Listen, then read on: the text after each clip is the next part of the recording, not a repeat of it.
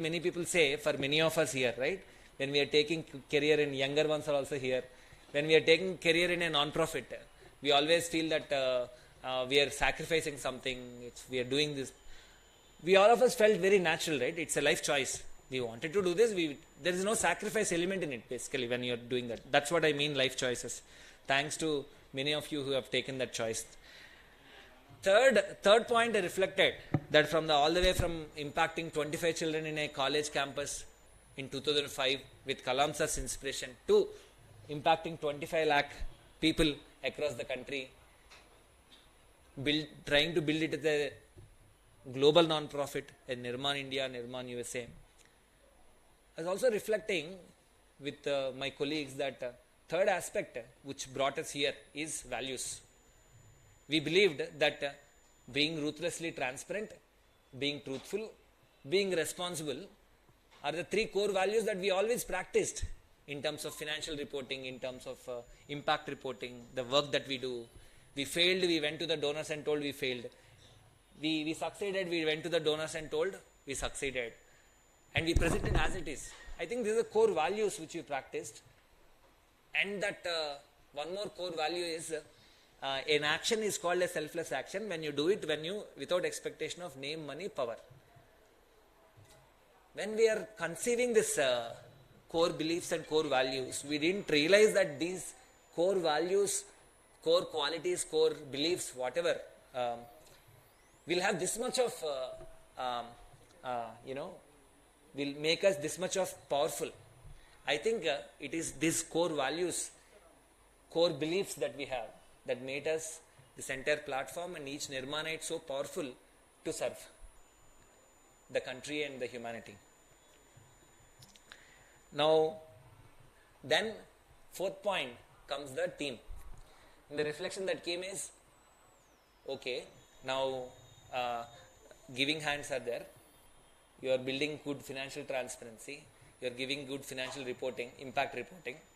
But already in the cyclone at the Chennai, please get up who all are on the ground at Chennai cyclone. By coincidence, but still, we already have a team on the ground when Chennai cyclone happened. Already there is a first responder on the team.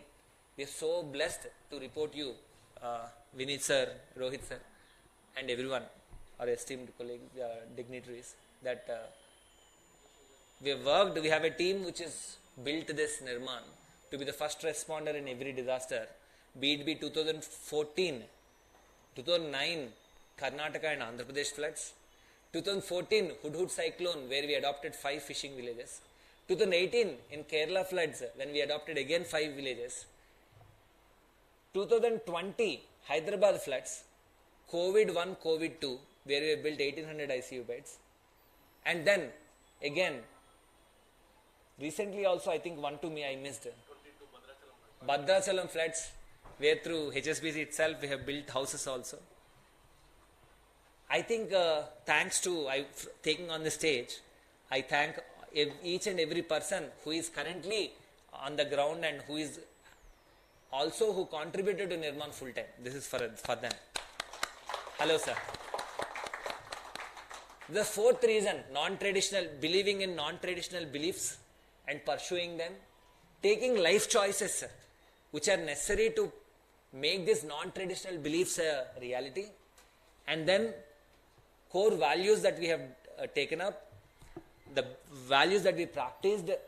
Number 4, the beautiful team members who are on the ground, who made Nirmaan to be the execution excellence is what people are calling it. Why Vijita, while I showed her the preview of this as a first, this brochure which is going to be released. So she told this is really good, large portfolio of projects that we are doing. It's all because of all of you. Thank you so much. Who are there, who are not there here. Fifth important, with all these 4 things, I think the fifth, but the prime most important is that trusted giving hands for us. Today, in the Social Impact Conclave 1, almost 60 plus leaders have come. Today, Social Impact Conclave 2, we already have 40 plus leaders who have committed to come and going to have participation, active participation in this conclave. At every step, at every initiative that we took up, our donors are the ones who believed in us. Sometimes they believed us more than we believed in ourselves. That is why I am proud to make this statement. If there is one reason that we are able to, top one reason that we are able to make progress in each of the mission of impacting 25 lakh children, 25 lakh farmers, youth, women, persons with disabilities, LGBTQ+, tribals across the country, if we are able to pursue that, out of all the 5 reasons which I told, the first and foremost reason will be the donors who have believed in us, the volunteers who believed in us by giving their time and money. I think this is a standing ovation. This is a standing ovation for all of them who believed in Nirmaan's progress till now. Everyone may be here, may not be here, but this is our pranams to all of them. Thank you so much. Please sit down. So with this, I conclude this inaugural address that Nikhil has asked me. I think these are 5 things we should pursue relentlessly, and we should keep these 5 things in our heart, core of our hearts, as we progress towards the push Nirmaan towards the needs of the society and the humanity. Why this social impact conclave is important, I have to submit to all the dignitaries and for everyone. All the while, we are very good on the ground. If we rate ourselves in excellent, good, average, poor, self-rating, or our donors, everyone is saying you are open to feedback, you are very good on field, and you do good work on the ground. But if we self-reflect ourselves and also ask ourselves, how are we doing on the fundraising? All this while it has been through word of mouth. Through word of mouth. That Rohit sir likes our work, he puts a good word to his colleague. That's how we have been progressing all these 18 years.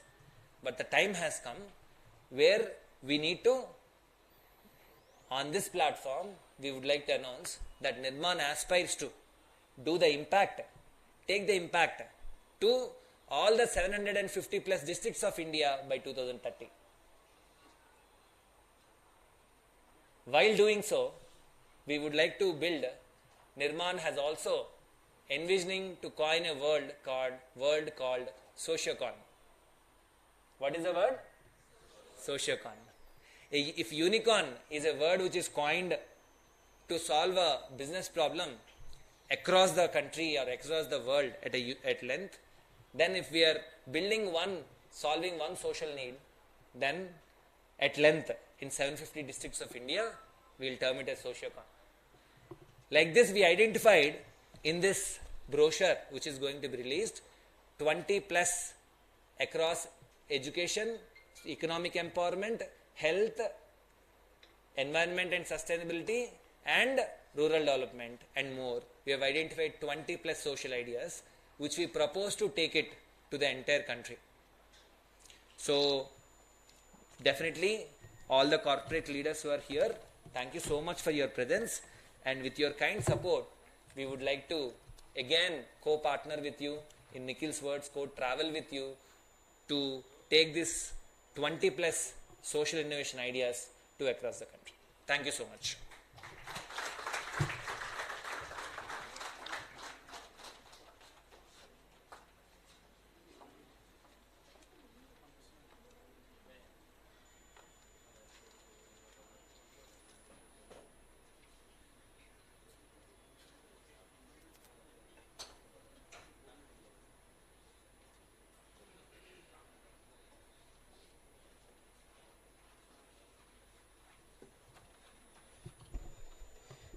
I request all the dignitaries to join us for lamp lighting. Vinit sir, Rohit sir, Vijeta, Nivas and Prasad sir. Ravi sir.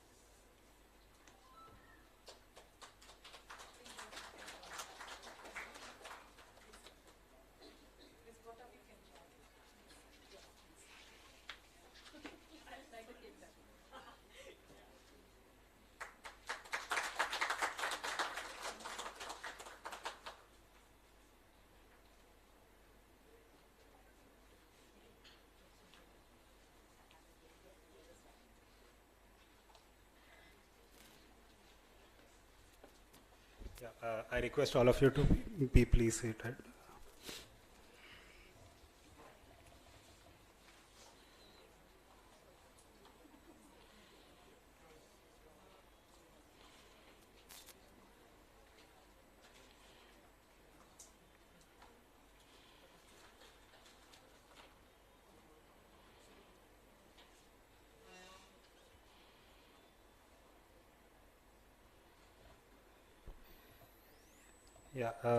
Today we have the presence of global business leader from HSBC, Mr. Vinit Saxena. So he heads the global fraud and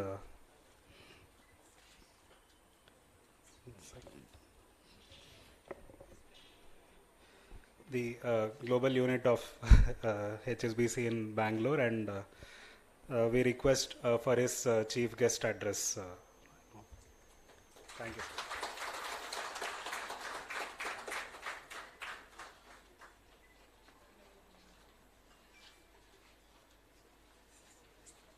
That's all right. Mayur, you're an inspirational leader, you're a visionary. I have to share that I have a 22-year-old boy, and he's just joined the social sector. And yeah, and I've been thinking like your father has been thinking. You know, I've been thinking about the giving hand. He's coming to Bangalore next week, Saturday, and I think I'm going to talk to him like Mayur talks about the doing hand. So thank you. Thank you for inspiring me. Thank you for kind of talking about the doing being at least as important, if not more important, than just the giving hand. So well done. Thank you. So. I want to play a little imagination game with all of you. Imagination game, yeah? You can close your eyes if you want to, you don't have to. I want you to imagine the year is 1987. Before many of you were born, but it's an imagination game, so you can imagine. The year is 1987. And you're a 23-year-old man who grew up in Calcutta, lived in Delhi for a couple of years, spent 5 fantastic years in a small village called Pilani in Rajasthan. And then you went to sleep. You went to sleep for 35 years. And then you woke up in what is India today. That is somewhat of my lived experience without all the sleeping. I left India in 1987 as a young 23-year-old man, and even though I would visit, I returned back to India to live only last year. And the India I see today is not the India I left behind in 1987. It is a completely different country. It is a country that has significant accomplishments. It is a country that has aspirations, and yes, it has challenges. Let's take each in turn. Let's take accomplishments. When I think of accomplishments, the first thought that comes to my mind, always comes to my mind, is ting, ting, ting, ting. Yeah, the ting, ting, ting, ting, the mobile payments infrastructure that we built in the country is absolutely, truly world-class, bar none, anywhere in the world. And it is a symbol of digital India. It's a symbol of the capabilities that we have within the country and what we are growing within the country. It's absolutely astonishing to see. When I think of aspirations, maybe the recent symbol of aspiration was the Chandrayaan endeavor. Chandrayaan was certainly about reaching the moon, but more fundamentally to me, it was about redefining the cost-value equation of space exploration. And that's an aspiration for a growing nation. That is absolutely fantastic. And that's the same aspiration that you see and I see in the eyes of our 15 to 35-year-old demographic, which is often called the most productive demographic in the world. And we have in India a demographic bulge. We have a bulge of the 15 to 35-year-olds right now. And therefore a unique opportunity, because if we can channel this enterprise and this demographic into a more productive outcome, then we have a real opportunity to move out of a low-income economy and be our own Chandrayaan. And it is in this space that you come in, Mayur, you come in, Nikhil, you come in, all of you in Nirmaan come in, the corporate sector comes in and the partnership comes in. And I think that's absolutely fantastic. I think, broadly speaking, I think there are 3 ingredients needed for success. The first is for this demographic to believe that there is opportunity, to know what the shape of that opportunity could be, right? To be able to visualize it. And this is where Nirmaan's programs like Sankalp come in, where you provide mentoring. And for those of you who don't know, Sankalp is where we take bright young students and mentor them, partner them up with corporate talent. And it gives people the ability to visualize what is possible, role models what is achievable, and gives them the power to dream. So, I think the second key ingredient then, and I think the much harder part, is then how do you make these dreams achievable? And that actually comes down to skilling. Because yes, there's economic opportunities in country and we have a huge manpower base, but it is also true that there is a very significant skill mismatch between what we are able to supply organically through our education system versus what the economies of tomorrow need. And this again is where Nirmaan comes in and plays a very significant role through enterprises like EEG, where you're skilling, where you're empowering, and you're giving back in a very meaningful way, and you're creating a virtuous circle that I think creates the momentum for growth. So thank you for that as well. Yep. And the third and the final ingredient, and you touched on it in an interesting way with the execution capability, is the ability to deliver these services with a level of professionalism and a level of scale.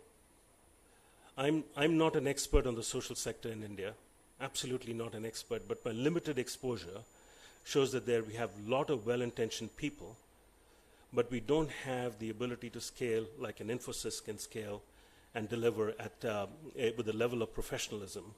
What I see in Nirmaan is an ambition, a desire, and an organizational capability to scale and clearly focus on outcomes as a way to grow. So thank you. Thank you for doing what you do. Thank you for building a stronger nation. Thank you very much. Good sir.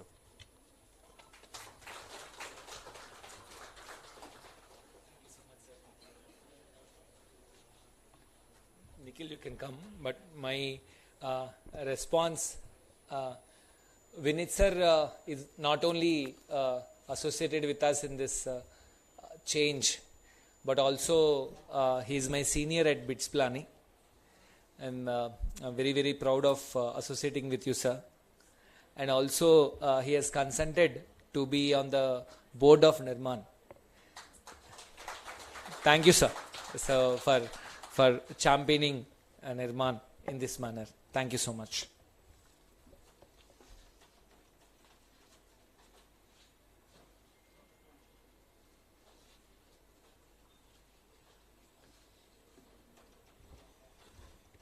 Thank you, Vinit sir, for like visualizing what we are doing and also enabling us to aspire and think beyond, and also bring in the seriousness of professionalism and other things in order to deliver the scale and impact that we are looking at. So we thank you for your keynote address for the inaugural. And immediately after this, we are going to initiate the first themed session, which is on education. So as part of this education, we first have the presentation by the Nirmaan team and followed by the keynote address. And then there are various corporate leaders who joined us from Infosys, from NTT Data, from FI Networks and a few other corporates also. So we would be listening to them and followed by a few of the discussions, which we are also planning to note down all the inputs that are provided and release something like a white paper after this conclave, so that we relook at what we are doing and we relook at the activities that we have co-created and progress as well, how we are progressing on these aspects. So yeah, I request our team to present the activities and the impact that we have created in the education space, which is on holistic education, and under that there are various sub-themes that we are focusing as part of this session.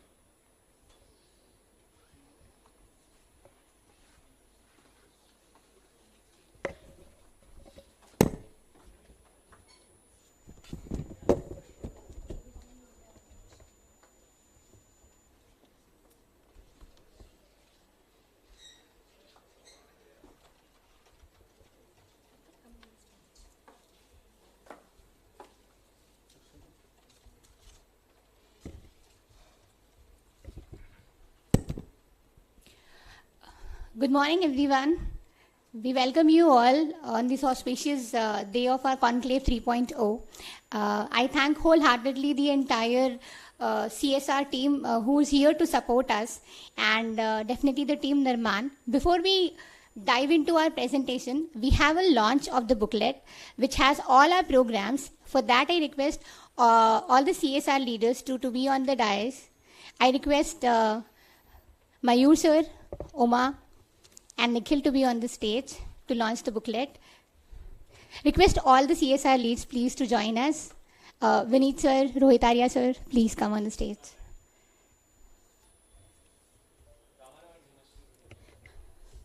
All the central leaders of Nirmaan.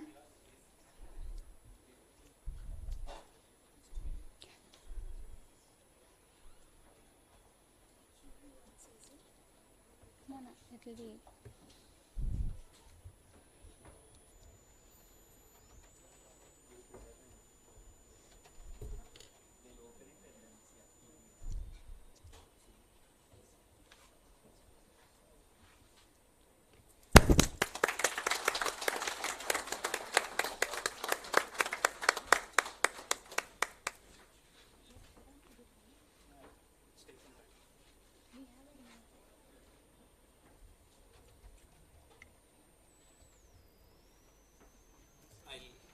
I'll explain the significance of this to all the distinguished leaders on the stage.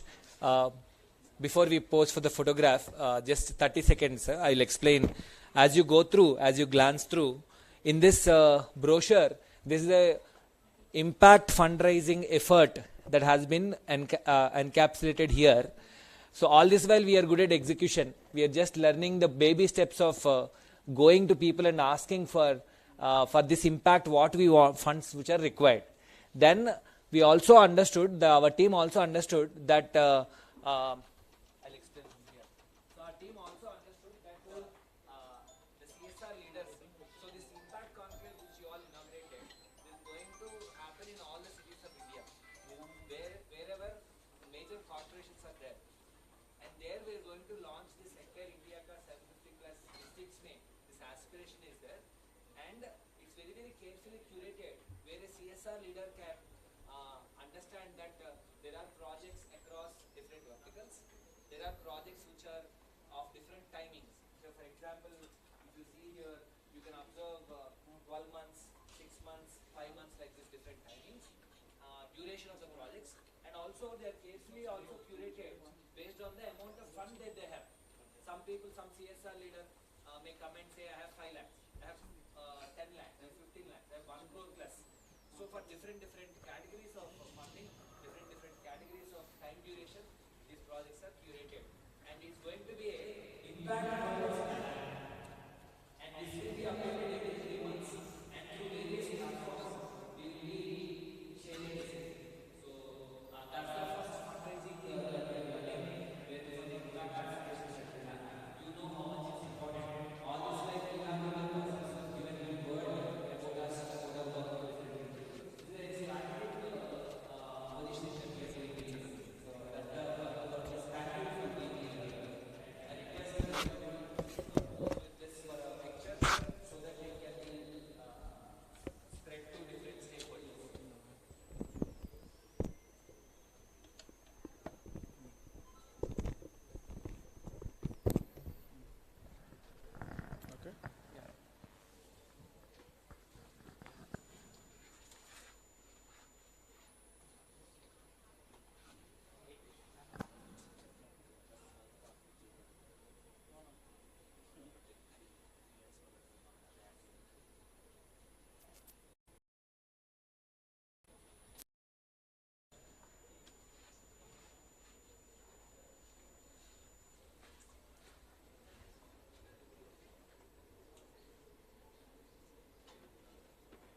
మన mail ఉందా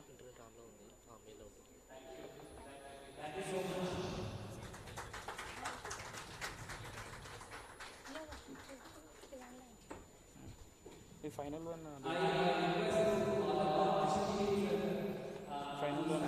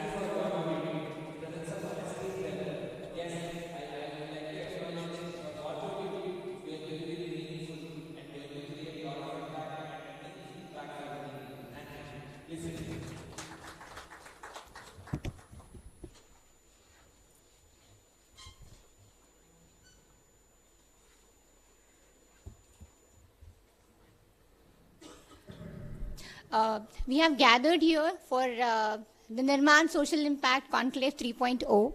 And to begin the session, we have the theme education. So,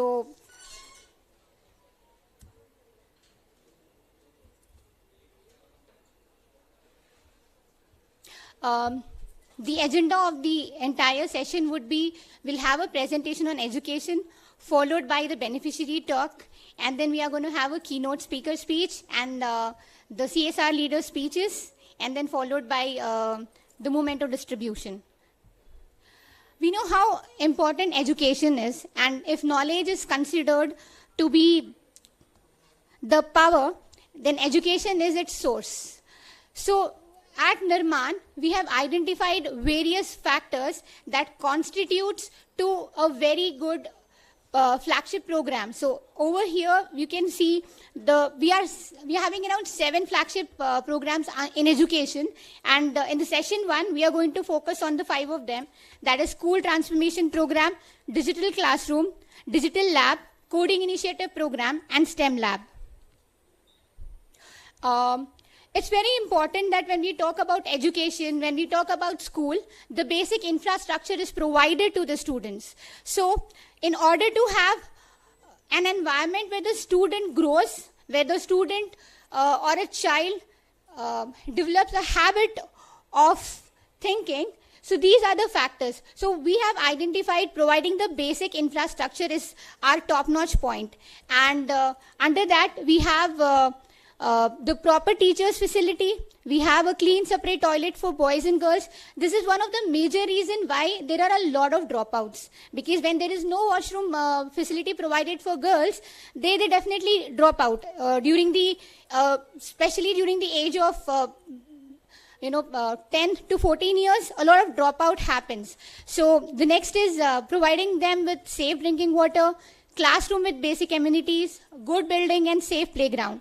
Apart from this, we also identified that to bridge the digital divide is very, very important. So that is how the class framework comes, wherein we establish computer labs at the school. We focus on proficiency of language. Then we also encourage for arts, set up science and math lab using STEM program, and then focus on physical education using the sports. So we have envisaged that by 2030, Nirmaan to convert each government school, at least one government school in each of these districts to a model high school.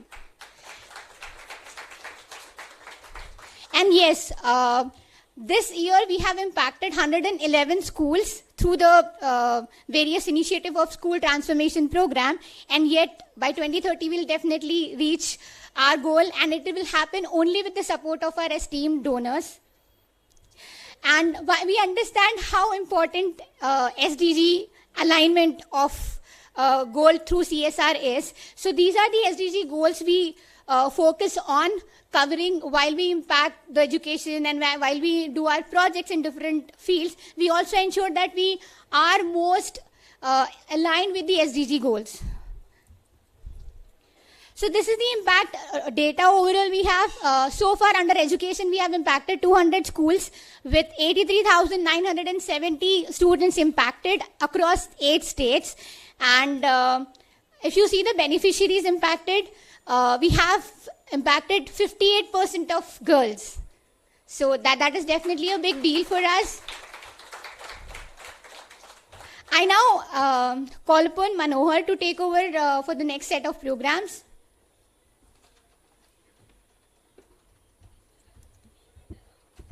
Yeah, thank you, Sana. Thank you so much. Very good morning to everyone. It's my pleasure to have you, and I'm very happy to share about one of the important flagship program which we do under the holistic education, and I would like to pitch about the program. So our major vision towards through this program is we try to give quality education to each children, and we try to provide safe building or safe environment for the each children who are studying in the government schools, and we try to build infrastructure and other academic initiatives in the government schools. That is one thing, and we do these things through the major 3 objectives. One is we first focus on the infrastructure development, because every child has to have basic amenities in the school. For example, if you go to the government schools, you will see there are lack of toilets in the government schools, and you can see there is no basic amenities, like there is no power in the classroom, there is no lights, or there are no fans in the school, right? So most of the schools may not have benches also. So that is how few of the government schools are functioning in the state. So that's how we focus more on the infrastructure initially, then we'll focus on the academic things. Like, so you can also see a lot of issues in the government schools, like there is the student and teacher ratio is very less in the government schools. So there we try to give teachers and try to bridge that gap. So every student will get proper education there, and they will get class-wise or grade-wise sessions every day. And then later we focus on the holistic development of the students. So it means, holistic means we try to build other programs related to sports and cultural activities and other leadership activities to the students. That's how students will bridge their other skills, and they can develop their skills towards their education. And the program highlights are like, we through these programs we try to increase the attendance in the school, and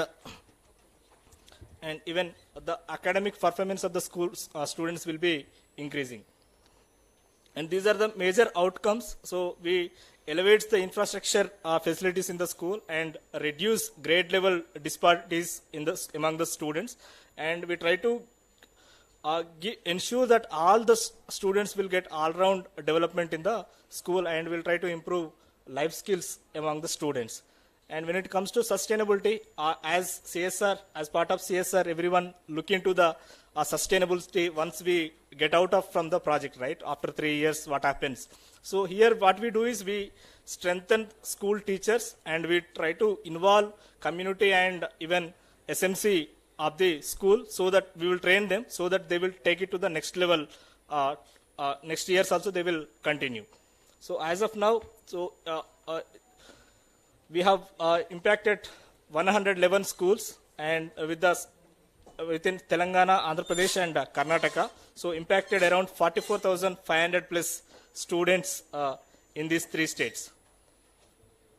So we have few more opportunities in the state. So we have observed that there are around 27 plus schools we have already identified. So these are the projects which have 10 lakhs is one project where those schools are required toilets and basic things in government schools, and other 12 schools are required a few more things, teachers and other things. So we have detailed in the budget and proposals.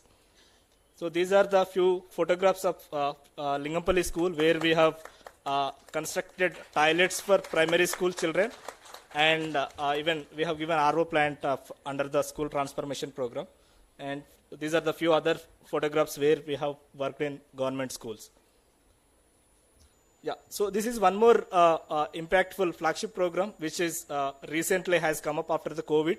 So we are trying to build smart classrooms in government schools. Smart classrooms are digital classrooms which we call, where we provide IFPD, we call interactive flat panel display. So where we can give a smart board kind of thing. So students will have, teachers will have access to the smart board, and they can browse the content from internet, or we can provide content through some of the organizations called Next Education, Tata Edge companies. So teachers will access those content, and they will teach to the students very easily, so that they will have a proper understanding. By see, if we teach orally, that impact will be different, but when we show the videos and when we show presentations, the students will grab very easily. So that's how it is going on very well. So we are trying to enhance this learning through the digital thing, so that students are getting more knowledge. And we have seen the attendance in the classrooms, and the focus of the student has increased a lot. So as of now, we are working in 13 schools across Telangana, Andhra Pradesh and Karnataka, and we have impacted around 6,600 students. So it's going very well. So yeah, and it has two possibilities. One is we can establish classrooms with a digital infrastructure and content that will cost around 3,20,000 for each classroom. So we can decide how many classrooms we can support in each school. And there are few schools which is already provided 3+ panels with the government, with the support of government, but they have not given any content. So for those schools, we can give content, and we can make those panels into utilization. So it will cost only 30,000 per year, but the impact will be more. So here also we have the opportunity to support these government schools. Yeah. These are the few photographs. Yeah, thank you. I request Sanas to continue the session. Let's have a video bite of the school programs which we have.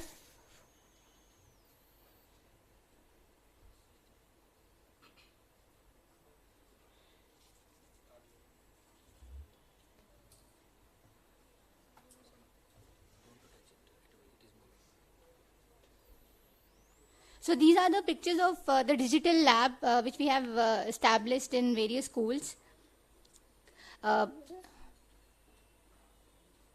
So we also distribute the tabs for the digital classroom which we spoke about. We have provided scholarship with the help of our esteemed donors.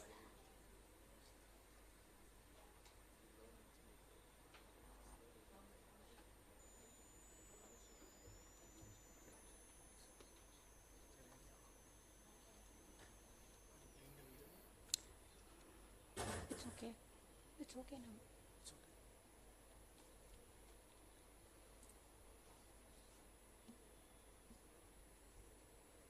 The next set of program our Digital Lab and Coding Initiative program. So Digital Lab is one of our the earliest projects which we have implemented in the schools, wherein we provide a computer lab, basic internet facilities, and with the help of a full-time computer trainer, the trainer will be teaching computers to the students, high school students from class 6th to 10th. With Digital Lab, we are able to bridge the digital divide. And this is a very important factor wherein we need to ensure that our kids who are from government school are no longer back, or are no longer felt that they are not well empowered when compared to the other students. So with Digital Lab, there are many good stories which have come up. So any project, be it school transformation program or Digital Lab or coding initiative program or STEM lab, to be a successful one, we need at least 3 years of support. Because in 1 year, we will not be able to, 1 year if we do it, it's just going to be an introduction to the students. So it's a request to all our donors also to come forward and support the programs for minimum of 3 years. That is how we can also think of the sustainability factor. One of the major highlights, I would say, for Digital Lab and Coding Initiative program are the two events, which is Code Festa and Hackathon. So Code Festa is what the students learn. They create their projects, and at the end of the academic year, they are going to present their projects. And while they are presenting their projects, the presentation skills and the communication skills are fine-tuned, because I'm sure you all must have visited the government school, and the students are a little hesitant to talk, and they are having this constant conscious, क्या मैं English में बात कर सकती हूँ? Can I do it or not? Can I stand in front of the audience and speak or not? So these two competitions which we are talking about, Code Festa and Hackathon, are designed to showcase the talent of the students they have learned over the year. So Code Festa is a basic competition wherein the students will be doing projects in MS Office and Scratch, wherein the Hackathon, which is for the Coding Initiative program, where the students have made websites, and government school students preparing the website for their respective schools is a major achievement, and the headmasters were surprised to see, okay, do I have a website? And the students were so smart enough that they were able to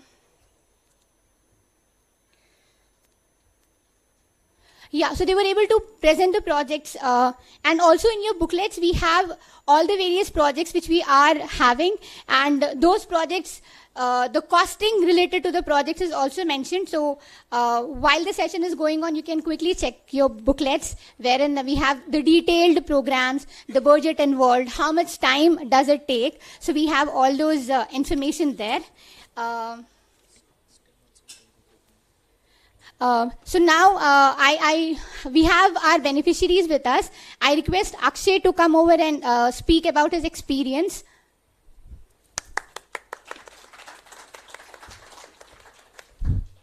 Good morning all, my name is Akshay Teja. I am studying in 9th class from ZPHS Ramantapur, which is located in Uppal Mandal, Medchal district, Telangana. Before 5 months, I did not know how to start a computer, but now I know how to start a computer and learn so many things like Scratch, MS Office, HTML basics. In Scratch, I created 28 projects. In MS Office, I learned Word, Excel and PowerPoint. In HTML, I learned the tags to create a web page. Thank you for giving this opportunity.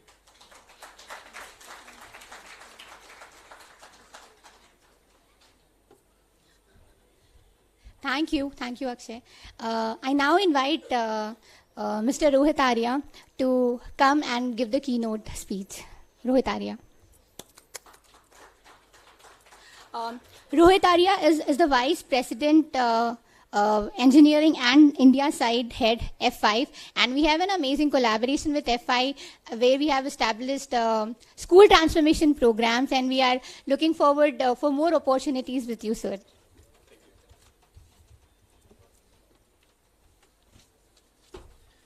Sana, right? Yes. Sana. Okay. Thank you, Sana. Thank you all. Thank you, Mayur, for giving me this opportunity to speak with all of you and be present for this conclave. I didn't come prepared for this. Mayur kind of put me in a spot, I have to say. I came to attend it, but Mayur requested me, so definitely would say a few words here.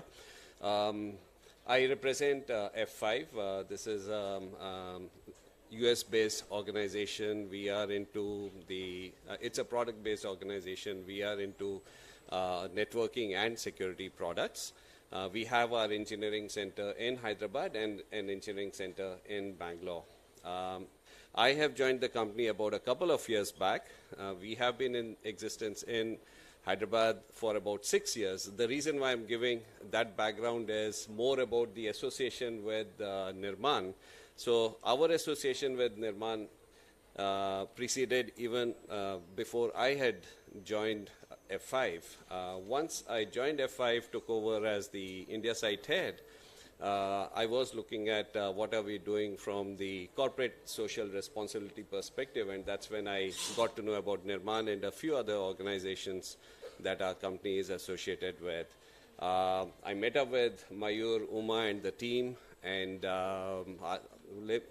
if I put it this way, I believe I have become very close to Mayur and the Nirmaan family. The more I get to know about Nirmaan, the more I get to love this family. For everything that Nirmaan has been doing is amazing. As a corporate, we are mandated by the government. It starts from there, right? It's mandated by the government that we have to share a certain percentage of our profits towards the social responsibility. It starts from there, but that's just the beginning. So we all start with that. Every corporate in India has to go through that, which is, again, we need to thank our government for giving us the push towards that, right? Most of us, the larger population, I love the way, again, Mayur described his personal journey, and I've heard a few of Mayur's personal journeys. Each one is so touching to the heart, his own personal points. Today, what he shared, for me, I heard for the first time about his talk with his father, right, and how he got into giving versus doing. It makes you reflect on what it takes to do. We can all claim to be giving in that sense. It's easy to write a check, it's easy to make a donation, but to actually go and do something, it takes a lot. It takes a lot. So Mayur has, of course, started something really great on that front. For us, again, as a corporate, as I said, we share a part of our profits towards the social responsibility, but one of the pushes that at least I have been doing, and I know many of the other corporates that are here are even much, much far ahead in terms of the amount of social impact that they have been doing through their companies. But even for our company, one of the big pushes that I'm trying to do within our company, and I'm going to bank on Nirmaan for that, is not that we just write out the check and contribute for all these good causes, but I do want every employee of our company to be associated personally with the cause in terms of not contributing just in the cash, but in kind, providing those service hours, for that. So we will continue to partner with Nirmaan for such events, and I'm looking forward to more things happening during the coming year. So, again, coming back to Nirmaan, this team here, you all have been doing a phenomenal job. I'm not going to take too long.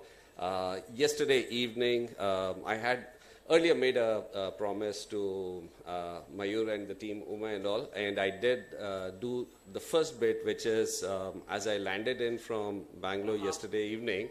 So I decided to go directly with a slight stopover at the office to pick up a couple of my colleagues, went to Hope in a Cup, okay, And that's a great initiative that, again, Nirmaan is spearheading. That is for the LGBTQ plus community. So I'll just promote that in terms of, if you have not been there, please make a visit there and let's support them. So I went there, we had our evening snacks, a dinner, small place, had a good conversation with the people who are running it. Such activities, school empowerments, all the various social causes that Nirmaan has been working on, and so many other organizations. I think we all hold a responsibility as a citizen of the country to do our bit. As I reflect back, Vineet, I'll pick on what you said in terms of, waking up after 35 years, coming back after 35 years. So I'll pick on that. As India, we have progressed quite a bit over the 35 years. Today, thankfully, we have a booming economy. We are doing great, and fingers crossed, let's continue on that front. It's amazing to see even where we were, say, 10, 15, 20 years back to where we are today, and we are progressing. We are making great strides as a country. We will continue to do that. Yet, if we also step back to see, primarily given our large population, we still have a large population that we need to carry forward with us, right, as we march forward in terms of being economically well placed. There's a larger part of our population who still is going to benefit from all these causes. We need to support them. We all need to walk hand in hand. The 1.3 billion that we are, or whatever our latest numbers are today, 1.4 today. So we need to make sure that we are all walking hand in hand together, and it is all of you who are spearheading us, supporting. I would say it's not the corporate supporting Nirmaan, but it's Nirmaan supporting all the corporates, encouraging us to go forward in this kind of a manner. Yeah. So with that, thank you so much. Please continue the great work. Let's do it together. Thank you so much. Thank you so much, sir. Thank you. I have a small response. Let's do it together. What a nice one. This is my response to Rohit Arya, sir. Taking a cue from what he said, India is in economic development number 5, and we are racing towards number 3. But United Nations Human Development Index, we are 132. So, taking advantage of economic development that we had, taking advantage of democratic dividend that we have, I think we will use both demographic dividend and also economic development towards human development. That is, each citizen of this country of 1.4 billion population will have equal opportunities for education, equal opportunities for livelihood, equal opportunities for health, henceforth a better living standard. And somewhere fundamentally, definitely something went wrong, wherein rich getting richer, poor getting poorer, and we'll fix it hand in hand, sir. Thank you so much. And I request Vineet sir and also Rohit Arya sir to give us this opportunity of helping us hosting the conclave at Bangalore. We would like to, with your hands, this has started here, and we would like to go to Bangalore as well. And of course, in USA, when I and Uma visited, it is F5 Towers, which hosted another non-profit called Code.org. We have visited F5 Towers in USA, in Seattle. Thank you so much for what you do globally, sir. We would love to partner with you. And hand in hand, we'll contribute our bit towards a developed India and a developed world. Thank you.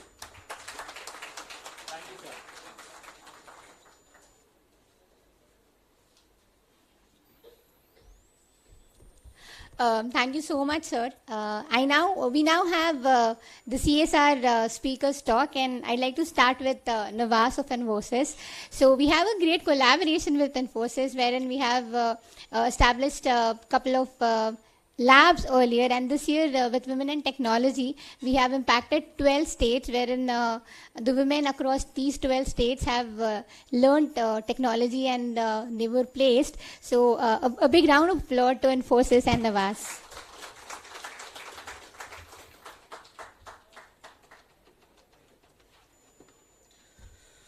Okay, so I think Sana has spoken about the numbers. The speakers before me have spoken about a lot of numbers as to how many people we are impacting, what are we doing. But today I wish not to speak about numbers, but probably tell you a few stories. Right? So, and these stories are from my experience. At Infosys, a few days back, before COVID, we had an idea that when everybody is celebrating birthdays, why to celebrate in, say, hotels and huge parties? So we asked our employees to donate money on their birthdays so that we could probably donate that to, say, orphanages or old age homes. And this experience comes from there, where on my own birthday a few years back, I decided that I'm not going to celebrate, call my friends, but rather spend that money to give to orphanages. So, because I work with CSR, I have contacts of a lot of orphanages. So I probably decided that, okay, I'm going to probably go to this particular orphanage and donate money or say celebrate with the children over there. So just a day before, when I was planning to celebrate there, one of my colleagues have asked, okay, what are we planning to do? So I said, Hyderabad is known for biryani, so let's buy biryani for the children. Let's ensure that they have a splash, they have a day and all that. Then my colleague asked, did we check how many are vegetarians or non-vegetarians? So that is when I call up the person who takes care of the orphanage. And I wanted to ask him this question. Can you please tell me how many vegetable and how many non-vegetable biryanis should I get? The person actually gives me the number, the split, and then makes a very strange request. So he says, sir, do you mind? I don't want to dishearten your birthday. I do not want to put any problems in the plan that you have. But can you tell me what are you planning for the children? So that is when I told him that, hey, I'm planning this, I'm doing that and all that. So that's when he says, sir, if you don't mind, please don't buy that biryani. Rather, the money that you're going to spend, please buy raw rice for us. So, and that is where I understood that maybe in my mind, what celebration or what donation or what I think I am doing as a great service to probably a few people, maybe that's not the need. What he was asking for is, if you buy biryani, probably children would be happy that day. They'll be okay with, looking at somebody coming to them and celebrating their birthday along with them. But what he asked me is, if you rather spend the same amount of money and just buy some raw rice, children will be able to eat for the next 1 month.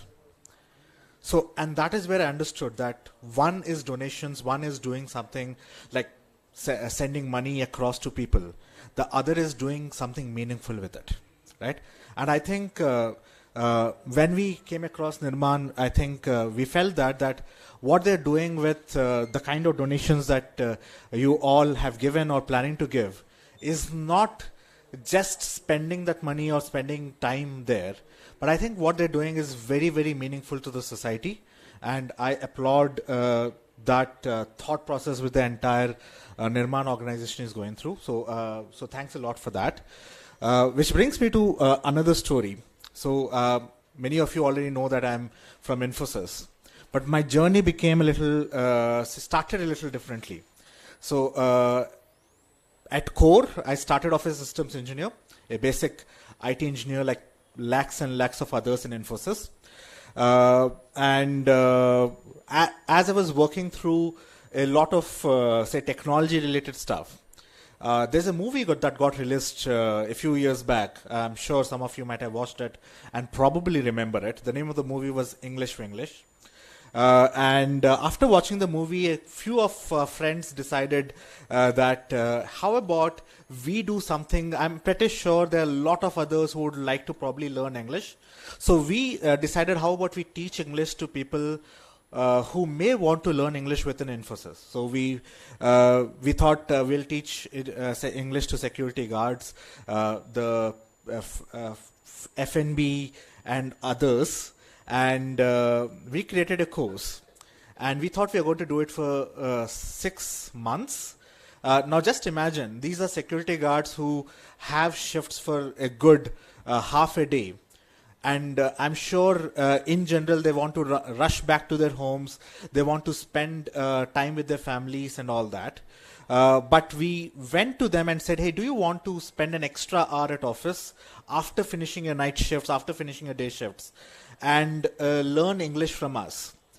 We thought probably some 10, 15 will be interested. But you know the huge campus that Infosys is, we have a lot of security guards. Our classrooms got filled up with these people who, after spending a 8 or a 9 or a 10-hour shift, wanted to spend an extra hour to learn English. Because what they said is, when they see the software employees walking around them, and sometimes when they're trying to interact with them, if they're not able to speak the language that we are speaking in, they feel a little inferior, and they did not want to feel that. Right? So, what we decided is we are going to start not just the 6-month course, but we are going to continue to do the course. We are going to teach them a few basics of computers and all that.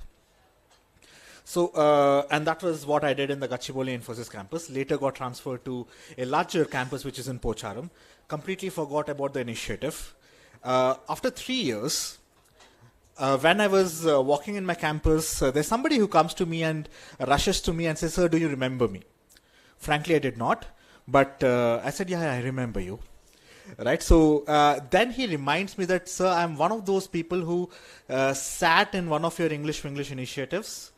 And even though Infosys stopped it, the Ignite to Learn that got created through that initiative, I went on to learn a few more, languages. I did some study in computers and all that. And now I got a job as a data validation service, which is paying me a lot more. It's a job where I can sit and work, and I can support my family better, right?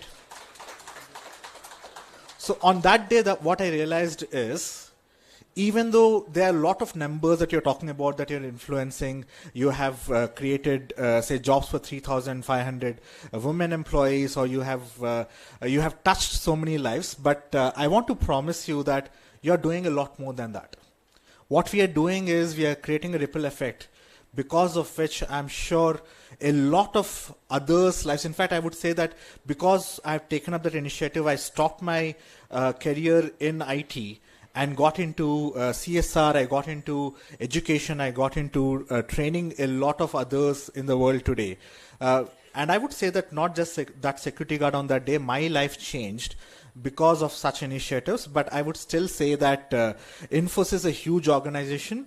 And Nirmaan, even though with such small numbers, sometimes we look at what you do and we feel, okay, if you can do it, why can't we do it, right? So I think we see you when it comes to social impact. I'm sure you are creating a lot of impact through which we at times learn lessons, and therefore I think this partnership makes a lot of sense to us.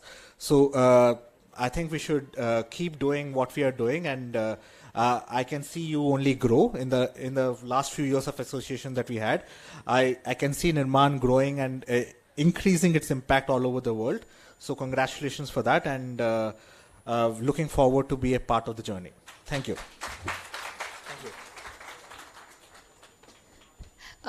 Thank you, Nivas. It is definitely a lot to us, where the leaders like you start off with the initiatives themselves. So now we have Naveen Ganji, Mr. Naveen Ganji from Carrier. He's a senior manager there, and I invite him for the CSR speech. And we have a 4-minute slot for all the CSR speakers. So please, thank you. Come. So a big round of applause to Mr. Naveen Ganji with the Carrier. We are doing a lot of projects, not just in the vicinity of Hyderabad, but also rural development. So it takes a lot for a corporate to support the rural development, and Carrier is doing with us. And we thank Carrier for that. A round of applause to Naveen, Mr. Naveen Ganji. I have set my timer to 4 minutes, so I promise not to exceed this. Okay. Last weekend, my son asked me some question in science. So I said, I do not know. Honestly, I didn't know. And there is an Alexa in our home. So he simply asked Alexa, and it told the answer. I said, this is cheating. So how can you ask Alexa and how can you do your homework? Then he said, there's a technology and it knows the answers. So why shouldn't I ask?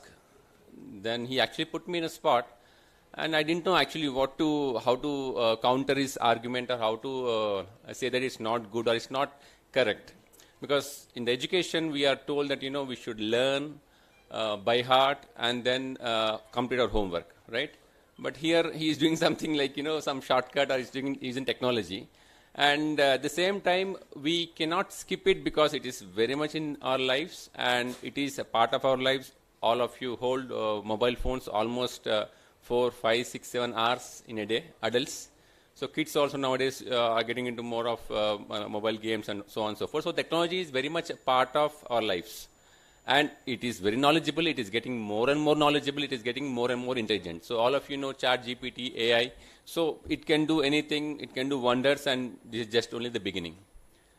Now, I just took some pause and I slowly thought through, and I told him, okay, you have asked Alexa this question, and it has answered.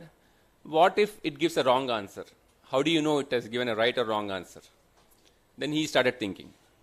Then I patted myself back, thinking that, okay, now I put a checkmate to him.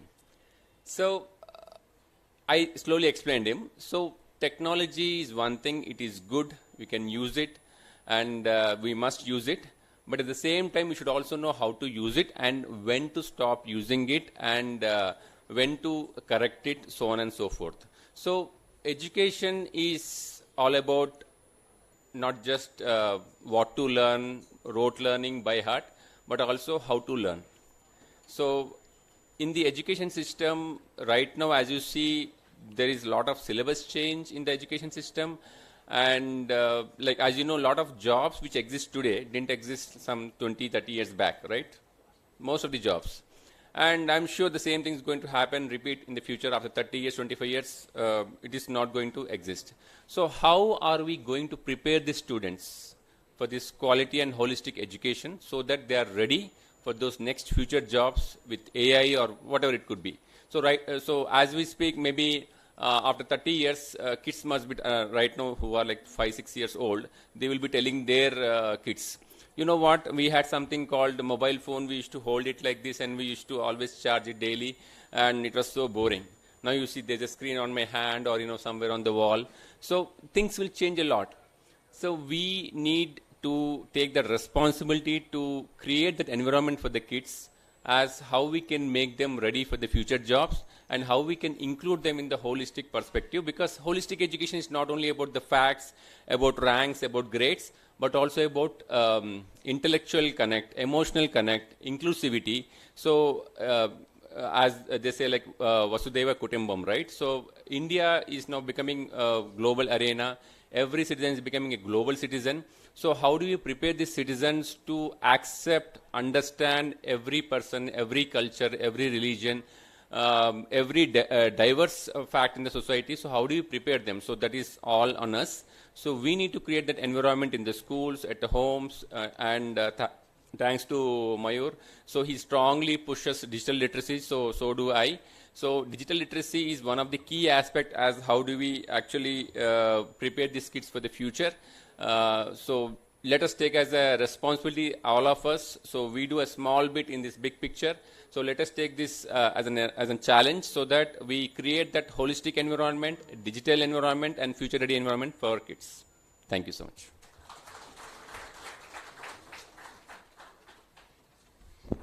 Thank you, Naveen.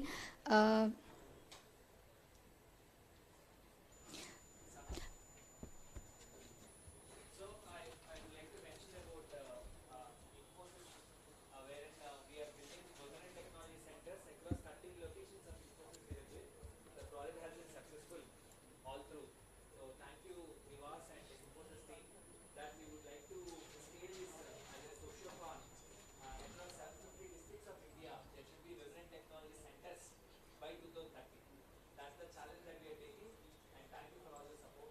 Similarly, similarly, Naveen and Carrier together, Naveen and Carrier together, we started building, pick up rural district schools and start transforming one school at a time. So the rate of schools at which every 6 months, now we are able to do one rural school transformation. That means till now we did 8 in number. And now Naveen and team are planning to put us exclusive session like this, invite different corporates across the country through AmCham and different things to scale up. So that's how what I want to talk about is that with each one of you, we are doing something and together we will scale it up. Thank you. Thank you, sir. I now request Mr. Prasad Triparaju from Entity Data. And with Entity Data, please come, sir. So with Entity Data, we are implementing projects, which is school transformation program, which we have seen. We are impacting several lives at the school level. And let's hear it from sir. I hope you all can see me. So this is Prasad Triparaju from Entity Data. So our relationship with Mayur from Nirmaan started, I think, around 2014, 15 time. And I've been observing, and we have been part of their journey as well in terms of DDI and then many other programs, STEM labs. We also started rural development program, basically adopted a village and, developing all aspects of the particular village. And the other important factor which I wanted to mention is, especially during COVID, I was part of the HICIA at that point of time, and we were all wanted to do something, using the corporate help. How do we, address this particular problem? So the way, Nirmaan responded at that time was phenomenal. The agility and the speed with which they responded, and many corporates could join in one particular, singular theme, to setting up the hospitals, ICUs, and many things, was extremely phenomenal. I mean, I would say, good job by entire Nirmaan team. So, with their support, I think today each districts of Telangana and even in many other states, we have, each government hospital and ICU. So, yeah, it was wonderful work. And the other thing, normally I have the habit of, opening up the LinkedIn when I start my work. And I definitely see in first 3 posts, one of this Nirmaan's initiative. Today we did this, we went there, we went this. So it really gives me some kind of, a positive thing, saying that, this somebody is trying to do something very good in the, overall community space. So I really feel very good about when I see Nirmaan's posts, that we have done, with this particular corporate, we have done this, women empowerment or school programs or so on and so forth. Really that gives me so much of, positive feeling when I open that LinkedIn. I request all LinkedIn, Nirmaan team to continue that one. So if I have to broadly explain about Nirmaan, the agility. Agility is the one word which comes to my mind. The way they respond, for any kind of initiative. I ask, either Uma or Swati or Monica or whoever it is, I ask them, I need this one, and the way they respond is pretty good. Within 24 hours I get a response. So I think in many initiatives, the way they responded is phenomenal. I request all the team members to continue with the same agility. Thank you. I was really worried about, thank you sir, I was really worried about time. Since Prasad sir has given time, I will utilize that, otherwise my team is talking about my response time.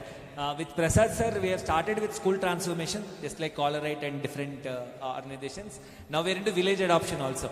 So village adoption program is a culmination of different aspects of education, environment, livelihood, health, etc. All together when we implement in one village, that we are calling it as village adoption. Thank you Prasad sir for giving us push on village adoption as well.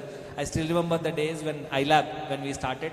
Thank you so much for what you do in individual social responsibility also. Very inspirational. Thank you. Thank you, sir.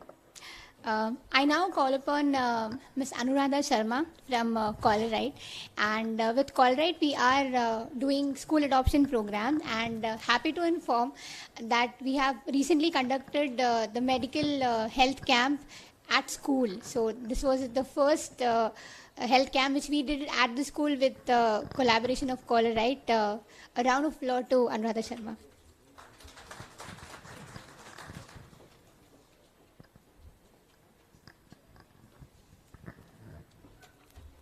Hi, good morning, everyone, especially all Morning. this team. Yes, Mayur, very good morning. As Mr. Prasad rightly said, that when we open the LinkedIn post, at least 3 or 4 posts are from Nirmaan. And on WhatsApp also, I see every day that Mayur starts his day. I did my duty of running 3 kilometers, 5 kilometers, and that's really inspiring. And I also love your dancing, like that. Brings so much of positivity around. Really nice. So, well, I'm Anuradha Sharma. I'm head legal and CS for Colrite Group India. Colrite is a Belgium-based company. It's the largest retailer in Belgium. And in India, we are providing IT and ITS support, apart from foraying into renewable energy and some other direct investments. Our collaboration with Nirmaan, I think it's now 7-8 years old. It started with our NDLM center, wherein we partnered with Nirmaan to start the National Digital Literacy Mission, as part of which we tried to impart digital education to the underprivileged people. And then we partnered with them in school adoption program. So as many of you have rightly said that through school adoption, what we try to do, we try to bring in emphasize both on quality and holistic education. So when we talk about quality education, of course, it's very important. That's where you impart what is needed, what learning is needed in an empowered society. But is that all? Just by providing quality education, are we going to achieve the end goals? As Nirmaan rightly mentioned, as Mayur rightly mentioned, that India is racing towards number 3 position. We are already at number 5 position in economic development. But when you look at the Human Development Index, it's far lagging behind. But how can we reach there? Unless we focus on the holistic development. As I think Naveen rightly said, that holistic development will not come unless we teach each one of us that, about the impact that we make as a human being on the society. What are our thoughts towards inclusiveness? How do we react towards different situations? So holistic development is focused on the overall development of a person. So I'll quote Nelson Mandela here, who said that education is the most important tool with which you can change the world. But in contrast to that, I would also like to quote Albert Einstein, who said, the only thing that is interfering with my learning is education. Why is this contrast? I think there's a difference between just education and the holistic education. The just education is, what we try to do is we just standardize everything and we try to impart the same education so that everybody gets a degree. Whether there's learning or not, we're least bothered. So that's where Albert Einstein said, what is interfering is education. Holistic education is when people are able to change the information that they get into knowledge, into wisdom. If they can be learning by experience, by implementation, that's where the holistic education will be there. So if you see, holistic education aims to transform the whole potential of everybody. And I would like to thank Nirmaan, what they are doing. It's a great thing, So we are very small cog, and so as many of you have mentioned, CSR is not only about cutting checks, but about partnering, and that's what we have been doing with Mayur. And so through school adoption or through various other programs, we try to include everything. So apart from just the education, the counseling part, the health education, the promotion of sports, the digital labs and all. So that's what we're trying to do. Thank you. Thank you so much, Mayur. Thank you so much. In fact, we acknowledge the presence of Imran. Thank you, Imran. If you can say hello to our team. Yeah. So both of them, and through Colorite, as Sana rightly mentioned, Colorite also gave us the opportunity to do social innovation, that is health camps at government school level. We have been doing health camps at village level, community level through Ravi and different people, but they have given for the first time. Thank you so much for what you do, and looking forward for 2030. Prasad sir, as you said, during COVID, Nirmaan team has really worked for with lot of agility, and every district of Telangana, Andhra Pradesh had an ICU because of your work. So that's the aspiration with all the 750 districts. At some point of time, we should be known for. So with your blessings, we will work towards that. Thank you. I now request Mr. Nirmaan, who is the delivery head at Colorite, to address the audiences.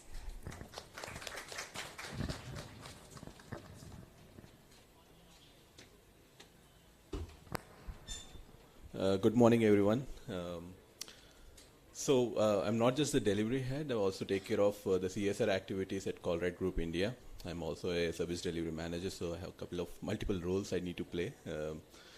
Even though we are a small organization in India, but the moment, I'll start with a small story. I took up the CSR lead initiative this year. It's about 6-7 months now. In the past, Mr. Indranil, who was our CSR champion, he used to drive these initiatives. When he took over, as a delivery head, I take care of a lot of projects. We talk in a couple of 100,000, close to €1 million. Then when I look at the number and the kind of initiatives we were driving, I was like surprised to see how are we able to achieve so many initiatives, so many different programs with the limited set of number, and going forward, how am I going to do? It created a kind of a panic situation for me, but it had a good transition between both of us. And the first interaction I started with Nirmaan, because Nirmaan has been part of our journey for quite some time, and the school adoption program, which was one of the big initiatives, what we did at Colruyt, and these initiatives have already given a lot of scope for us to create an impact in other sectors as well. And one example is the Ignite. What we had is not just limiting to CSR initiatives. Why can't we expand our scope towards the areas where not just CSR, why can't our co-workers get engaged? With this, we also created an association called KICS, Colruyt Group India's Co-workers Association. The things what we are not able to achieve with CSR, we channelize through our co-workers. That association has also given us an opportunity to not just limiting ourselves on the CSR initiatives. So yeah, in fact, these things have come from the learnings which we did with Nirmaan. So the programs what we have conducted with Nirmaan, all the learnings we were able to implement, and not just limiting to one area, we other sectors, be it education, healthcare, digital literacy. Now we also look at the initiatives wherein the youth today has the access to quality education is very limited. So how are we going to help them to ensure that the quality education reaches every individual? We are trying to start up with a program on solution design thinking process. Right from the childhood, the student should understand the problems what we have to create the solution for ourselves. So that's the reason what we are trying to do is now we coming up with the new programs.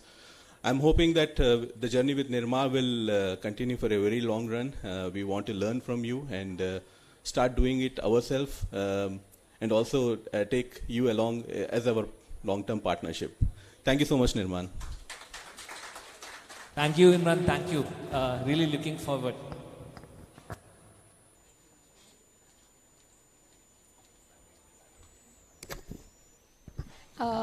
So we are almost reached the end of the session 1. Mayur sir, would you like to address the gathering? Yeah. So after this, we have the mementos distribution. Yeah. So then, sir is going. I'll just invite him also. Sure. Invite him also. Invite sir also.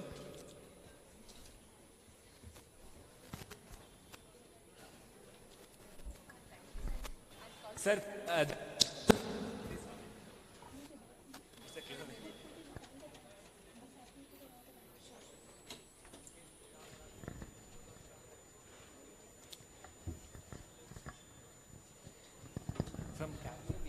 colleague. No? Yeah. Pratap, please come. You want to share your best wishes, then we conclude.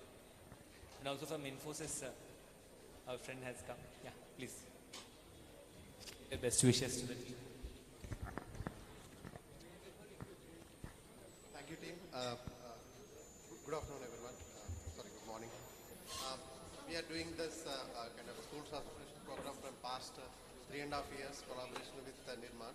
It's a great journey. Actually, most of our employees is getting engaged, and then we are keep learning by visiting the schools, and then able to kind of see and propose kind of new ideas, and then trying to collaborate along with all the team, and then doing it. So, thank you, Nirmaan, for giving the opportunity, and it's a kind of going to have a good collaboration both ways, and all the best.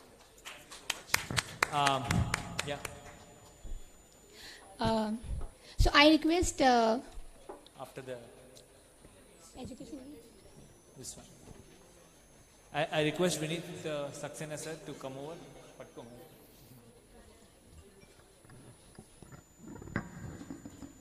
And also Vijita, please join on the stage.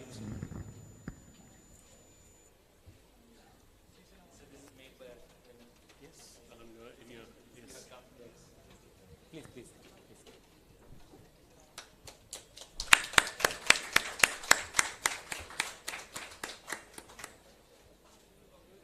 Thank you so much. Vijita, it's a memory.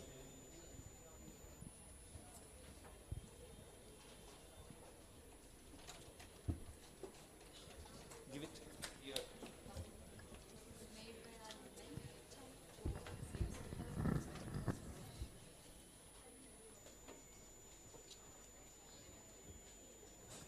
We have given the brochure also.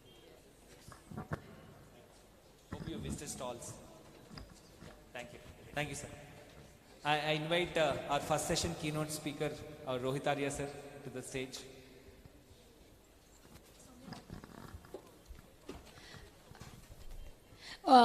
It's a request to the education department leads. While the corporates are being called, it will be great if you could also be on the dais with them.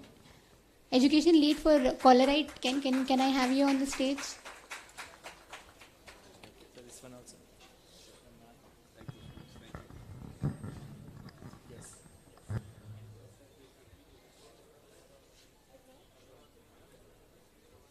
Request one of the partnership leads to take Rohit Arya sir through the stalls. Yeah. Next. Now I request Mr. Naveen Ganjeep to come on the dais. And team, yeah. And the team. We really value your presence once again. Kumar. The respective people who have worked with the team, yeah. The brochure, you kept the brochure inside? Yes. Okay, that's good. Then I'll let them give the... Deepthi Kiran, whoever are working with Carrier, please come on to the stage. Yeah. Come, yeah. Acha, from finance team, transparency perspective. Okay, right, please come. Thank you.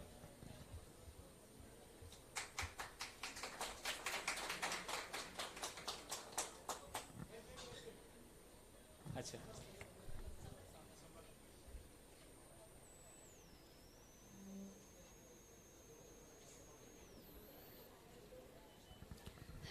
While the pictures are captured, we have the stalls at the back. So once the sessions are over, you can go through our various stalls, Tech and AI for Good, Education, Vidya Helpline.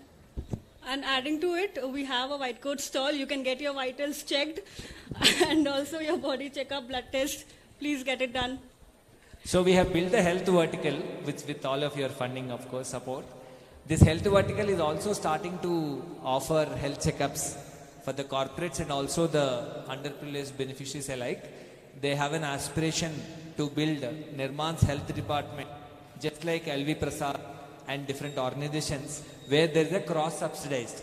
The quality is same, but the cost will be as per the affordability of the audience. That's how they are envisioning. I see good reaction there. Thank you. Thank you. So there is a small stall put up. So we request every corporate leader who have come to also visit the stalls before leaving. Thank you so much. Next. Now, I call Mr. Imran and Ms. Anuradha Sharma to come on the stage, and the respective team Nirmaan to be on the stage too. Your presence means a lot and lot. When waiting to Imran, thank you for the first one. Also, you are there. Along, you have come twice. Please, please.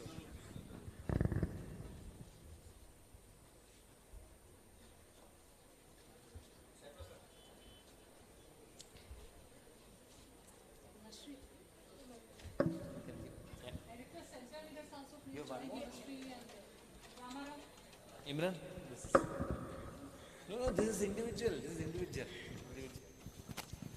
This is a memory of this conclave.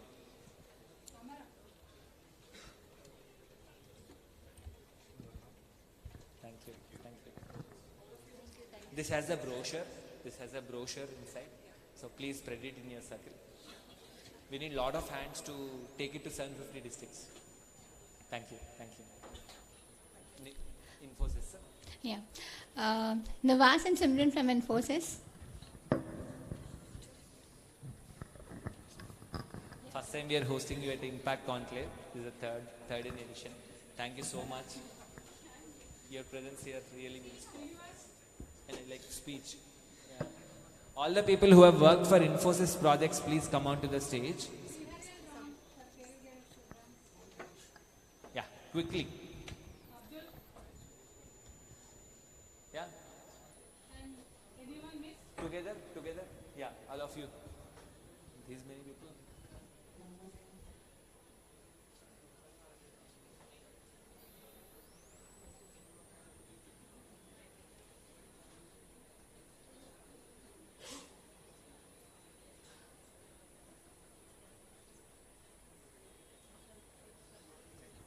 Thank you so much. Please visit our stalls.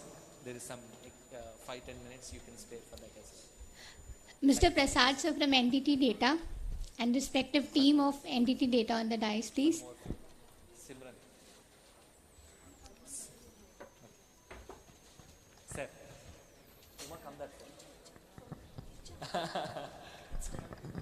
Tirupati.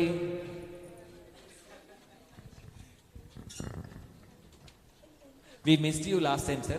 You joined virtually. This time you coming physically means a lot.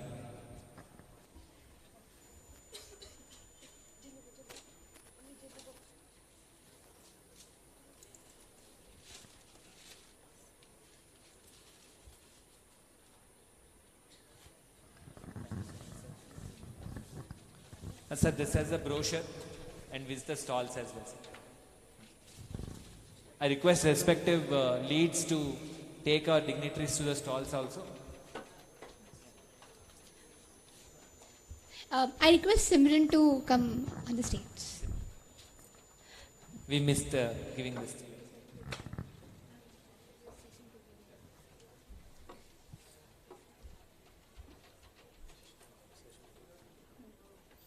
Thank you. Thank you so much. Done? I request Ravi. all. Yeah, Ravi. We have Ravi, sir. Please come, please come. Acha, medical and health here. Okay, hope we didn't miss anyone. Okay. Yeah. So I request all the CSR leaders to come for a group picture on the stage, please. Request all the CSR leaders for a group picture. And we have Shantikumar sir also with us. So please join us, sir. That's the second session, but we would like to invite you. We acknowledge the presence of our second session keynote speaker, Shantikumar sir, with a round of applause.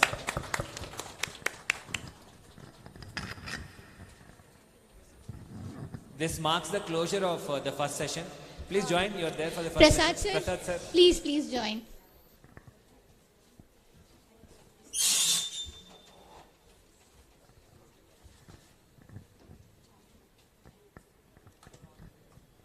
Ramarao.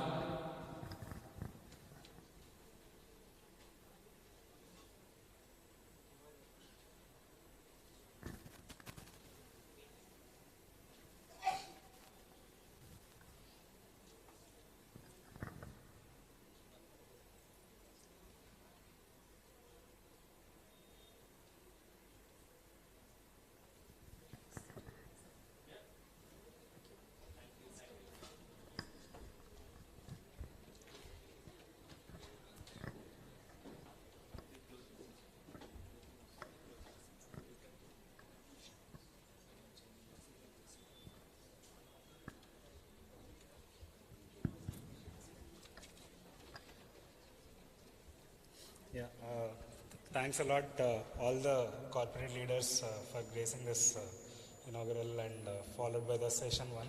So we request you to also visit our stalls. We have curated various stalls ranging from marathon till health vertical. So we would like you to visit to those stalls as well. And we are formally breaking down for quick refreshments and break. Please reassemble with in 15-20 minutes as such. Thank you. Thank you.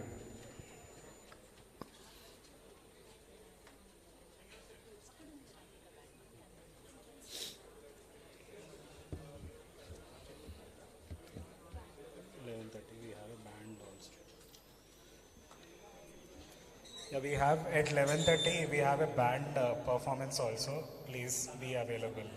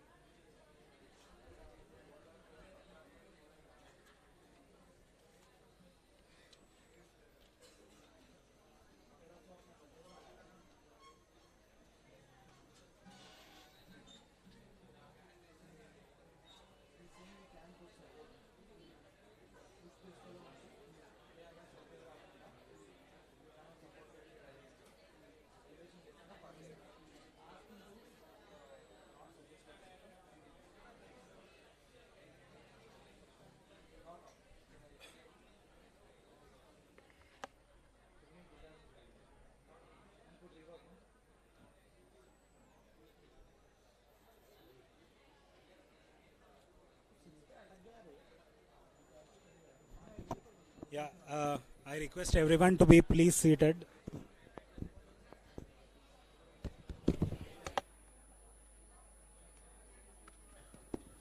Hello. I request everyone to be seated. So after the first inaugural session 1, and before we start the session 2, we have a small band performance. We have our team who will be performing for us, and after that we will start the quality and holistic education session 2.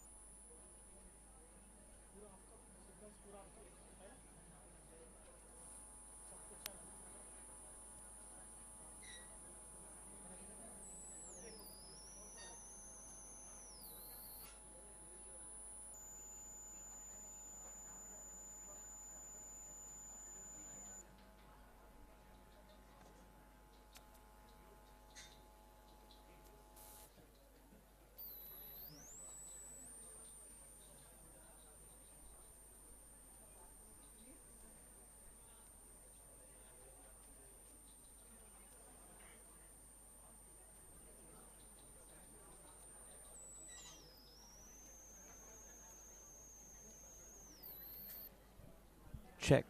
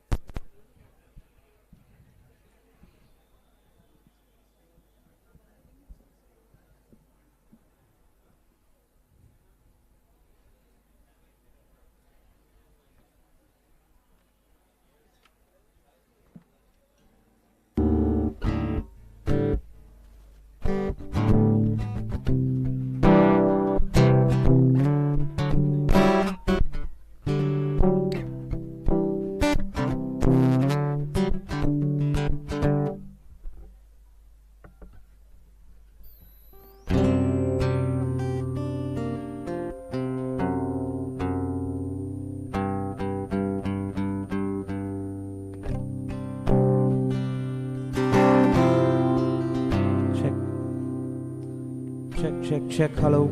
Can everybody hear me? Awesome. My name is Bendy, and I am very glad to be here. Rajneesh, wherever you are, thank you for inviting me. I think he's outside. He's busy. He's the busiest guy in the room. Busiest guy in the room since last night. He's been working really hard. I've been seeing it. Yeah. Give it up for Rajneesh. I'm going to sing a bunch of songs that you might know. Sing along, clap along, have fun. This is not the section in the conference where you sit uptight. This is where you have a lot of fun, okay?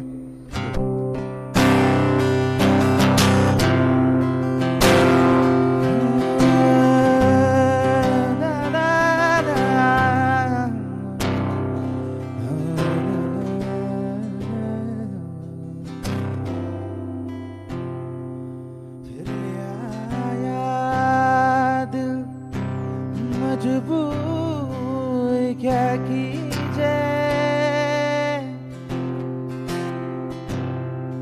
रास ना आया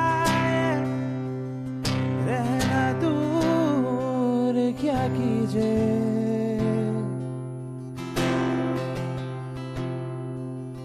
ओ दिल कह रहा उसे मुकम्मल कर भी आओ वो जो अधूरी सी याद बाकी है वो जो अधूरी सी बात बाकी है वो जो रुकी सी चाह बाकी है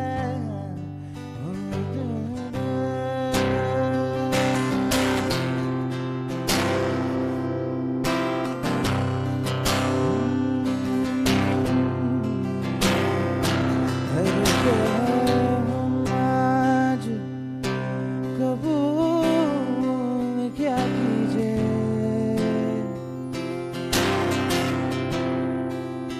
हो गई थी जो हमसे वो भूल क्या कीजिए हो दिल कह रहा मुझसे मयसर कर भी आओ वो जो अधूरी सी बात बाकी है वो जो अधूरी सी बात बाकी है वो जो अधूरी सी याद बाकी है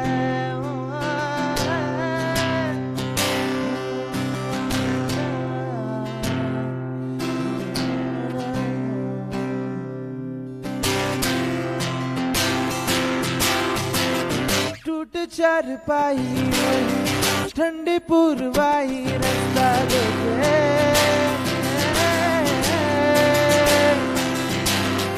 दूधों की मलाई मिट्टी की चिराई रास्ता देखे तेरी गुरगुरजी जब नाम तेरा मेरा मिसर कैसे तेरी गुरगुरजी तुझे प्रीत पुरानी सी मस्त मौला मस्त कलंदर तू हमारा एक बवंदर तुझे यूं अंदर ही अंदर क्यों रह गया Does anybody know the rest of the song? Anybody at all? एक कबीरा मान जा Sing it. एक कबीरा यूं न जा आजा तुझको पुकारे तेरी परछाइयाँ कबीरा मान जा फकीरा यूं न जा आजा तुझको पुकारे तेरी परछाइयाँ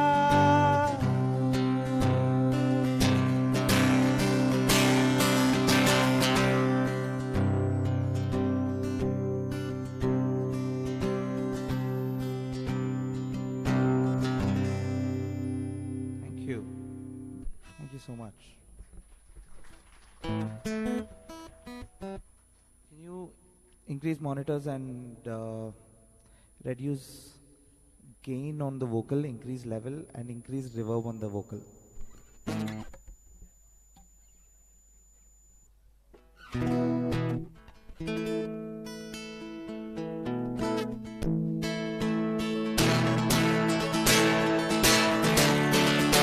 Okay, so I need your help with this one. You're already doing some of that. Clap, clap, clap, clap, clap, clap, clap. Here we go. Shame malangisi, gaate sirangisi, bhagi udante hi na jaane kyun. Ilahi mera ji aaye aaye. इलाही मेरा जी आए आए ना ना ना ना ना ना ना ना ना ना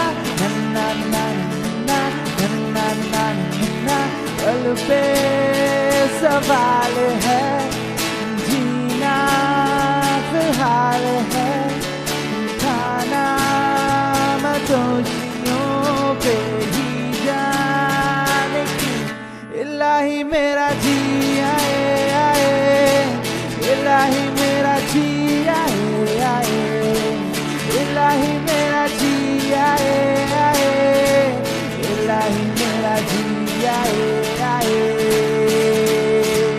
Na na na na na na na na na na na na na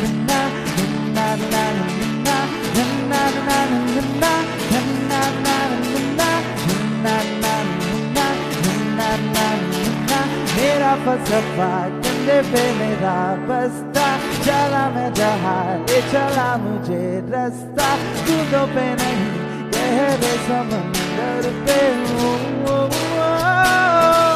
इलाही मेरा जी आए आए, इलाही मेरा जी आए आए, इलाही मेरा जी आए आए, इलाही मेरा जी आए आए।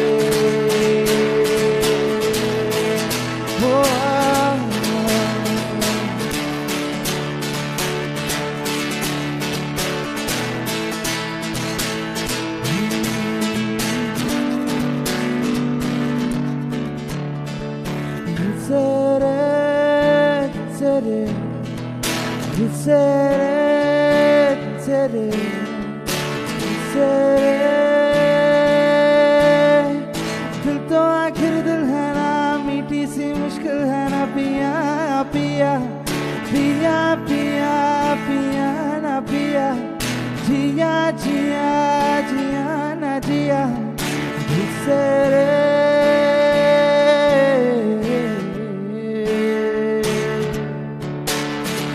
सूरज निकला था, कुछ पारा पिघला था, कुछ आंधी आई थी और दिल से आँख निकली थी, दिल से रे।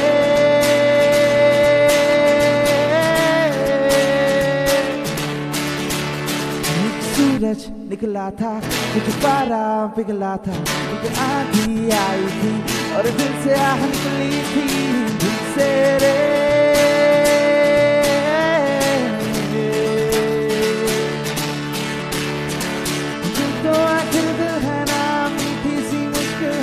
पिया पिया पिया पिया पिया ना पिया, जिया जिया जिया ना जिया बिसरे।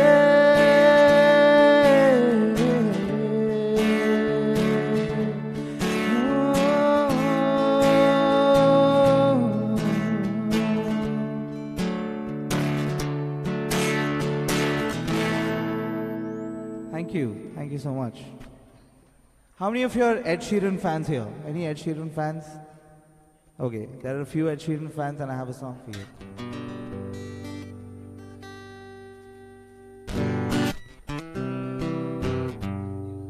Increase my monitors a lot more, bro. Also push the master if you can a little bit.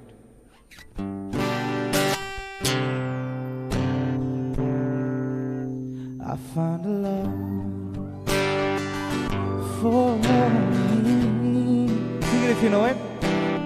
Darling is dying right now in front of my knees. I found a girl, beautiful and sweet. I never knew you were the same, waiting for me. We were just kids when we fell in love, not knowing what it was. I will not give you all this time, darling, just kiss me slow.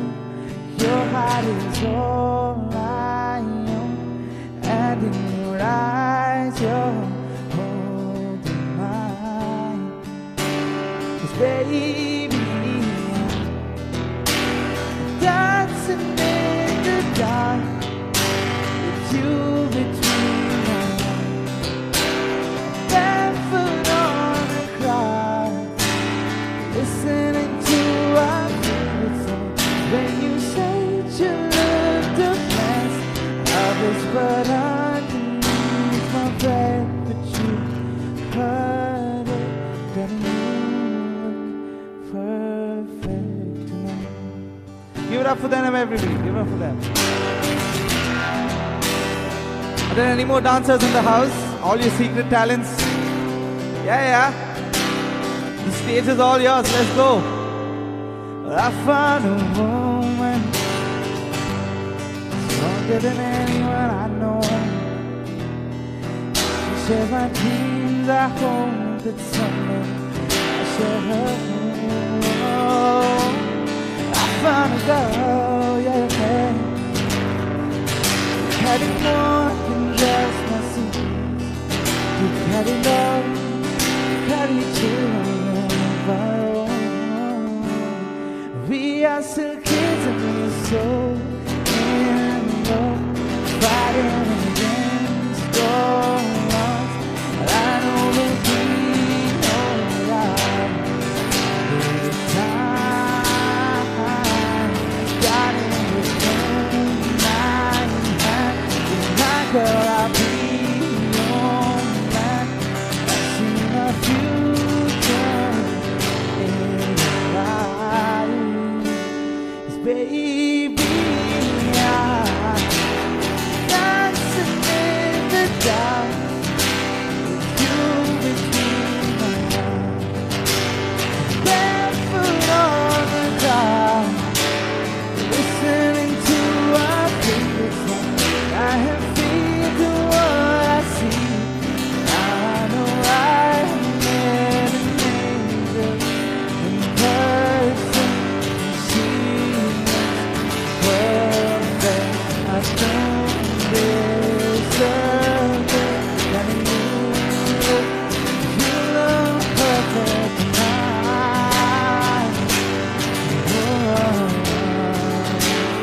Baby, I'm dancing in the dark with you between my arms, barefoot on the ground, listening to our favorite song. I have faith in what I see. Now I know I have met an angel in person. She looks perfect tonight. Give it up for everybody.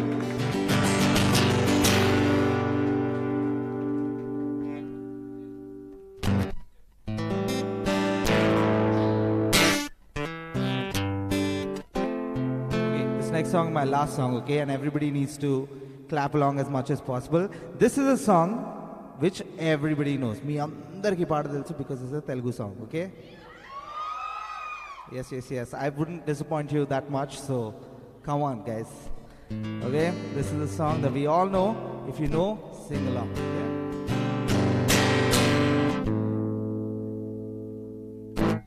నీ కలని పట్టుకు వదలనన్నవి చూడే నా కళ్ళు, ఆ చూపునలా తొక్కుకు వెళ్ళకు దయలేదా అసలు.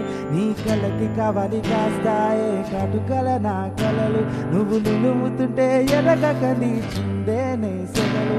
ఆ ఊపిరిగా ఎలలుగుతూ ఉంటే ముంగురులు, నువ్వు నెట్టేస్తే ఎలా నిష్ఠుటబట్టే నిష్ఠురపు విలవిలలు. You know the next part? సామజవర గమనాన్ని చూసి ఆగగలనా, మనసు మీద వయసుకున్న అడుగు చేస్తగలనా. సామజవర గమనాన్ని చూసి ఆగగలనా, మనసు మీద వయసుకున్న అడుగు చేస్తగలనా.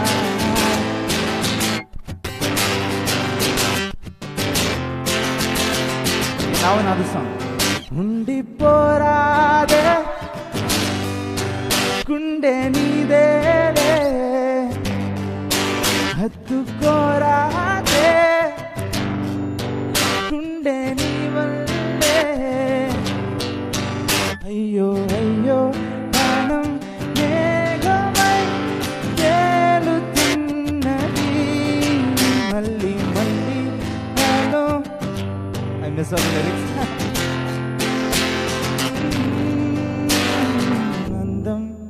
అమ్మాయితే నీలా ఉందా అన్నట్టుందే, మాటాడే వస్తున్నాయే అడగాలంటే కౌగిలే. ఉండిపోరాదే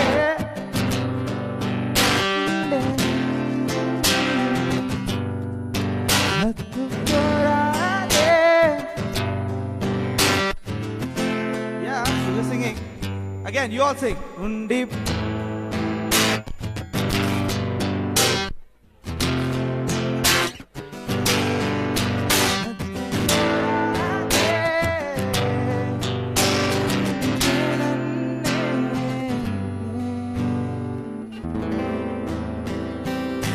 Thank you so much, guys. Thank you so much. You've been a wonderful audience. I hope you have the rest of the day really, really well. I'll be here for some time, and I'm really glad that I got to play here. Thank you so much for having me. Thank you all. Thank you.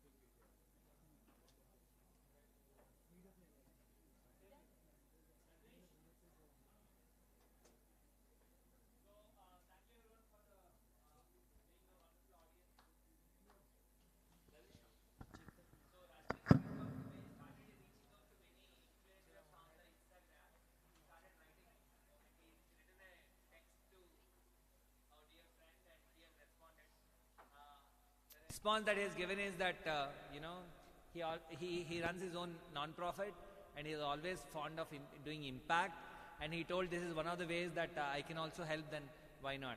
So congratulations, and having an artist with a social mindset is a blessing for the society, because what a conference cannot do, an artist can do. Am I right? So they can really take the passionate work, create awareness and social causes. What an artist can do, many things can't do at all. So we really congratulate on that note for the good heart that you have. So thank you so much for accepting Rajneesh, and this clap for Rajneesh also for connecting. So starting today, you are a Nirmanite. Welcome to Nirmaan, and we'll do together a lot of things together. Yeah.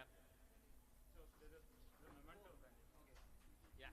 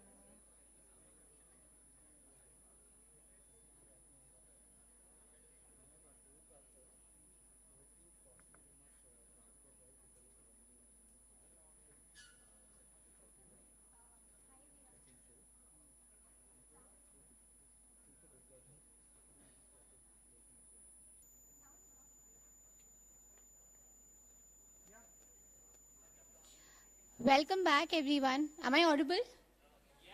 Can you all hear me? Yes. I know the beautiful melodious songs, and then my voice may not go well, but yeah, for the next session you have to bear with me. So we all welcome you for the session 2 on education. So in the session 1, we have covered 4 programs, and in the session 2, we'll be covering the remaining ones.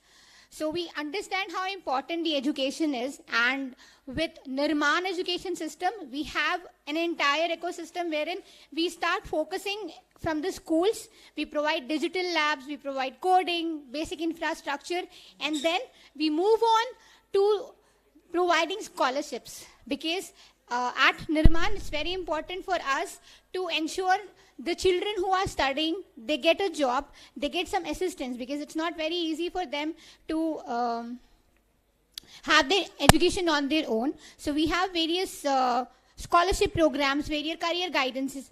So all of us, at some point of the time, we need a guidance. We need to ensure what should I be doing it to be somewhere. So that program is career guidance, and now I have Surabhi and Ram Srinivas who will be taking up the session. So over to them.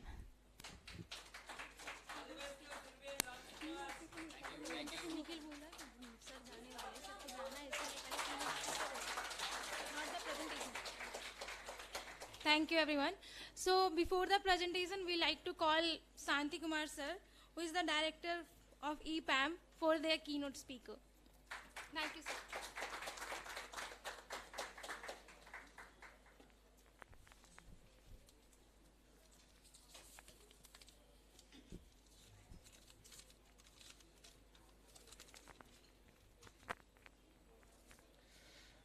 Good morning, everyone. Yeah, my name is Shanti Kumar. I am Director of Operations at EPAM Systems. People who don't know about EPAM Systems, it's an IT organization. It's a US-based IT company, engineering services, high-end engineering services we do just like TCS and Infosys, but it is called PDS company, Product Development Services company. It has $10 billion of marketplace, and we are located in India in 5 different locations, including Hyderabad being headquarters, and Chennai, Gurgaon, Bangalore, Pune are other locations. I'm heading the operations piece of EPAM Systems, and also I am heading the training division of EPAM, and I also play a global role, but that is irrelevant at this point of time. Coming back to our topic, education. So before we speak about education, holistic and quality education, I would like to share a small incident that happened in my childhood. When I was very young, like in the maybe middle school, when I was studying, we used to have subjects like history, non-detailed Telugu subjects, etc. And I asked my teacher, why we need to study history? It's a past, right? What's the use? And non-detailed stories and all these things, why we need to study all these things? What is beneficial is like science, which is progressing, technology, and all these things. Then he asked me a question, what is a kind of, why do you need to study? Why education is required? And he asked this question to the entire classroom, and everyone said, to get a job. So it is not, education is not to get a job. He said, like, then what? Education is, provides ability to think, analyze, refer, and apply. So this is what education means. The basic of education is like always ability to think. I will give you, like, I'm into IT firm, right? What we teach is, as a trainer, like fundamentals we teach, data structures, algorithms, and etc. These are all the fundamentals, basics. Once they know the basics, what they do is they go into coding. He's an excellent coder. What does it mean, excellent coder? Optimum code he writes. But how does he write the optimum code? The fundamentals what he learned, and he applies those fundamentals, and he thinks, he analyzes and applies to a relevant situation, and then he starts coding. When he writes the perfect code, we call it the optimum coding. Then we said, like, he's great. So that means we have provided him ability to think, analyze, refer, and apply. So this is what a basic education means. So what we need to educate then? So in my opinion, education means we need to provide that ability to think. The ability to think is a common aspect, is a generic aspect. no matter which subject you get into, whether it's technology, science, history, or whatever it is, a person who is able to think can do many things. So that fundamental quality, if you can imbibe into the student right from early age, that's better. Again, going back to the like kind of our history, so our ancients, they tell, right, like what the moral stories, what they do, what they teach us, what they tell us, these are all the basics which never change with time. Okay, there are two aspects. If you go back to the culture has two parts in it, right? The one which doesn't change with place, time, circumstances, all these things, which remains constant throughout, what we call them as values. We teach them the values. The second aspect of it, which changes with place, time, circumstances, and everything, what is kind of dynamic culture. Suppose if you go to North India, they wear a different clothing. They have a different food. Why? Because the circumstances, it is colder place, they need to wear tight clothes. If you come to South India, they are loose clothes because it's hot. So the circumstances, time, and all these things make a tremendous difference in change. Similarly, education also two parts. The basics, the fundamentals that never change. The one which is dynamic, which changes. What is the changes? Technology constantly changes, keep on changing. We need to keep changing our education process based on the science and technology that is growing. But simultaneously, at the same time, we should not forget our fundamentals and roots. That's where we need to teach the kids the basics. If we make them fundamentals, basics thorough, then they can build the upcoming technology, the dynamic part they can understand very easily, and they apply those fundamentals to the other part. So this is what I strongly feel an education means. Now coming back to a quality education. What's a quality education? When you provide infrastructure, material, teachers, and all these things, we can provide quality education. But when you apply holisticness, meaning, what is holistic means? Again, holistic education means. So it is not only physical, it's moral, spiritual, emotional, social. If you combine all these aspects, then it's called a holistic. Quality holistic education, that's what exactly Nirmaan is doing. That's where we have connected very well with Nirmaan from EPAM side. I know Mayur long ago, like when the Nirmaan strength was single digits, we know each other. When he approached us to EPAM systems at that time, I very well remember our conversation. We had a perfect synchronization in terms of our thoughts, how we should provide education, what we should be doing, and all this stuff. And that relationship continued and even strengthened further. And today we are supporting 14 schools. We are adapted 14 schools where we are providing computer science education, and also we are providing the teachers for all these schools. In fact, like one of the schools which we referred in Siddipet, ZPHS in Ranagar, after that the school got nationwide recognition and the headmaster even got the National Best Teacher Award. We are very proud. The credit goes to Nirmaan, I would say. What we have done is like simply we have provided the money and we provided the relevant guidance, but the execution part was completely with Nirmaan, and they did a fabulous job. They always do that. So that's where our relationship goes very well. And not only like kind of helping the people, the important aspect is whom to provide this help is also very important. So to the needy, okay, I mean providing free education can be done to anyone, right? So who is that needy? How do you select that needy? For example, we are providing scholarships for 100 women in technology. And if you take the statistics, 72% of them belong to rural, and 50% of them are like first generation educators. So this is what exactly Nirmaan did fantastic job in identifying the needy people and providing to the right people all this education and everything, which is very good. And I would like to sincerely thank Nirmaan for all these things. And I have one suggestion though. I'm not sure if this is being implemented already or not. What kind of education is it? Of course, science, technology, and all these things, these are all always will be there and continues to be there. There is no question about it. But certain parts of education which is very essential today in society. For example, how many of us know what are our rights? Suppose if something goes wrong, what rights we have to question that particular function or a kind of a government or anything. We don't know. We don't know even that right is being existed. For example, if you are going in a car, if it stops at like kind of toll gate, beyond 20 seconds, if it is there, they need to let it go. But how many of us know? We don't know, right? So I'm not asking that particular aspect, but generally, we start teaching the kids what rights we have and what is our social responsibilities we have, what our constitution says. This is generic education. Similarly, wealth management. Of course, these people whom we are supporting came from very poor background, and getting the finance itself very tough thing. But if you teach them wealth management right from the beginning, that helps them a lot. This is in parallel with what we have been teaching already, technology and all these things. This kind of education is very much essential, not only for poor, but for everyone it is essential. In fact, the government should start thinking of adding such kind of things into this one. Recently I was reading an Elon Musk, an article. He said like, who is wealthy person and who is a kind of poor person, he is giving a definition.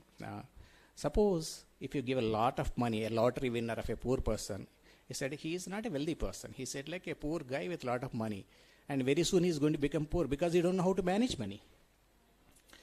On the other hand, a person who doesn't have money but who know how to wealth, whatever the money he has got, he has a knack of multiplying that money or like doing the positive things out of that money. He is a wealthy man.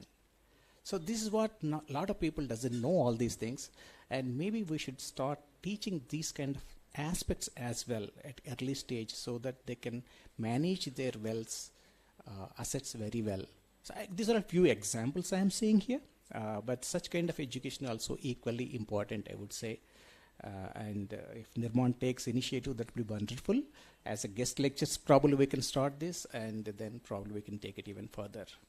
And once again, I sincerely thank Nirmaan and all the people, volunteers. They are doing a fantastic job. And please continue, and our association will go like this very, very long. And I feel like I'm with my family here, and that's how I feel it as. Thank you so much.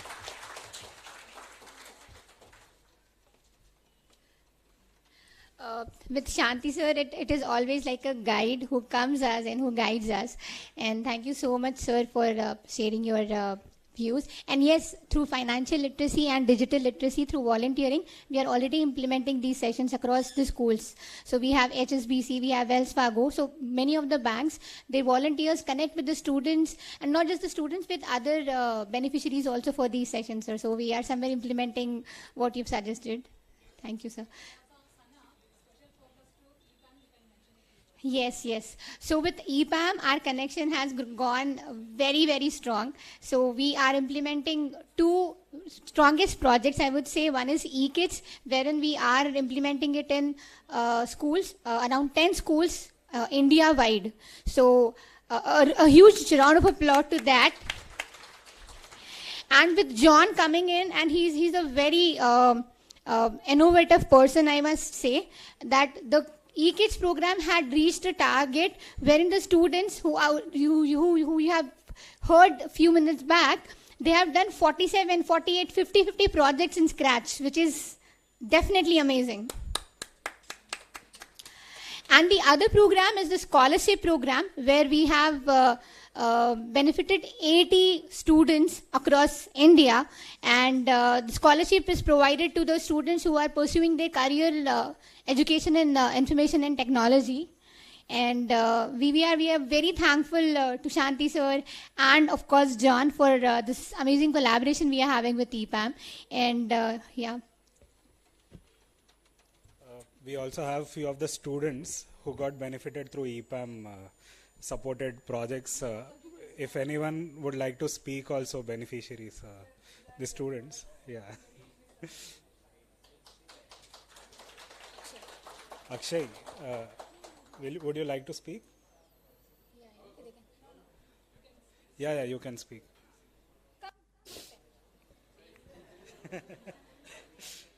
ఇద్దరు వచ్చి మాట్లాడండి.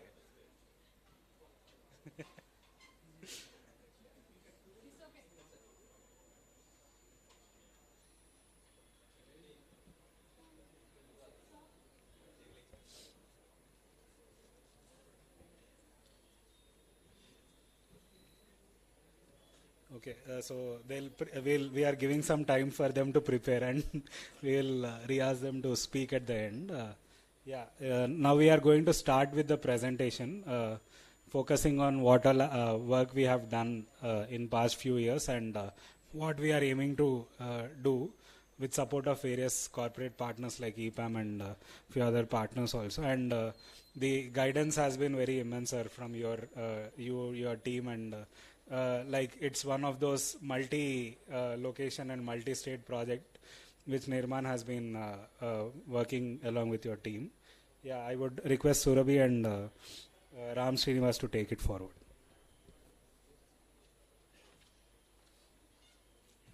Thank you, Nikhil sir. Yeah, so once again, welcome you all for Nirmaan Social Impact Conclave.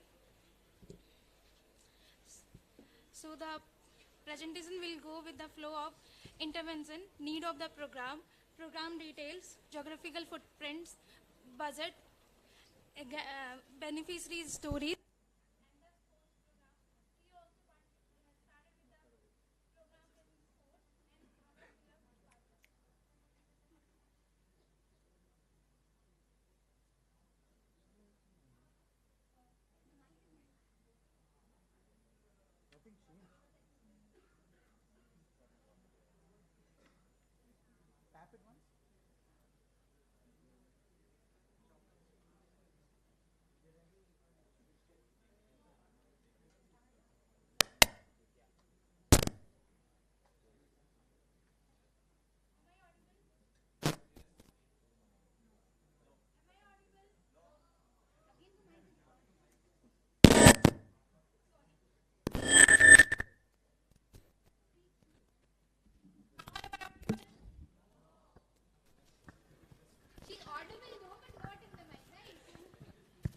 Yeah, so continue with the presentation.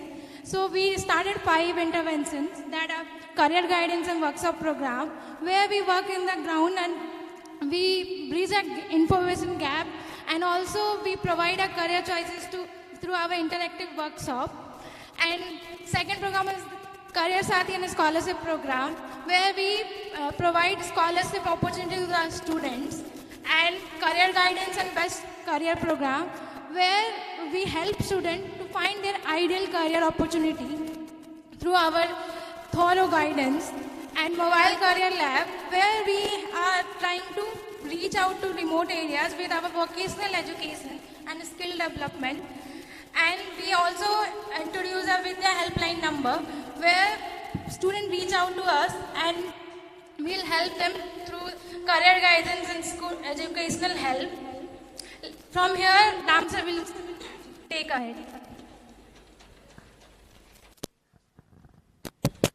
Thank you, Surabhi. Good afternoon, everyone. Hi, hello friends, good afternoon. Yeah, please be with me.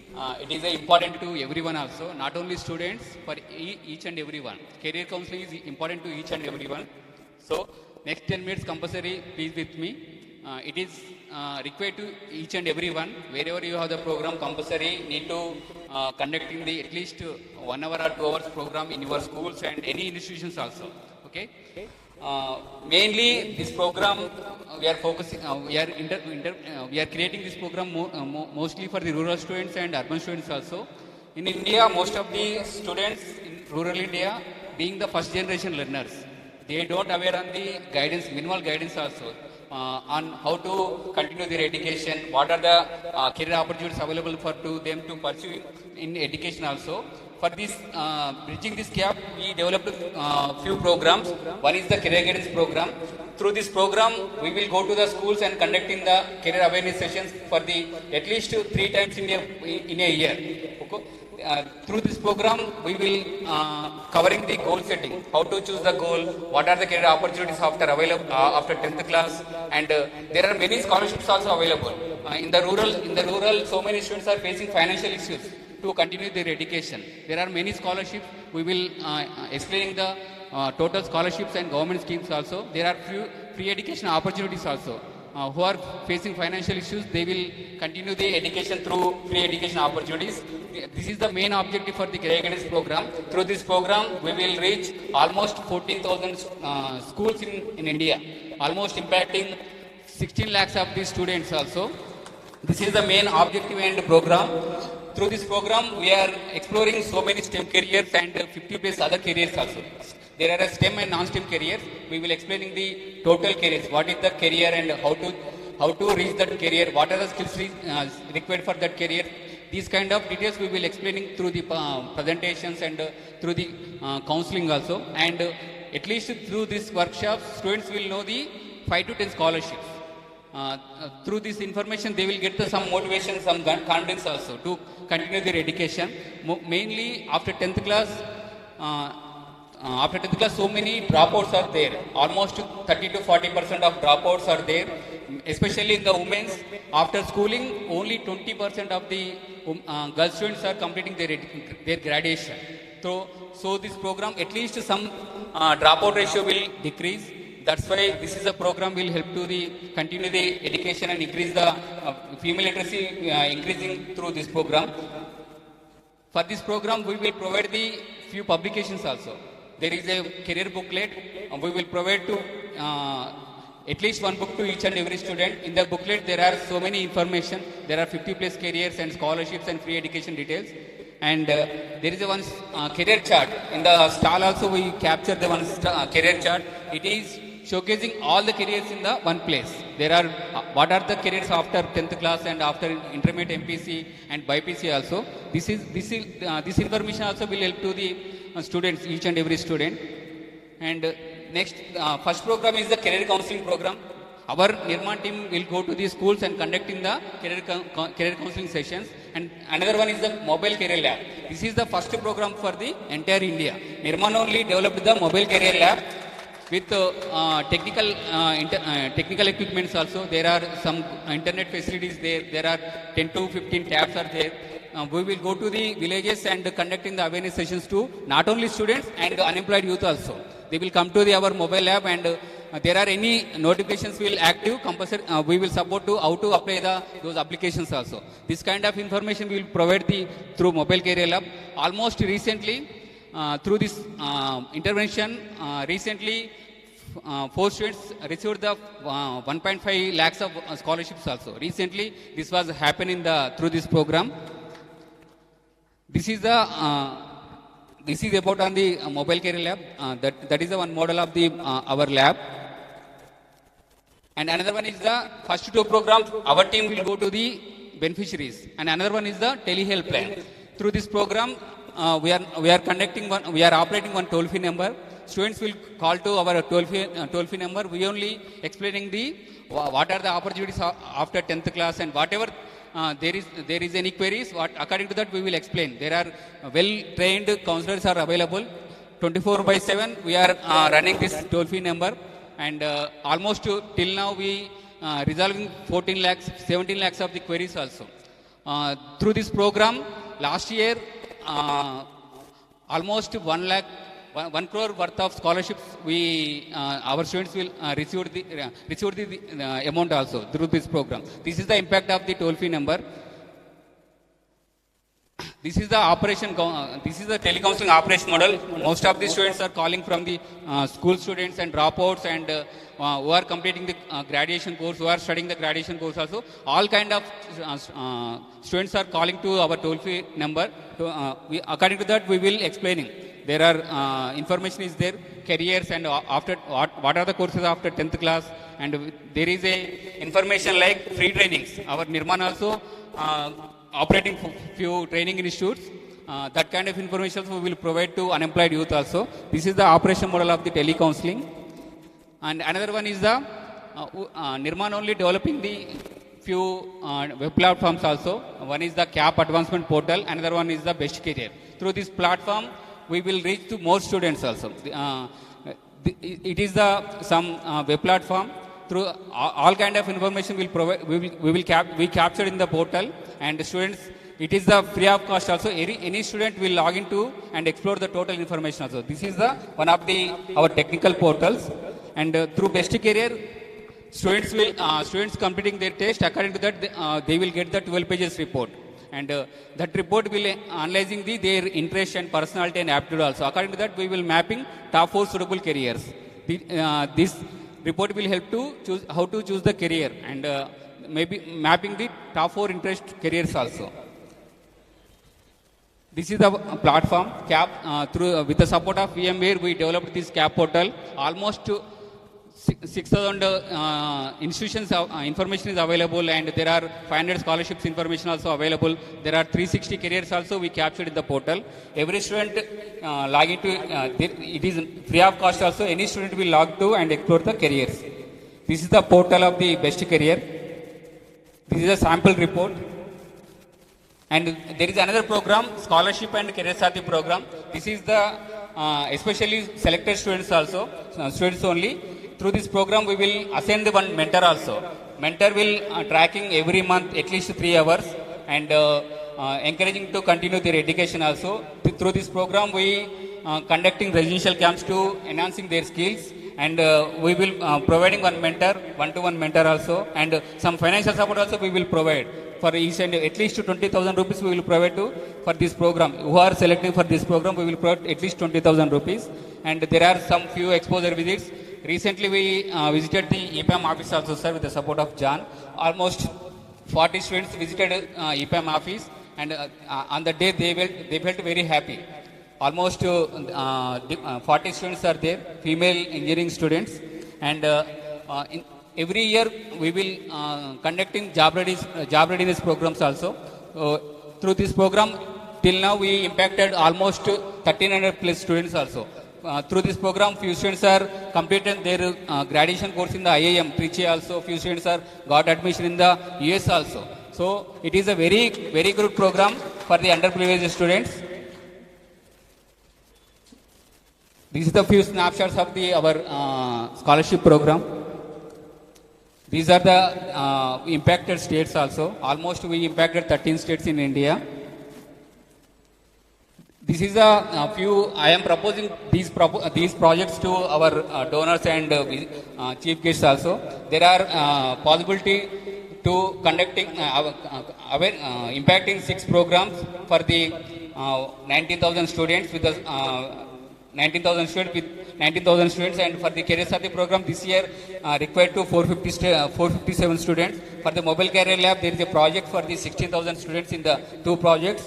For the Career Advancement Platform and Best Career side, we are planning to impacting 54,000 students. For the Vidya Helpline, there is a possibility to impacting 95,000 students. Almost 1.29 lakhs of students is possible to impact in this year. With us, if any donors ready to supporting to us, compulsory we will impacting almost 1.29 lakhs of the beneficiaries. This is our planning.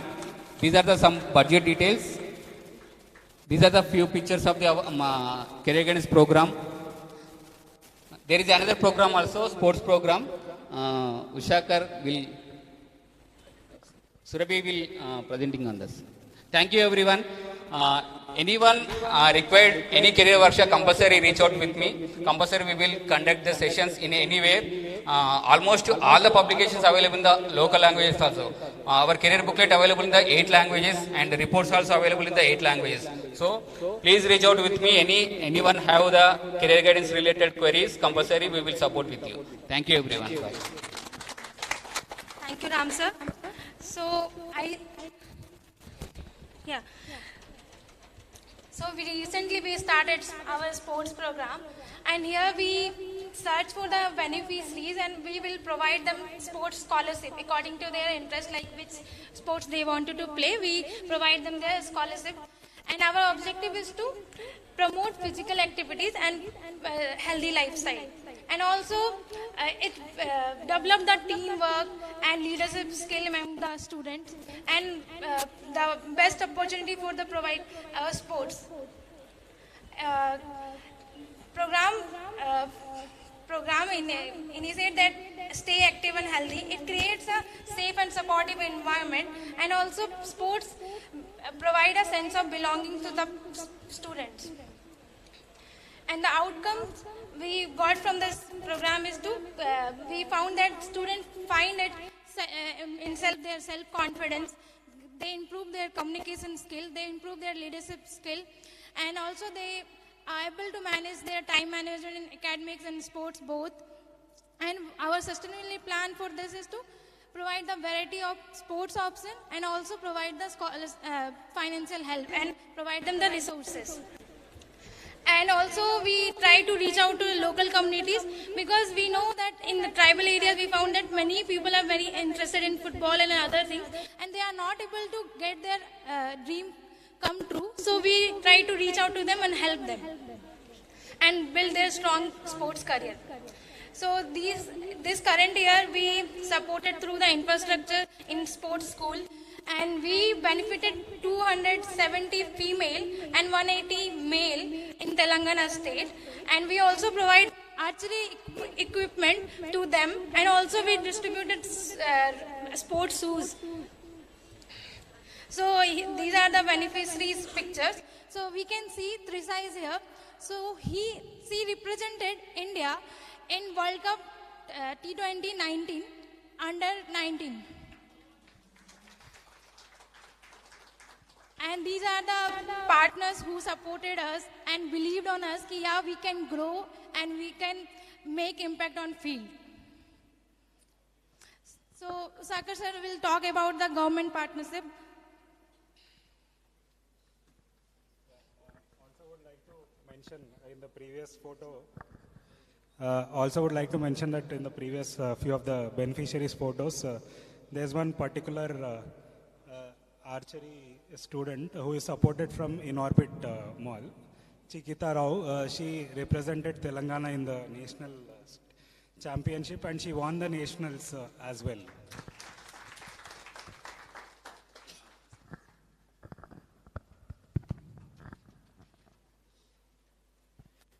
Good afternoon, everyone. Do you have energy? Good afternoon. So once again, good afternoon. My name is Ushakar. I am the lead for the government partnership and active citizenship. So thank you, Shantakumar sir from IPM, and Ravi Kumar sir. Thank you, sir, and thank you, Sharad sir, for coming this session today. So we are so happy. So to make the success of any project, government relations is very, very important to take in terms of the permissions, MOU, everything, etc. So in that part, so Nirmaan has been working in 22 states of India. So Nirmaan is very strong in the government relationships. So we have been coordinating with them. So I would like to present a few things here regarding the government relationships. So Nirmaan has been working with the Tribal Welfare Department and Social Welfare Department. So the beauty of the government relationship is we got a project through tender. So in 2020, with the help of the Sri Hari and all those, or Ram Srinivas, all these help. So once we completed project, still the remaining 2 years also, without the tender, they gave the project to Nirmaan. So this is one of the success indicator that we have the great impact in the community.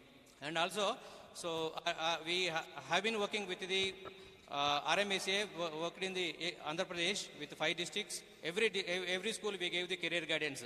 And also we are strong at giving the career guidance and helpline sessions in Assam also.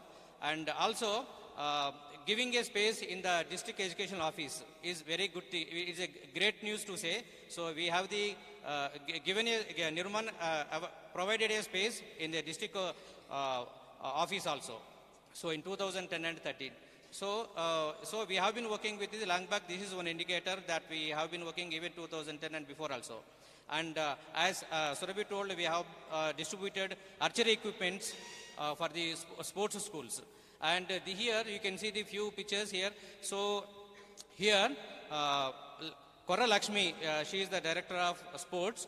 So with the prior intimation of couple of days, she is able to come to the sports event, and she distributed the kits to the students. So this is amazing thing that we feel. And also one more thing is we are strong at working with the Tamil Nadu government also. so there is a project called TEALS, Technology, Education and Learning Support. So this project was initiated by the Microsoft. Still we able to support it, and 4,700 beneficiaries or students were benefited. And also we have been working with the strong at the NCR location. So Uttar Pradesh government and government of Haryana. So we are able to work, and we took the permissions for the digital school projects. And you can see here a few pictures.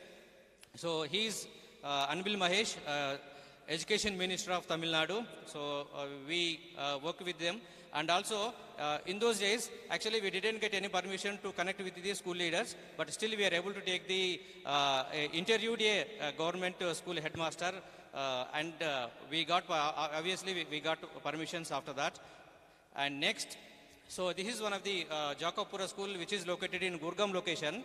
So we closely work with the district collector, and we brought the permissions and completed the MOU, and we distributed around 1,000 plus tabs in that location.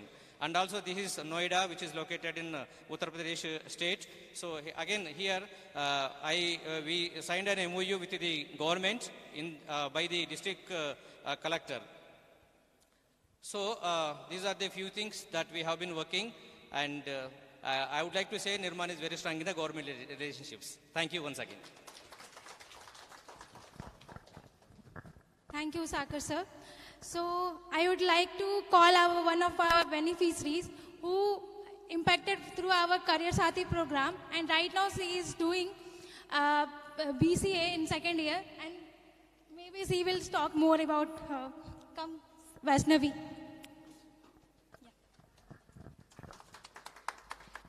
Hi, good morning to all. Firstly, thanks for the opportunity. Myself, Vaishnavi. I got selected in Nirmaan Career Sathi program at my 10th standard. They used to guide me to join in better college and course. To complete my intermediate, they had Career Sathi program helped me 30,000, and my mentor used to come for the college monthly once along with the Nirmaan organization team. And now I am doing BCA second year. I want to join in after BCA in MCA. I want to become a software developer. I got inspired by few students in Nirmaan organization. They belong to Cohead 1 and 2. Currently they are doing in MNC's companies, which they got 1.5 LPA and 9 LPA. Because they are also from rural background, which is like me, and I got inspired by them. Thanks for the opportunity.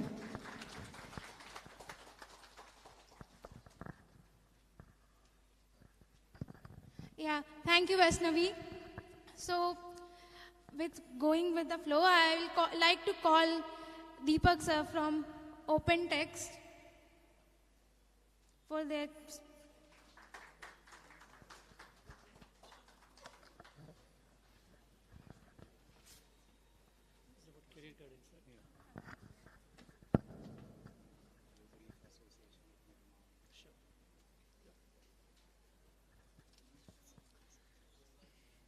Good afternoon, everyone.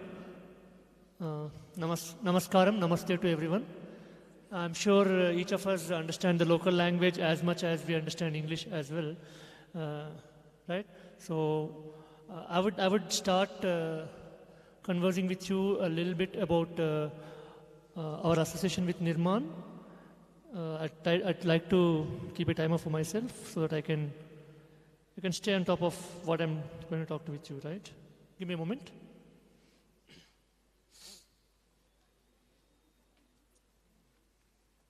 So yeah, this is Deepak Sarada. I represent OpenText Technologies India Private Limited at this forum. OpenText and Nirmaan have had a long association together in the field of providing better education to children and in terms of decreasing the child dropout ratio or ensuring that the children are actually present at the school throughout the day, right? How do you increase the presence of the children at the school throughout the day, that's very, very important. So that's one area where OpenText has been working in partnership with Nirmaan for multiple years now. I would like to go and talk about few things quickly enough, right? So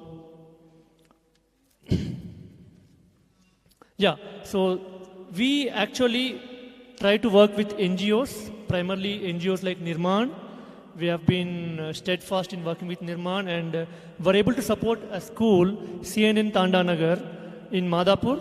This school has got five standards, which means first till fifth is a government school, and 175 students. And we were able to take decisive steps in terms of fostering better education and fostering better attendance of the children at the school. In terms of, 50 to 60% of the students, this was a statistic we were provided before the program was implemented with help of Nirmaan, right? 50 to 60% of the students used to come to school only for the second half, or towards the lunch session. That was something which was very, very detrimental to the education of the children. And OpenText was able to partner with the NGO like Nirmaan and come up with various initiatives, some of which included providing breakfast in the morning. So the morning breakfast automatically increased the children's attendance towards 80 to 90%, which to us is a great metric of how children can be taken care of. We're talking about government schools here. People or children, they do come from diverse backgrounds, and those backgrounds automatically necessitate people like us, people like Nirmaan or the corporates who are present here in this room, in this hall, to take a step forward and look at what they really need. They need better infrastructure, better facilities with in terms of breakfast, food, whatnot, right? And then of course education can follow, but you need to sustain on some of these basic things. So it was great to come up with some of these things. We were able to segregate toilets. We were able to get toilets built, lights, fans, other infrastructure, various things. I can go on and on about what all we could do, but time would not allow me to do that. So CNN Tandanagar was a great example where we came together, Nirmaan and OpenText, and we were able to build a great infrastructure for the school, which I believe Mayur can only comment or reaffirm what I'm going to say, that's only helped the children get to school in a much more jubilant manner and look at education as the next big stepping stone for their success. The other thing that we could do very recently, again with collaboration of Nirmaan, was to help the facelift of Mandal Praja Parishad School, Serlingampalli. This was an initiative which we took up. Various infrastructure facilities were taken care of. Just like the other school I mentioned, Mandal Praja Parishad, right? School also, we were able to sponsor teachers and ensure that quality education was available. We were able to sponsor chairs in terms of English faculty and stuff like that. Various things. Now coming back to the important topic of today's session, right? That's the association we have had with Nirmaan. Great. Is it 8 years? I'm sure it's 7.5 or maybe 8 years now that we have been associated with Nirmaan, and we are only looking forward to doing bigger and larger things with Nirmaan as an organization. And now, career guidance. So I've finished my 5 minutes. I don't think I can talk much unless I have a couple of minutes additional, right? So career guidance is something very, very important on which we need to take some concrete steps. And what I have seen in the last half an hour in terms of the various initiatives, including Vidya Helpline and some of those key initiatives which Surabhi and a couple of others were mentioning, right? All those outreach programs, including sports. There is a lot of talent in in the rural or hinterland, right? I mean, there's a lot of talent there. It's about spotting it early and providing them the kind of support that they may need for them to get to a bigger stage and make an impact. It could be mandal, it could be district, it could be a state level, right? Or then nationals. That's what someone mentioned. So it's about spotting the talent at the right age and then providing them the opportunities, which is where I'm hopeful that in the coming years I could work with my own team at the company I work, OpenText, and help provide some of these initiatives additional fuel in terms of how high we can fly.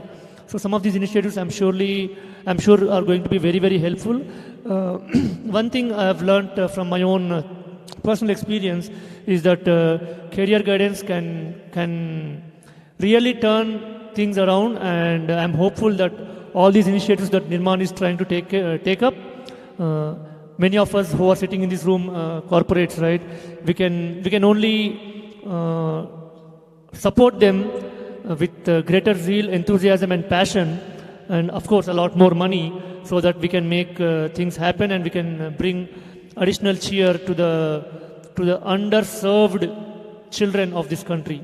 Thank you so much for this opportunity, and I would like to give this microphone back. Thank you. Thank you, sir. We started that morning meal even before the government has initiated, both in Tamil Nadu and Telangana. Yeah, now we request Dr. Gayatri along with a few of her friends and I think even her husband together pulled in a few funds around to a tune of 30 lakh plus and started supporting various students in Career Sati program. So I request Dr. Gayatri to speak few words on the impact that they are co-creating through group of individuals.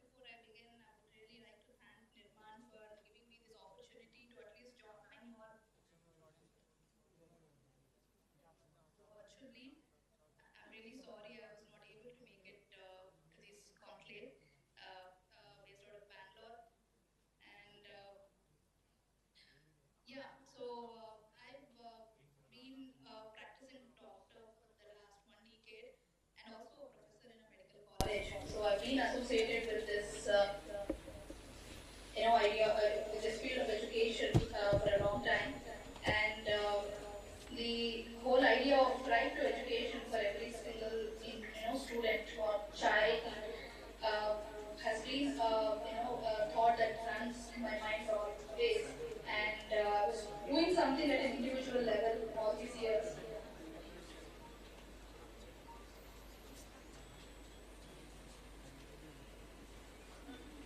And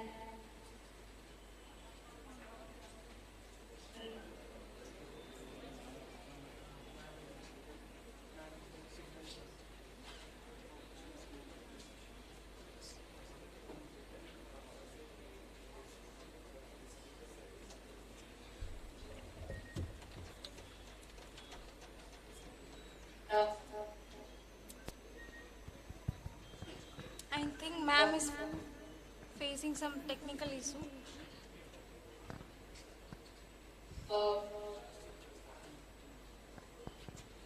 Sometime last year, the idea of taking it forward, slightly different.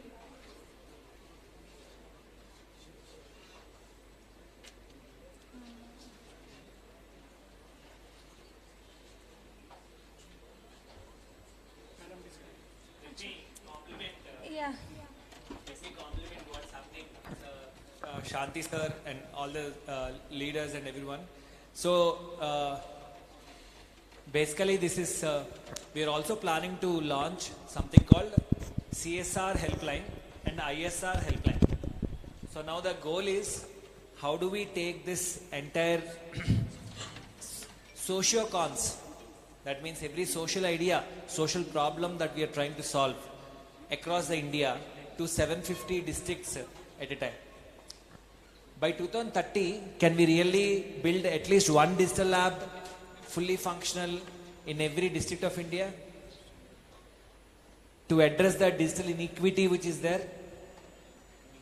By 2030, can we really go to all the 28 states and 7 union territories, that is 750 plus districts, and launch 30 bright of the brightest?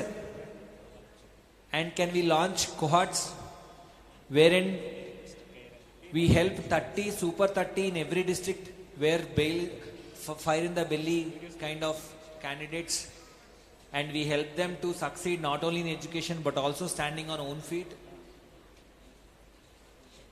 In all the districts of India, can we really, let me know once that technical problem gets resolved. Sure. Yeah. Where is Nikhil? Nikhil Sana, please let me know once it is resolved.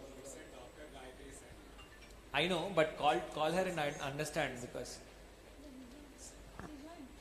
education, economic empowerment, health, various aspects which we are enlisted here, all the different aspects that we are building, different social problems that we are solving, can we solve them at scale?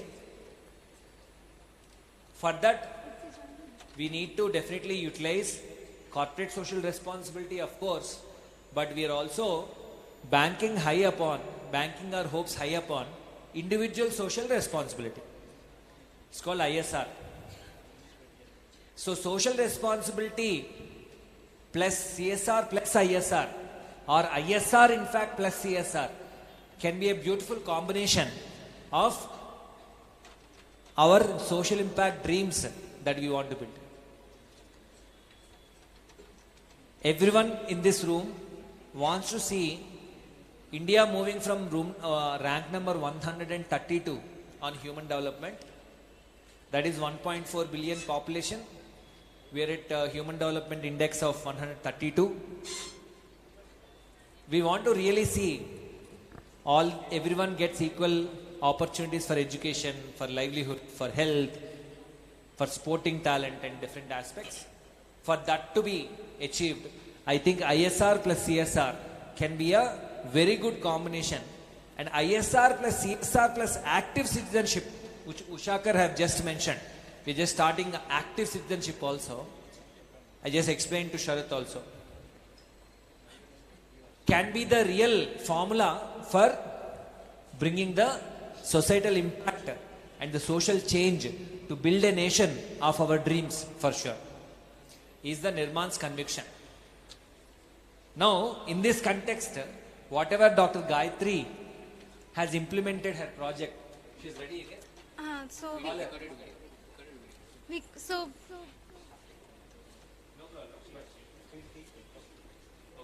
Done. So, ISR projects, now every social impact conclave, many of you are attending, thank you for that. Social impact conclave to social impact conclave, we are able to make progress in terms of CSR projects. These many we are doing, these many we are doing. We would like to report also on ISR projects. So Dr. Gayatri's ISR project, that is of utmost importance. Now let me get into the after context setting of the ISR project which we have curated. I'll get into details. This is virtually what happens. This time we have spent money also to ensure that this entire virtual thing is there. But she is at a hospital, she is not, her internet connectivity has an issue. So breaking that barrier. So Dr. Gayatri always has a passion towards helping people with scholarships and mentoring. And her husband being a entrepreneur, both of them put together a fund of 10 lakhs and they want to start off helping people in scholarships and mentoring. Instead of starting on her own organization, because they know Nirmaan, they partnered with Nirmaan. We said, it's good, you go ahead and form your own organization. We will provide all the technicalities of legal, etc. and everything, our platforms, etc. and go ahead and do it. Then they will, no, we want to do it on Nirmaan's platform itself for some time. Then move ahead with our own foundation. So first year what she has done. Then we partnered with Manohar, the scholarships and mentoring team. And they put in this 10 lakhs. On top of it, they raised another 15 lakhs. With around 25 lakhs, 108 candidates are supported. 108. It is equal to a CSR project, the volume of funding, right? One person thinking about, we approached our friends actually. She approached her doctor's community. Through her husband, she approached engineering community. And all together, she's built in that fund. And now, one much more happy news is, she wants to take a sabbatical of 1 to 2 years, and she wants to spend in this project full time.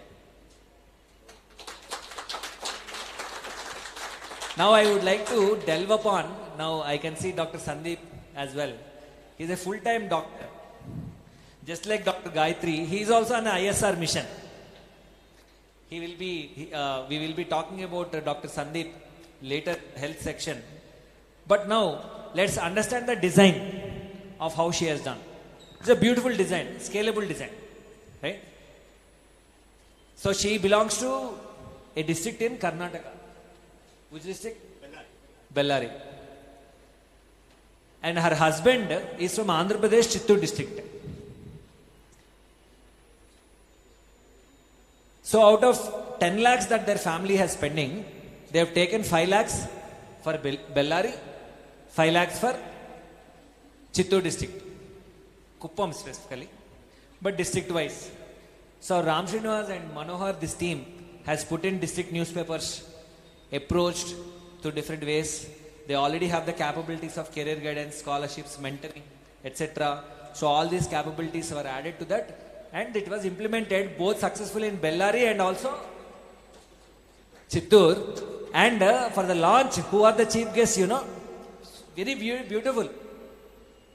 Their parents. Bellary, her parents are the chief guests. For Chittoor district, Vijay's parents are chief guests. Awesome, right? And now, whoever added the fund, 15 lakhs, right? They started organizing these small mini conferences like this in Zoom. And they started inviting them. Even one person, say there in UK, Mr. Prasad Kadiyala, who works in UK, but he's from Vizag. So these people told, he asked, can I do it in Vizag district? Then they asked them, and they told, I can source one good profile. They interviewed. Finally, Dr. Gayatri and her team only interviewed. This is a beautiful combination of the entire critical concepts that this design and this ISR project is a beautiful example of how we can host not only this Nirmaan.org, which you and I, everyone is contributing to building it. It has a capability. And we together need to build its capability to scale to 750 plus districts because of several aspects which I have mentioned in this speech. Now, Dr. Gayatri is not listening, but no one is listening here. But I would request a standing ovation for this team. It's a fantastic ovation, right? As a family, what they have done is awesome. Thank you. Please be seated.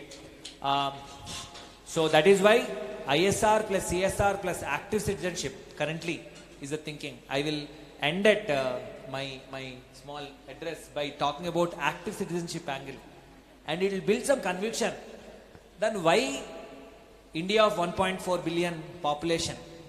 Before we leave this world, before our last breath comes into this air, into this, before that itself, before the demographic dividend ends in India, next is South Africa. You all know, right? Next is South Africa is the one where demographic will be there, we will become larger population, whatever. We have to achieve this 132 ranking of human development and also extreme poverty population in entire world. Highest is used to be in Nigeria. extreme poverty, $1 less than $1 a day, used to be in Nigeria. Now it's in India from 2022. So, in order to address all this, let us not worry about, okay, we are the highest population, hence the highest extreme poverty. Wrong. That's wrong. It's very, very skewed. One side we are saying economic development number 5, one side 132 is very skewed. Vasudhaika Kutumbakam, we want extreme poverty to be removed in every place in the world, for sure. That is not the concept. But we have to be determined to move India from definitely a world leader in terms of how we solve our own problems. How we solve our own social problems. We have to, Abdul Kalam sir told, there are more than, at that time he wrote a book called Target 3 Billion, wherein he told the world has 3 billion population, poor people.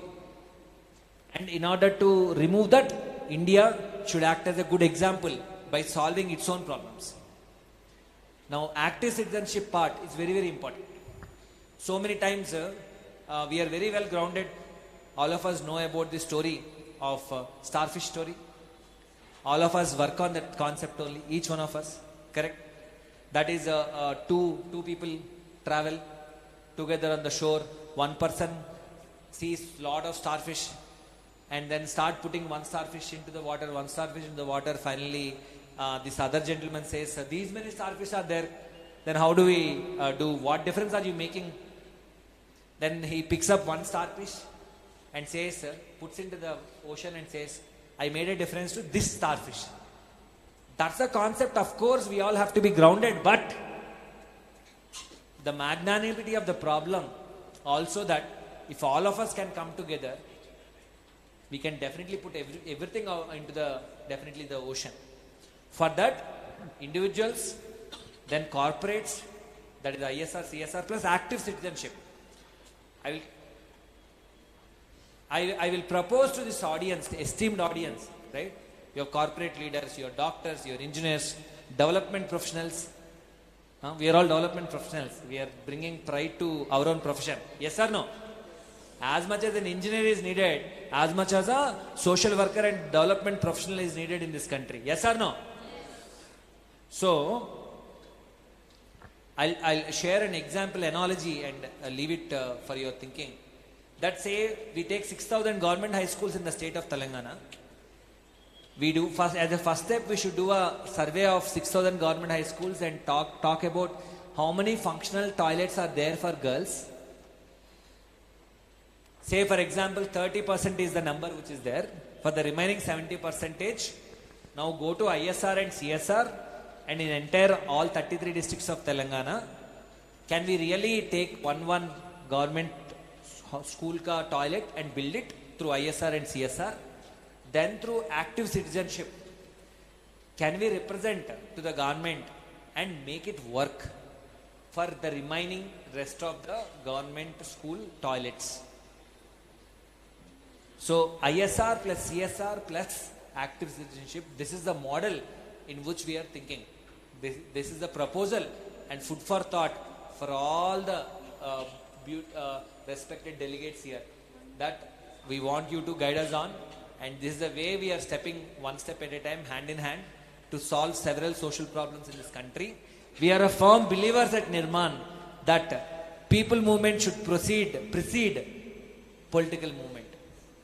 When people movement is there, just like independent India, independent struggle, there people have taken forward and remaining things have fallen in place. Similarly, you and me should precede this developed India movement.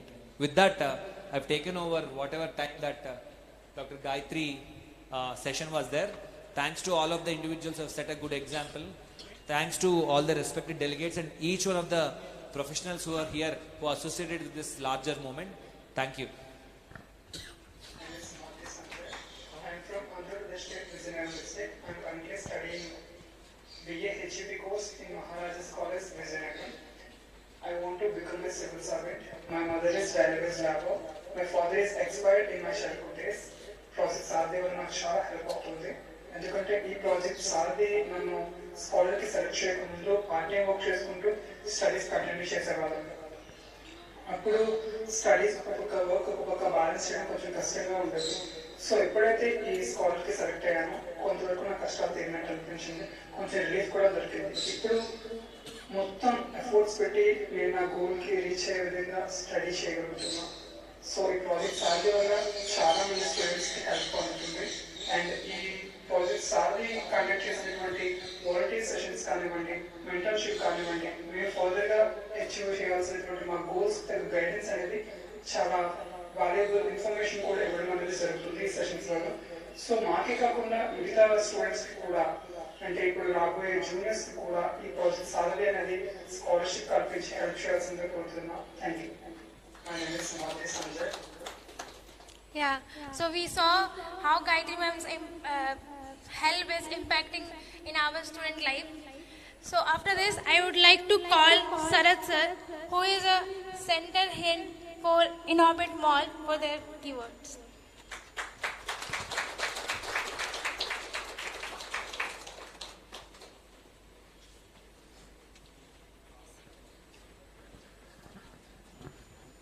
Hello, good afternoon, everybody. I don't know how many of you have read this sentence, powerful sentence, Nirmaan.org.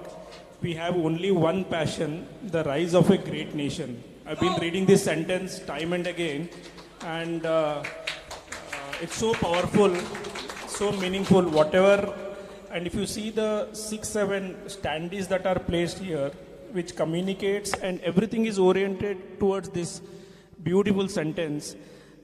And from Inorbit Mall and from Triumph Properties and K. Raja Corporations, we keep trying our little best to contribute towards this powerful statement, and we truly enjoy the trust and transparency Nirmaan shows, and we intend to continue our association. Mayur and team wish you all the best. Thank you.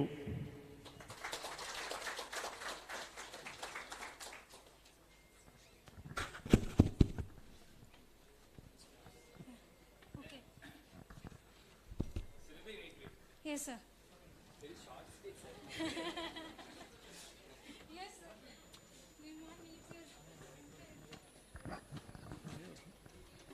Where is the mic? That is working. Which is working? This is hand mic. Very short speech, sir. Some more words, sir. As per calendar, it's lunchtime. So I'll ask questions, okay? Please come here. So, how did the association with Nirmaan started?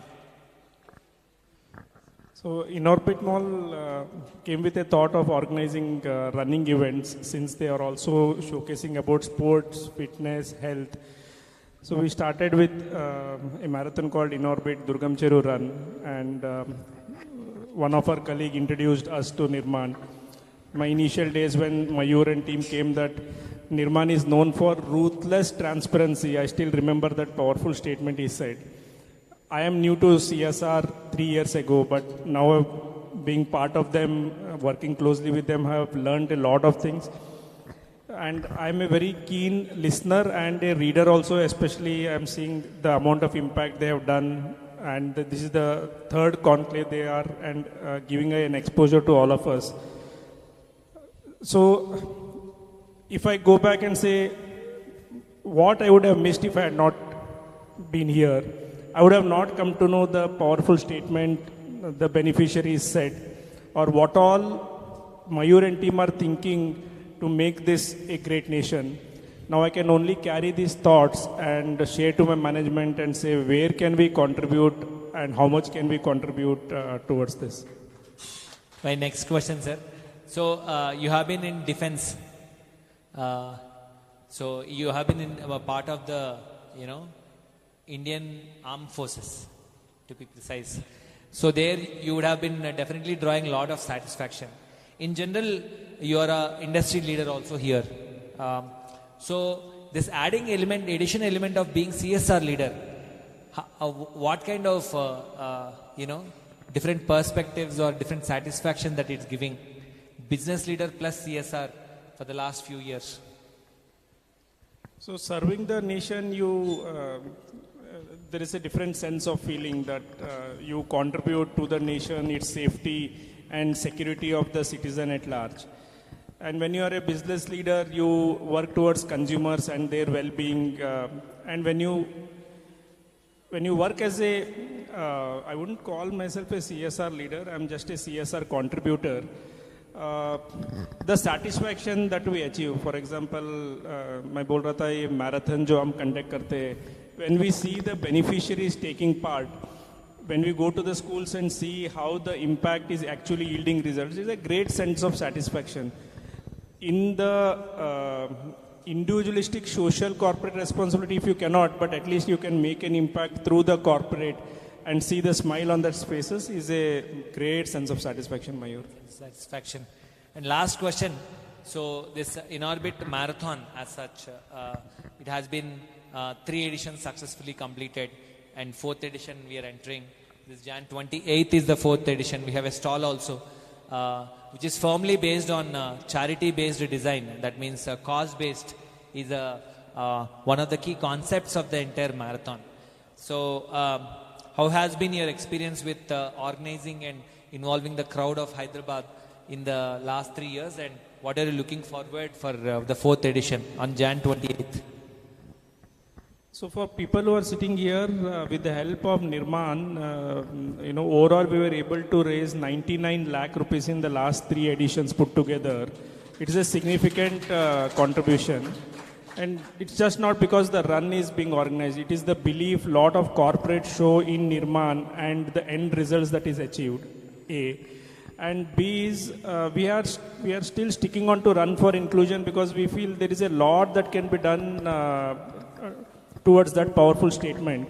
And we are happy to take it forward in the 4th edition. We are seeing a lot of corporates with huge numbers participating to run for this cause, and we thank Mayur and team for helping us bring to a larger forum. We appeal to all the viewers which is live streamed here who are watching, and also all the dignitaries here, that this run for inclusion is first of its kind and entire India. We initially started only for persons with disabilities or girl children like that, but the run for inclusion, hashtag run for inclusion of IDCR, where it has separate segments for women, PWDs, persons with disabilities, now even LGBTQ plus come and run. So it's a fantastic place to get together and do it, and we welcome everyone to participate on Jan 28th In-Orbit Durgam Cheru run, and thank you so much. Thank you everybody. And if please you don't visit the stall, there you can register as well. Yeah. Your participation only will help us that the message is spread towards a larger audience. Thank you. Thank you so much. Thanks, Mayur.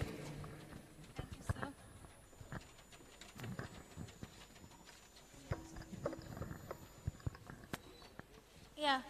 So now we continue with we'll call Santi sir for the gift. Yeah. Please, sir.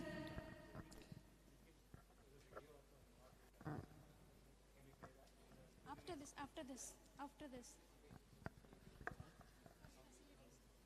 Sir, it's for felicitation and also distribution of mementos. We would like to have you, Mayur and Uma.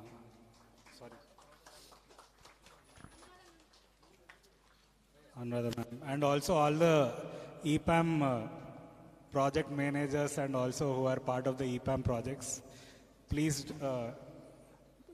come to the stage.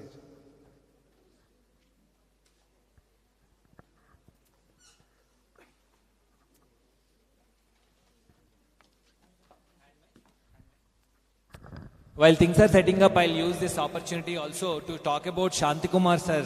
Shantikumar is a living example of he practices, he also preaches, right? So, sir, at his home, if you go and see, it's a very, very sustainable living. Most of the produce which is it's consumed in the home and vice versa. And he is not only a business leader but also a CSR leader, thinking about this from long time. When we went and talked about digital labs, they were doing it already. So that's why we combined forces. And I'm also happy to share, he is multiple times Nanda Award winning filmmaker and director. And his child, son, is also a charcoal artist. So next time we'll also invite Sir's son for live charcoal. He is working here itself in Hyderabad and he also continues his hobby. So there's a lot of things to learn from Sir and what he has demonstrated as a living example for many of us to learn. Thank you, sir, for what you are as a human. Fantastic to know you and getting associated.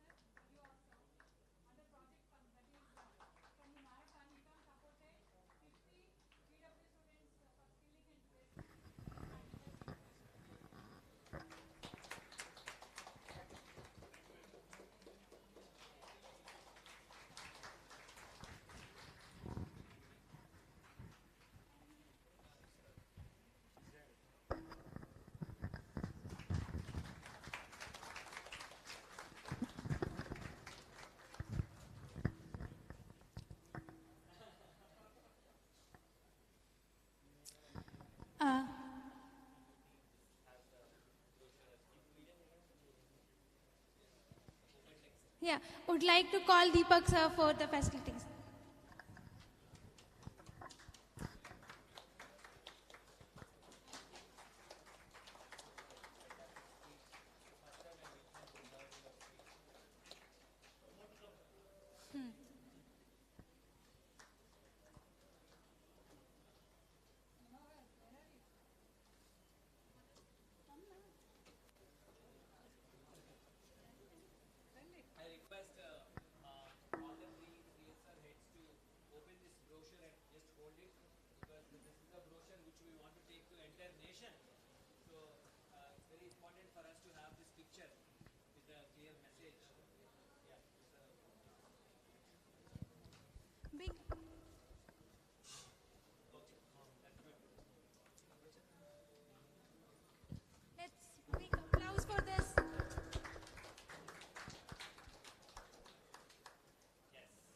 So,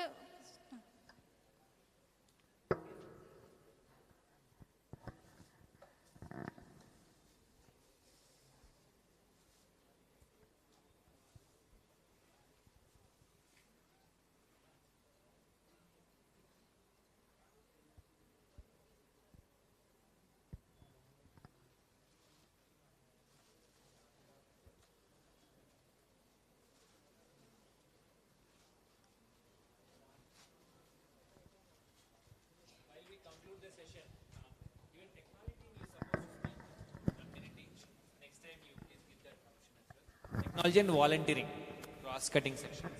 So while the guests are on the stage itself, both our keynote speakers and CSR speakers, this brochure I would like to explain. No, sir, please open it. I like to explain because this brochure is our dream, our aspiration and our life.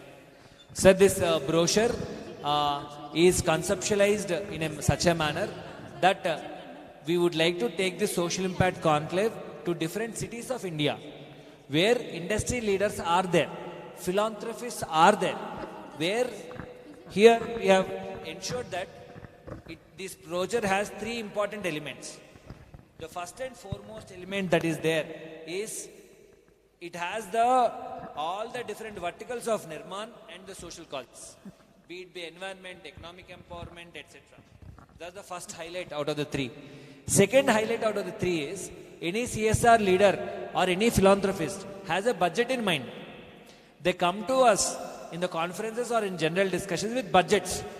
Our team has put a lot of effort in conceptualizing how much budget is required to make an impact of how many beneficiaries. I appreciate all the partnerships team, including execution and technology. Please stand up. Team, execution, communications, and also technology. Please stand up. This is the hard work of this booklet. Is the hard work of all these people. Even from out of station, people have come. Rajesh, stand up. Rajesh, yeah. So it is the hard work of all these people. They have done burnt midnight oil to do this work, and this is how we are starting. The third important element, please be like that. So the third important element and last one, which I would like to highlight to all of you, is the months time period. Even the projects have a clear time period. So when a CSR attends a conclave like this, or through YouTube when they visit whatever these are hosted, these sessions, or through a discussion, they can clearly view with a guidance and they can request for a meeting. And then our team really jumps into and will explain and take it forward. So this is a way, because here we have grown. Nirmaan has grown to this size because of leaders like you. We have been growing organically by you putting a word to you like us and you putting a word to someone else. But now, as this larger team which is there in this room, by 2030 itself, 24 quarters from now, 25 quarters from now, we would like to, this aspirational target of reaching every district of India. If that has to be achieved, then we were thinking, morning Uma was asking me and we both were conversing. Initially donors came looking at you, Anna. Then how do we reach out to more donors now? Then we both conversed and told, when Swiggy is there, we go to Swiggy not because of the founders, because of the need that we have of food and convenience. Uber and Ola, we go to that not because of the founders who have started, but because of the need that the consumers have. If we are able to address the ISR and CSR needs and aspirations of giving dreams of the entire world, then that day there is no dependence on you and me, is what I told Uma. And that is the same dream, sir. This brochure is like I don't know, Bhagavad Gita, Bible, Quran, or how much ever importance we give in religions. We want to upgrade this brochure, conclave after conclave. With your kind blessings, we would like to disseminate it. And this clap is for all of you. In the roles of holding global CEO and co-CEO, Uma and me are proudly telling Sharad sir, and proudly to everyone we will tell, this entire conclave has happened with maybe 1%, 0.1% contribution from all of us. She told not only us, even Anuradha ma'am contributed less only to this conclave. That means this entirely belongs to, this success belongs to each one of you. Thank you. Thank you so much for what you are. And you are many of them have volunteered with us, like Tirupati, and many of them have volunteered with us in earlier colleges and have taken full time. Thank you. Tirupati, congratulations on your marriage. So small thing I observed, if you see all the standees, there is written education, diversity and inclusion. I don't know whoever used this idea, because once you collapse the standee, you don't know what is inside. Then when you have to dispatch and put, "Arey, ye open karo, ye nahi, wo nahi." Somebody has really put their brain and said, let us write so that it is easy to use. I think excellent contribution, planning and execution by Nirmaan team. Thank you, sir. Yeah, that needs hip hip, hip hip. That really needs, I just missed that. So Tirupati, Narsimha, and Ramarao, and all these people, they have started as a bachelors.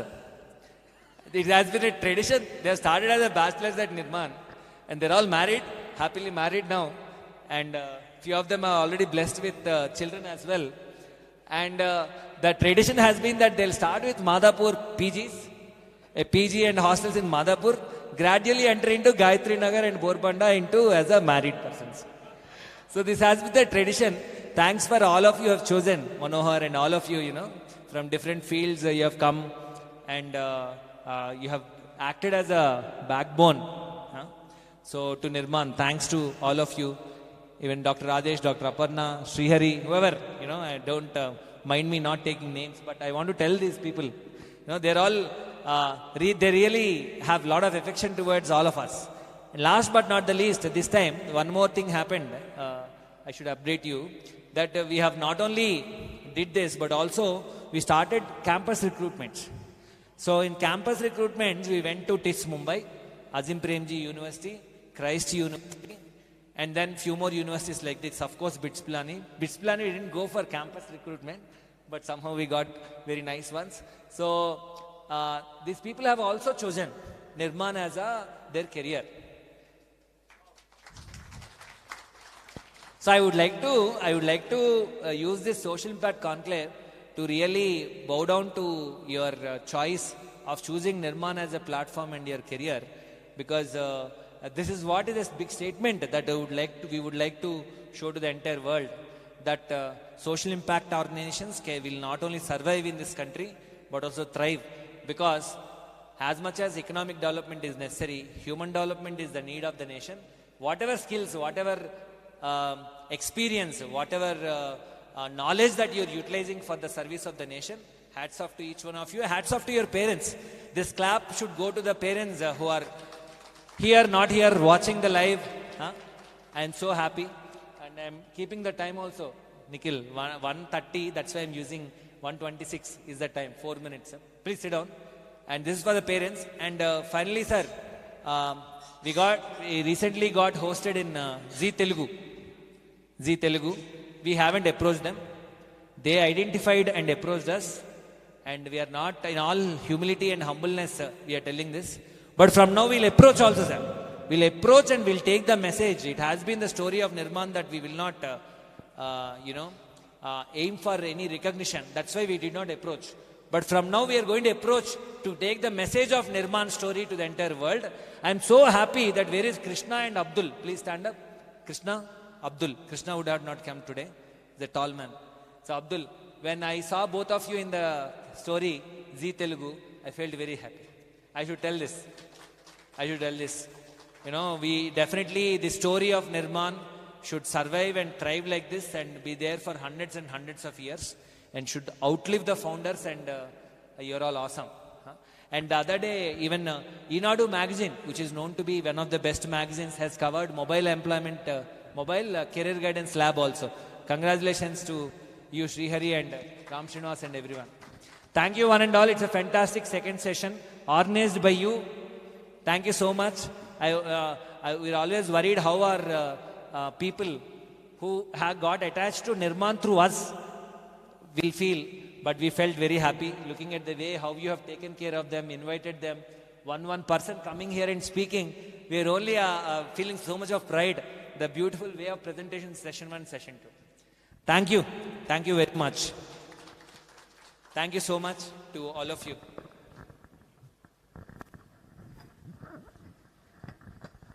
I request Supriya to make this available to all, whoever wants on the tables.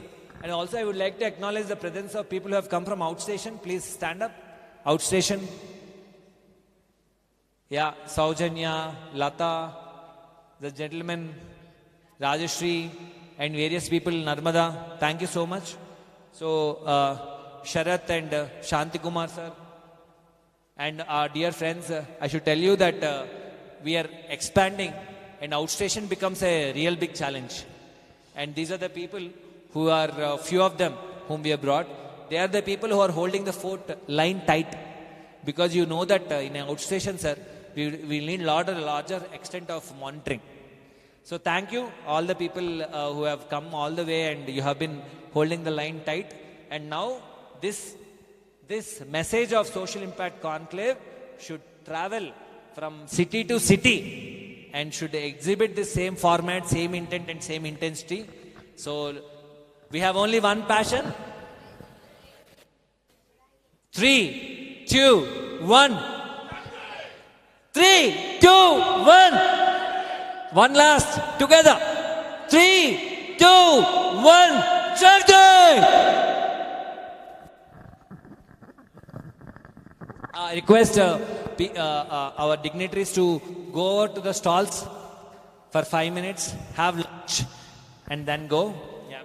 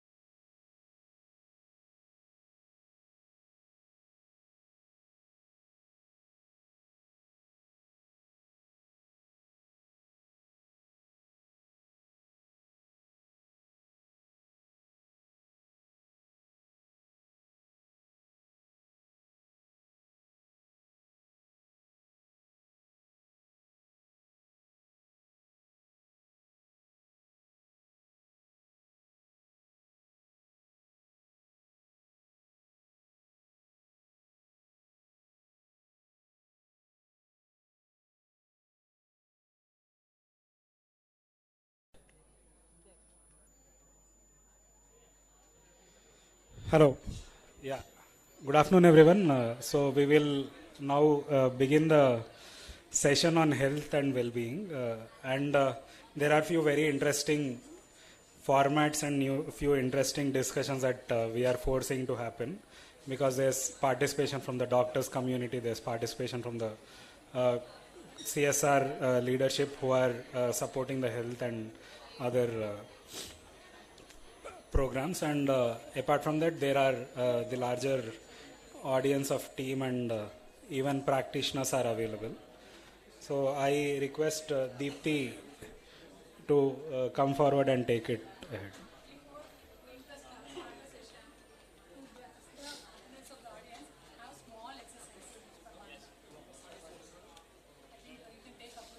Yeah. Before that, I request Abdul to come and we'll do some warm-up sessions and all. Warm-up act.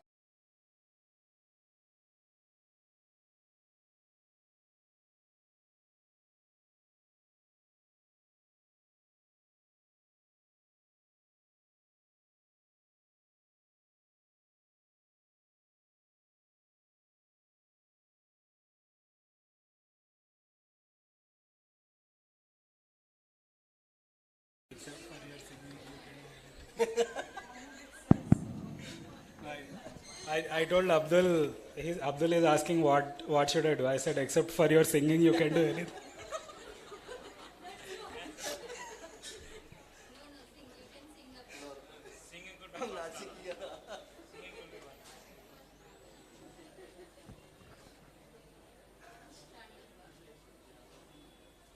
Hi everyone, good afternoon.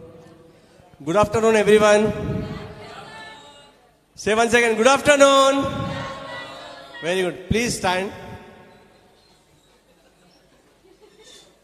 Please stand. Look at here. Please sit comfortably.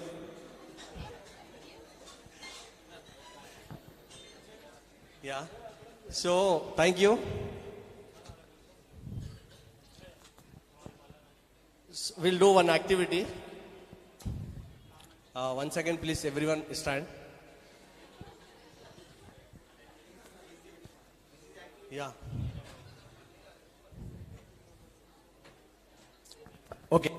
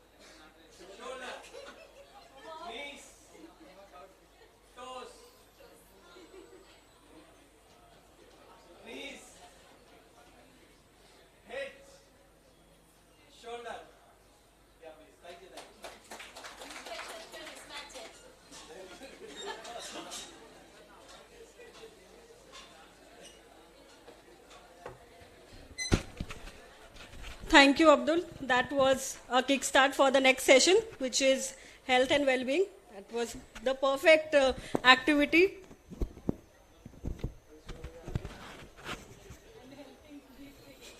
Thanks for helping. So,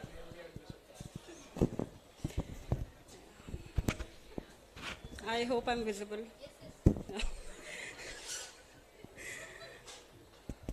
So, good afternoon, everyone. I hope you had a refreshing break and got time to grab a bite. We're thrilled to have you back for the afternoon session, so I request everyone to please settle down.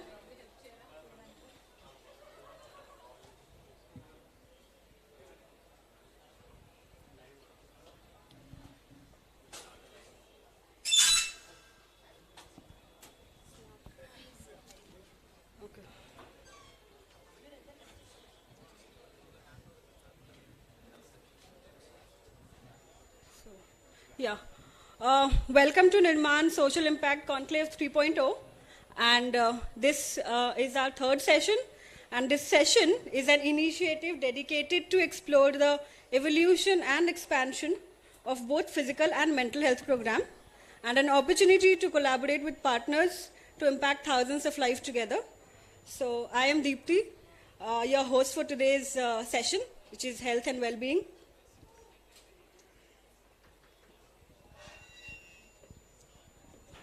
So, moving forward, here's what we have in store for you in the session. So, we'll be hearing from our health experts about the various health programs and initiatives that we have undertaken, and also planning to undertake in the coming future, and followed by a special speech by our speaker and an engaging panel discussion. So, we'll be closing the session with the distribution of memento. So let us start the first segment of the session, which is introducing the current health programs at Nirmaan and the corporates who are supporting us and our intervention, and also briefly talk about the funds involved with respect to the ongoing and the expansion that Nirmaan is currently running. So this session would be conducted by Dr. Rajesh, who's a general physician and the brain behind the health program. He has worked as RMO with Government of Telangana previously, and now devotes full energy and time to Nirmaan. This session will also be conducted by Dr. Aparna, who is a consultant psychiatrist and leads the mental health initiative at Nirmaan. And when I say he's the brain, she's the heart. So over to you, doctors, please.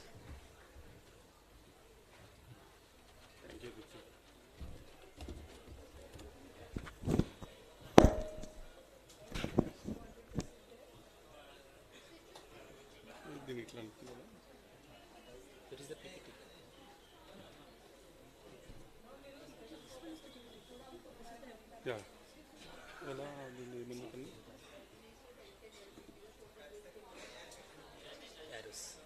Down. Yeah. Hello, good afternoon everyone. I am Dr. Rajesh. I will deal with physical health, mental health by Dr. Aparna.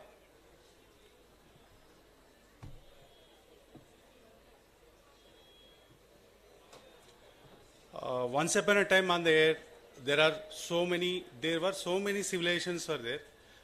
Among them, one is Mayan civilization. In Mayan civilization, when two persons meet, they greet like in lak ek, meaning I am another you.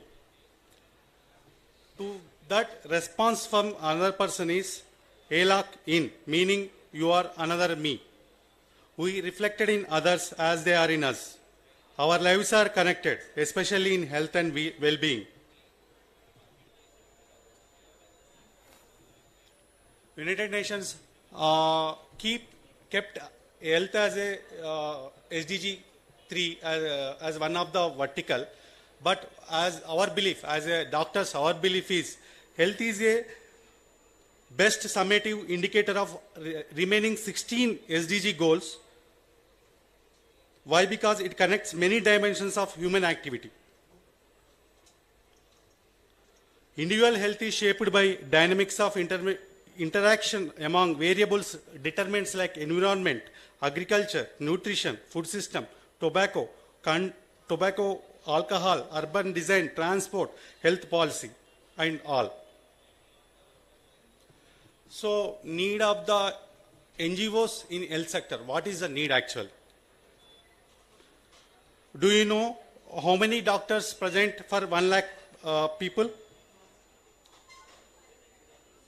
65 doctors and 130 nurses and 130 ICU beds for 1 lakh people.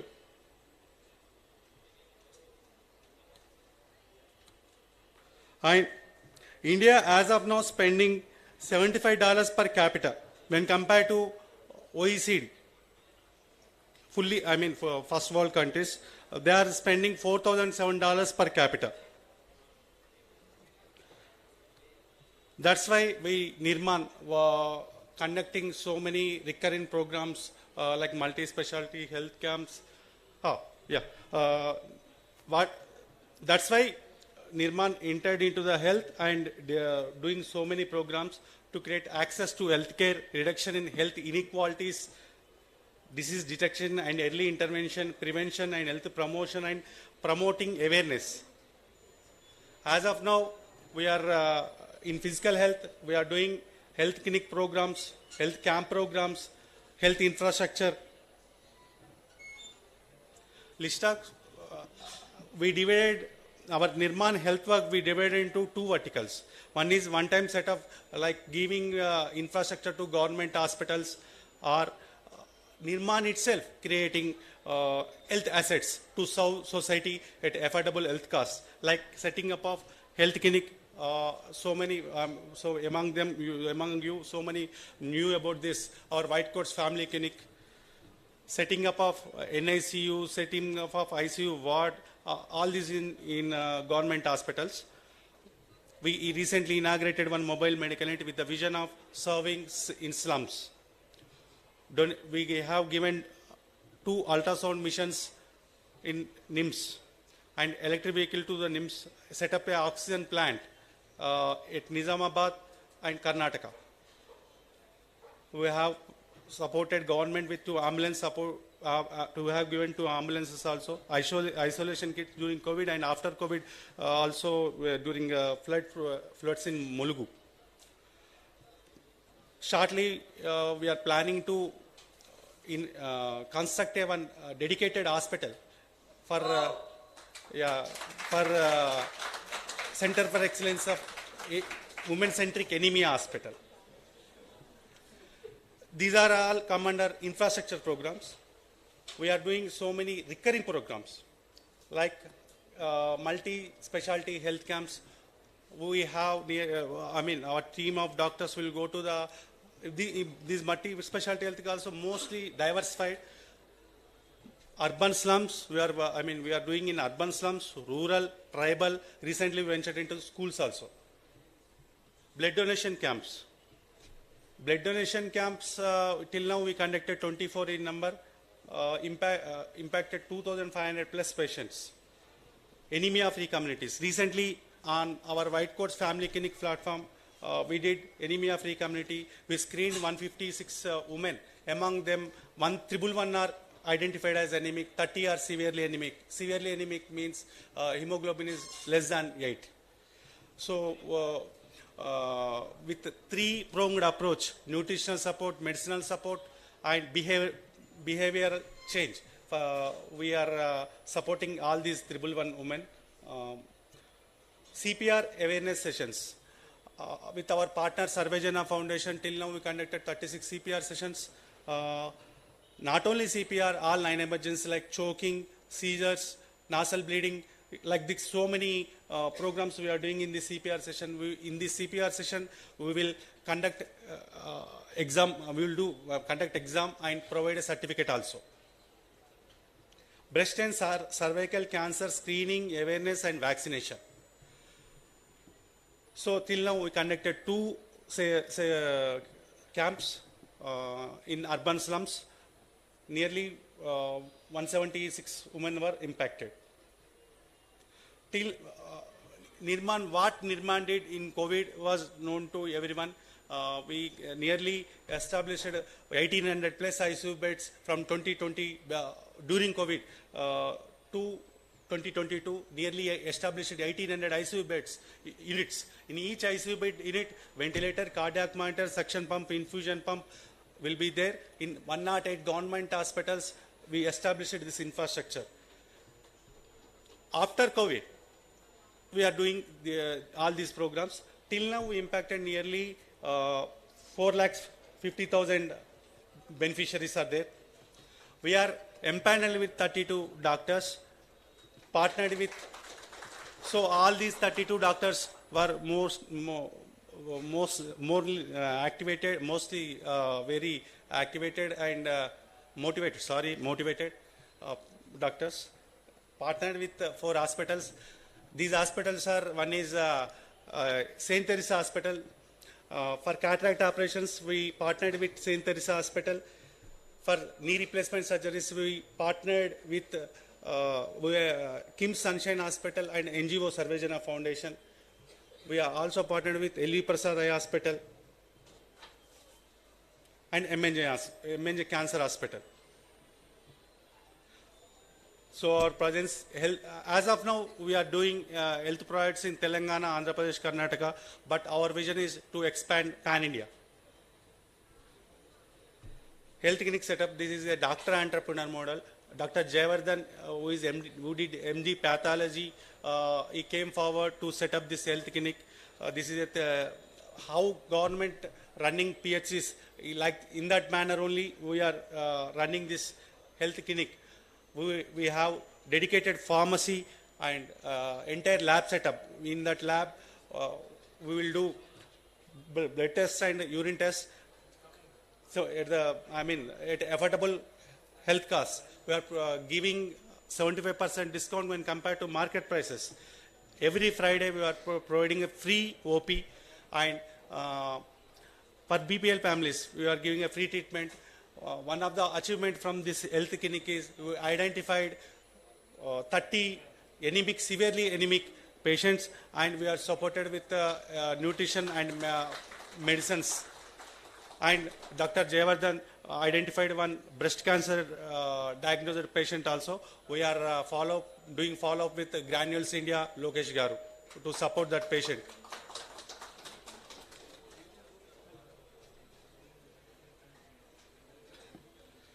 These are our rates, you can see. One specialist doctor generally see OP cost is outside everywhere. In private practice, nearly 500 rupees, average price 500 rupees. Our price is 100 rupees. CBP cost, in Vijaya Diagnosis they are charging 400 rupees, but we are providing at 80 rupees only. ECG cost, they are taking like this. You can go through that slide. And our stall also there outside. If you can give your blood sample, we are giving entire body checkup. We are doing entire body health checkup for just 700. Outside they are charging nearly 2,500 rupees.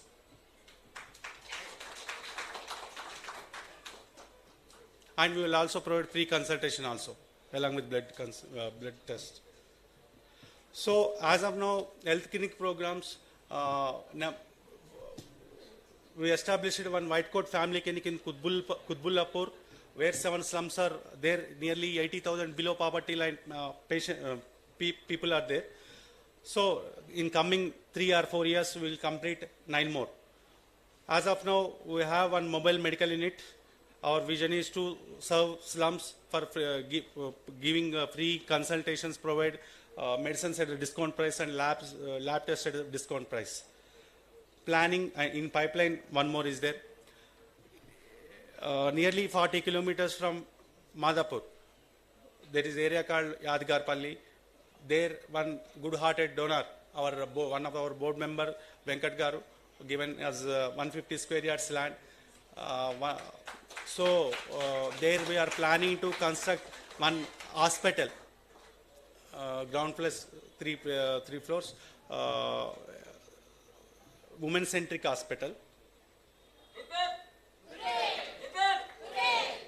These are some of the pictures of our inauguration of White Coat Family Clinic and Mobile Medical Unit. Health infrastructure setup, we did a lot of work I mean, before my coming into the Nirmaan also, Nirmaan did so many, even our, where I worked, along with my colleagues, where I worked as a RMO in TIMS Gachibowli, Nirmaan provided 15 crores funds worth of infrastructure there. Saved so many thousands of lives. These are already discussed. And also we established teledialysis in NIMS hospital. Our Tirupati led this program successfully. Teledialysis. Central government established wellness centers pan-India and even interior part of the Telangana also. But problem is we can't expect nephrologists in interior parts of Telangana. Nephrology department is a super specialty department. They will mostly lives in urban or metros only. So nephrology department is NIMS, Gandhi, Usmania. In Adilabad we established where tribal people were mostly tribal people present in Andhra Pradesh, Adilabad. So because of their condition, or we don't know what is the exact reason, but so many kidney failures are occurring in Adilabad. There, the central government of India established a wellness center, but the connection here and there we provided with the help of teledialysis, so that patient, once diagnosed for chronic renal failure, he has to go to nephrologist so many times for how much fluid you have to remove and how much, all these are technical terms, so no need. So, with the help of teledialysis, the logistic costs will decrease. So, doctors, nephrologists will do virtual rounds from NIMS to Adilabad. These are the teledialysis photos.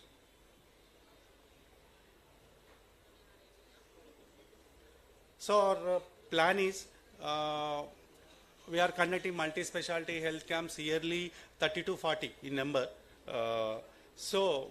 Those people who are identified for different diseases, we are planning partnering with so many hospitals for further treatment and creating a awareness. So multi-specialty health camps, till now we conducted 25 in number. In pipeline 24, we have to complete 24 by March. Breast and cervical cancer screening, awareness. This time we are planning vaccination also. Two already we completed, 2 more in number. CPR awareness sessions, already we completed 36 in number, 28 in pipeline. Blood donation, we completed 24 in number. Anemia-free community, 1 we completed successfully. I mean, it is running. 3 more in pipeline. These are some pictures of our multi-specialty health camp. One is in urban slum. Another one photo is at tribal hamlet. Another one is school. Yeah. Mental health will be dealt by Dr. Aparna. So we are this year, for this year we are planning priority duration and funds also. So to conduct one multi-specialty health camp, that is a 1 to 3 days activity, nearly 1,20,000 required.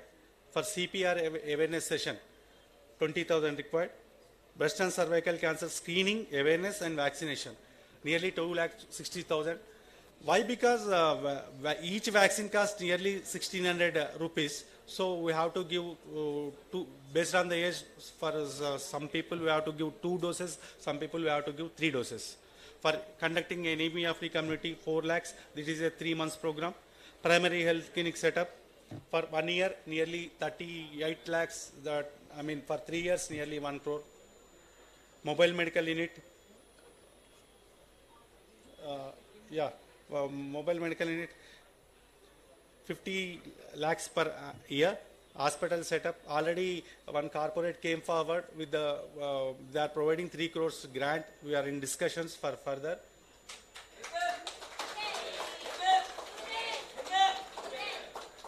Yeah. This year we are also planning maternal and child health program. That is a 3 months pregnant to after delivery 3 months. That is a pure 9 months program. Adopting 10 villages, and in those 10 villages who are pregnant ladies, who will take care of them. Cataract surgeries for BPL families, eye camps, ultrasound mission for breast and abdomen pelvis, menstrual health and hygiene in government schools. These are all our programs. If anybody interested, those people can come personally. I will tell them.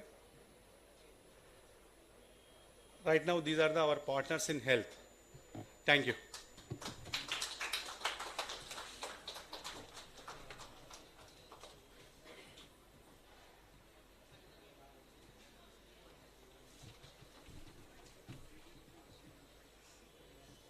Good afternoon, everyone. I don't want to expand all the health programs I'm doing because it's been the same, but the only difference will be the number of people approaching and number of people getting better and all. So I just wanted to tell you 3 points. One, when we are mentioning awareness sessions, is just not about what is mental health and its importance. Awareness itself means like what all the things come under mental health and why it is so important, and what is the specialization doctors will be treated for psychiatry. That's what the lack is happening, because even though they know that this is the problem, they are not really sure where to go and how to approach them and all. And as it's a long time treatment process, it's not like a one-time visit and we can get in after 15 days, there is no review, but it's lifetime, it goes up to months and years. So we wanted to make people of different categories to understand what exactly happening with them and what are the things that come under psychiatry, and how can they get to know what they are suffering. I mean, like, everyone knows the names. They simply say that I'm depressed, I have OCD, but they don't know what exactly is consisted in depression, or how can you diagnose OCD, what are the points include. So all these in awareness sessions, we are making them to understand what exactly that particular disorder is, so that they can identify the symptoms by themselves or with around the people they have, and at least they can guide to a specialization doctor, that because they already know where and how to approach. And with the diagnosis forms, so we do diagnose then and there depending upon the place and interest with the people. So once you are aware of the situations, you'll come out and speak. If they were found to be having some psychiatric disorder underlying, we'll make them understand about how and what are the treatment options available, depending upon their status, not about status, that the backgrounds they have, and they do have some restrictions. And depending upon, we'll make them to choose the best treatment plan. And furtherly, we are planning to elaborate this with the children also. We have started health camps with the schools. Basically, parallelly, we'll be creating sessions for school children, where if you are found to be having, we'll be accommodating and expanding our team by including child psychologists and some speech therapists, because recent times we do have undergoing many autism cases and different developmental delays with the kids. So parallelly, we'll be, as a team of psychologists and speech therapists, we'll be starting over with the children of different schools and other communities. And we are also expanding our programs for further specializations like suicide helpline. As anemia is the primary and major project in physical health, we are planning and aiming for suicide in mental health, and we'll be starting a helpline with either I said we'll keep on in this helpline we'll make different kinds of psychologists and psychiatrists available 24/7, where they can, if they are not convenient in physical, at least they can talk to us orally or virtually, so that we can make them help however it is possible. So I wish all the support you have been giving us will be extended more and more, and we wish we'll be saving much more lives comparatively as much as physical health. Thank you so much.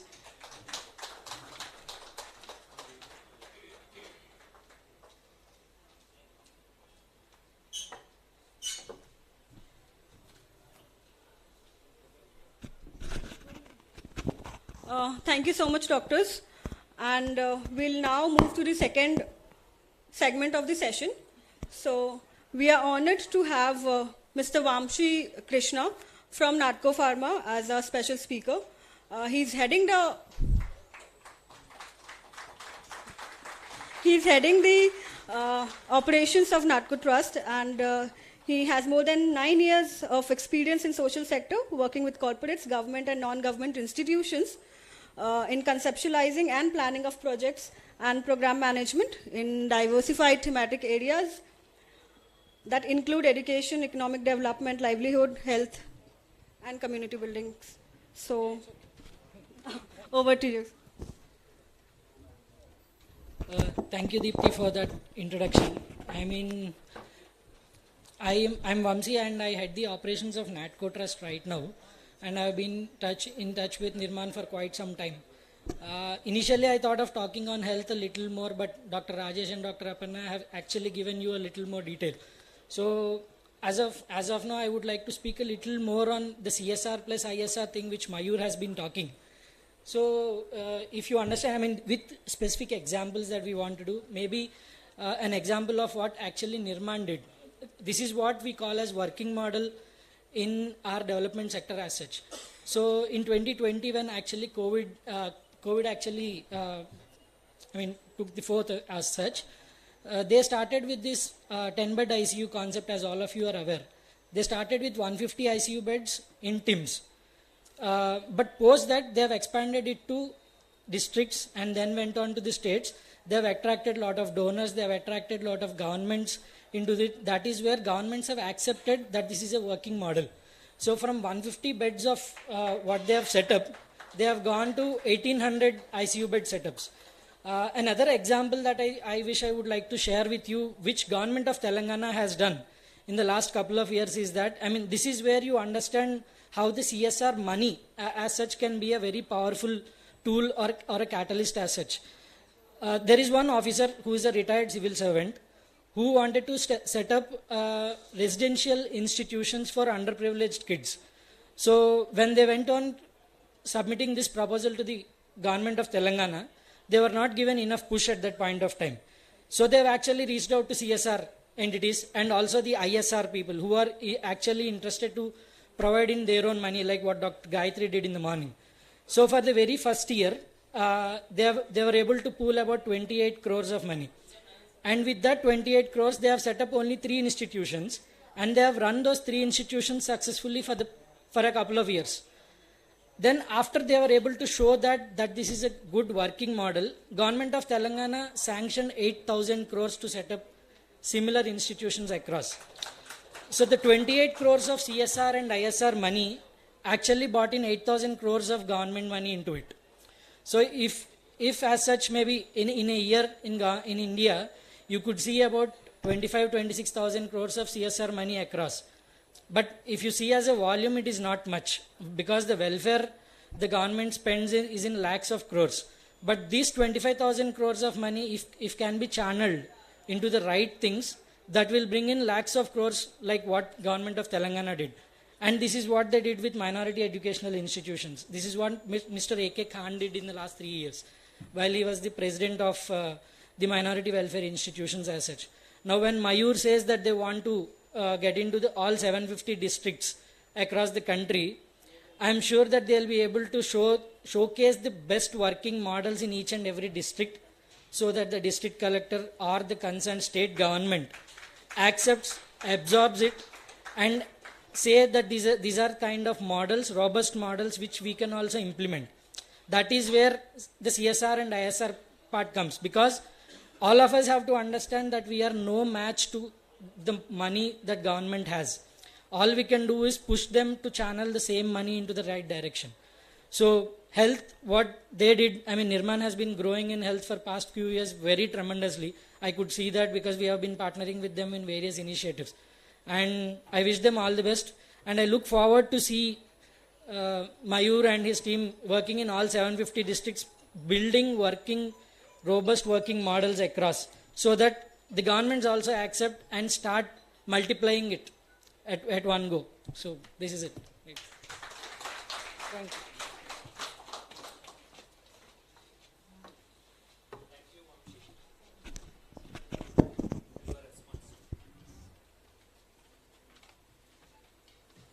Vamshi, thank you so much for giving this address in definitely our response, we take your wishes, but we will go together to all the 750 districts, Vamshi. You said you wished us, then that I'm saying that we will go hand in hand and we will do it together. And second thing is, he also mentioned regarding building working models which are acceptable to the government to replicate, is what you have mentioned. First level, yes, of course, with bureaucrats, that's what we have been doing. We have been actively working with CSRs, corporate CSRs, and we have building some models. And we are inviting the state governments and the central governments and the district collectors to come and see and participate to scale up. And in fact, there are instances where several IAS officers and governments have really given their own one-time contributions of their space and different aspects. But Vamshi, to Vamshi's conversation, I would like to also add this particular conversation that I had during the lunch break, right?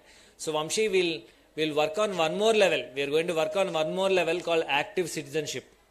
What is active citizenship? Active citizenship is something where we really go to the governments, especially the legislative wing of the governments, and say that this is the need of the people, right? That also I am committing on behalf of Nirmaan that we will actively work on, wherein we will do the reporting. I gave the example of government girls' toilets, which are in non-functional stage. It's an active social problem currently. So, first step, as a part of active citizenship, we will completely survey the 6,000 government high schools where non-functional government toilets are there. As a part of the survey, we will involve the people by saying that wherever you see such a non-functional government school, Jilla Parishad high school toilet, please report to us. We will put it together, and out of that 33 districts we will select one government high school, every district, and with ISR and CSR, we will build those working models that you have spoken about. Third step, we will definitely start representing. First time ever I am announcing, we will go and represent to the state heads and also the central heads talking about this. And there was a conversation which I told where when it becomes, people asks, when it becomes a people's aspiration, people movements should precede political movements. During Independence Day struggle, the same thing happened. People aspired, and many people like you have come and spent lot of time in Independence Day movement. And the political movements just preceded. As a precursor, they just followed. Because political movements definitely will attach to the people aspiration. So, on this stage, I would like to again reiterate Nirmaan's commitment to everyone, which everyone together will go from now, from social impact conclave to conclave. For till 2030, we have 25 quarters to be precise. So, every quarter, we will dedicate ourselves in this mission, wherein we will not only build ISR that we did till now, we will not only build CSR that we did till now, but we will also bring active citizenship, and we will build a people movement which is much larger than political or bureaucratic or any other movement in the country, and we will facilitate that. Last but not the least, this platform will become a working platform for fantastic individuals like Dr. Sandeep, Dr. Sriram, Dr. Purna, engineer, be it be any profession, even farmers should be able to come to the Nirmaan platform and should be able to speak like this, and will be in their local language, they will speak like this. And I am very happy to and very proud, Uma and me will be utmost happy to see this happen, that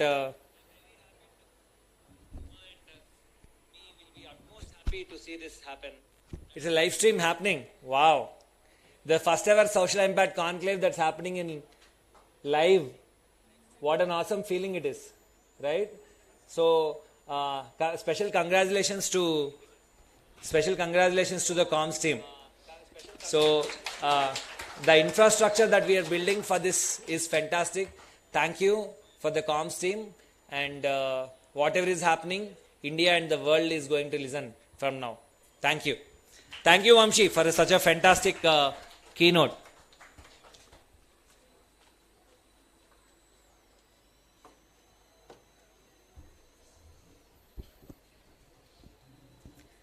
Thank you so much, Mayur sir.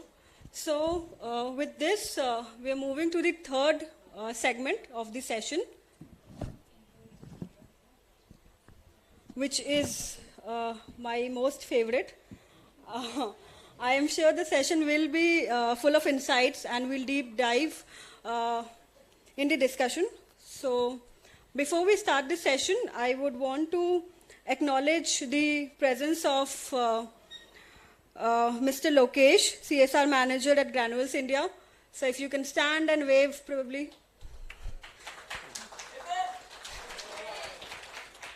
Mr. Ravi Kumar, former Vice President, Coherence India. Dr. Jayavardhan, heading our White Coats Clinic at Kutbullapur, the first clinic, yeah.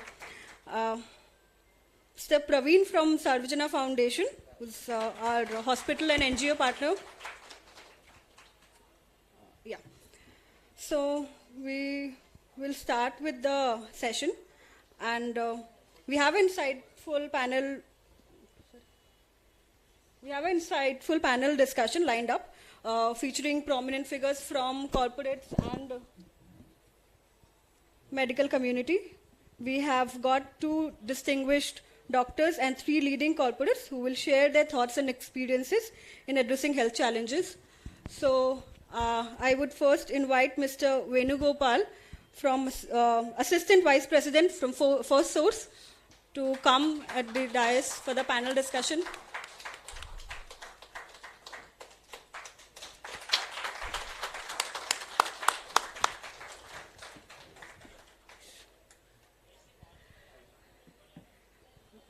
Next, please have a seat, sir. Next is Mr. Vamshi, Program Manager at Infosys.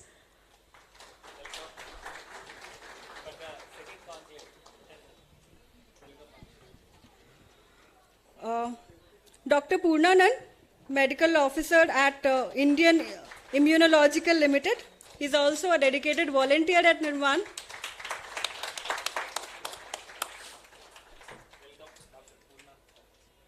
And Dr. Sandeep, Assistant Professor at Sangareddy Medical College. He has also worked previously as the Deputy Superintendent at TIMS, Gachibowli during COVID crisis. And the panel will also have Dr. Bala Sundar, Associate Director, White Coats from Valley Momentum. He'll be joining us shortly. And of course, our doctors, Dr. Rajesh and Dr. Aparna.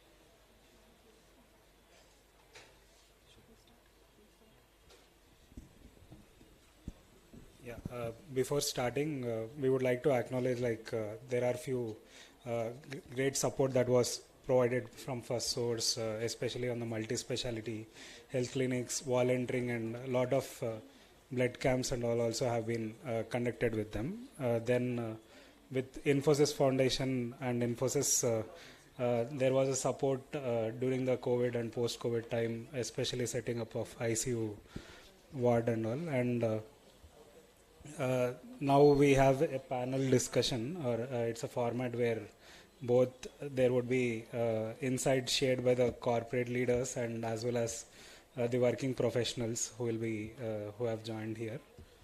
I hand over to Deepthi for moderating the session.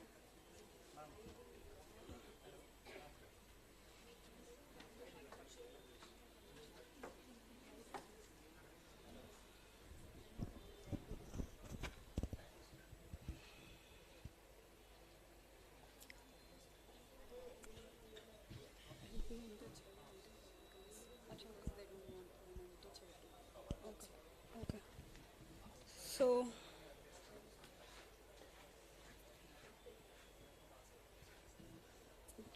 I'll just, I have given a brief introduction, but just again I would want to say, starting from left to right, we have Mr. Venugopal, then we have Vamshi from Infosys, we have Dr. Purnanand, and then Dr. Sandeep, we have Dr. Aparna in place of Dr. Bala. So once he joins, we will move forward with Dr. Bala. So I would now start the discussion.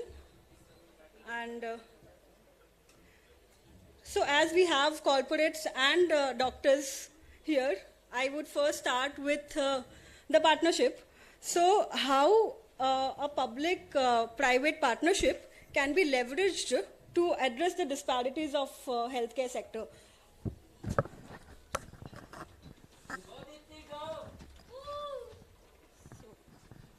Hello. So to specifically mention.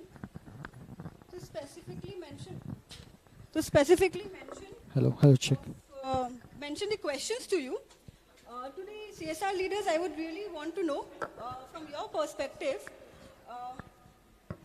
how do a systematic barrier within the healthcare system impact the effectiveness of a CSR initiative aimed at promoting health equity? I have a script written, so I'll stick to that. I know your question is a little going above my head. So I prefer to be there because as part of First Source, I'm just a proxy for my CSR head. Probably if he were here, then he would have given a more influencing speech, right?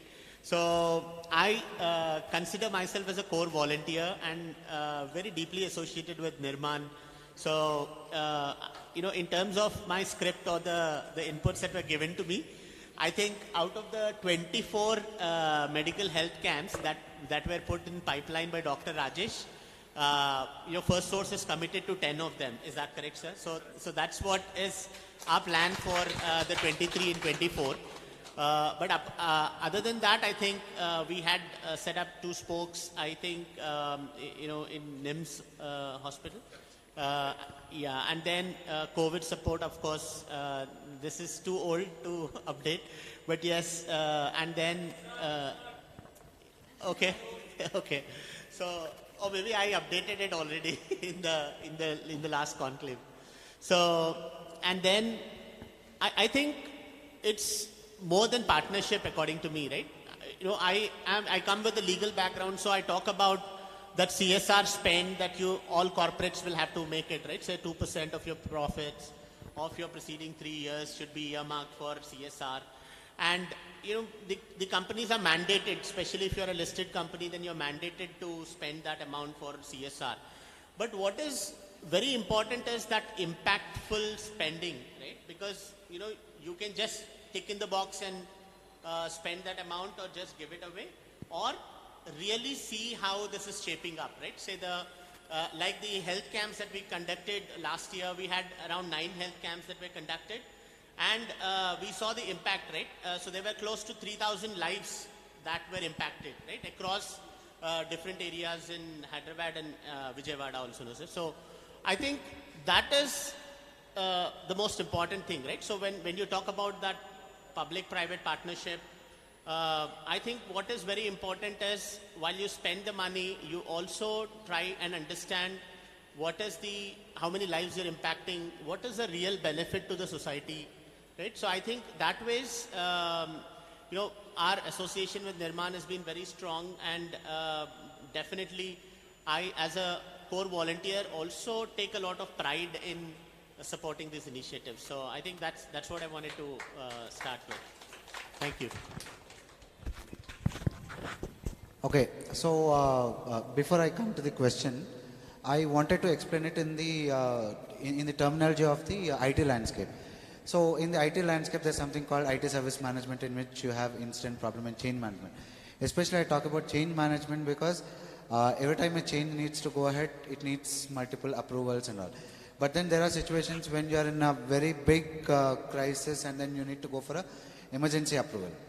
Now I'll come back to your question where we were in the COVID situation, and that's when Infosys with Nirmaan. So now, I mean, initially you might have thought I'll start with the boring topic of IT, but then I'm back to the question.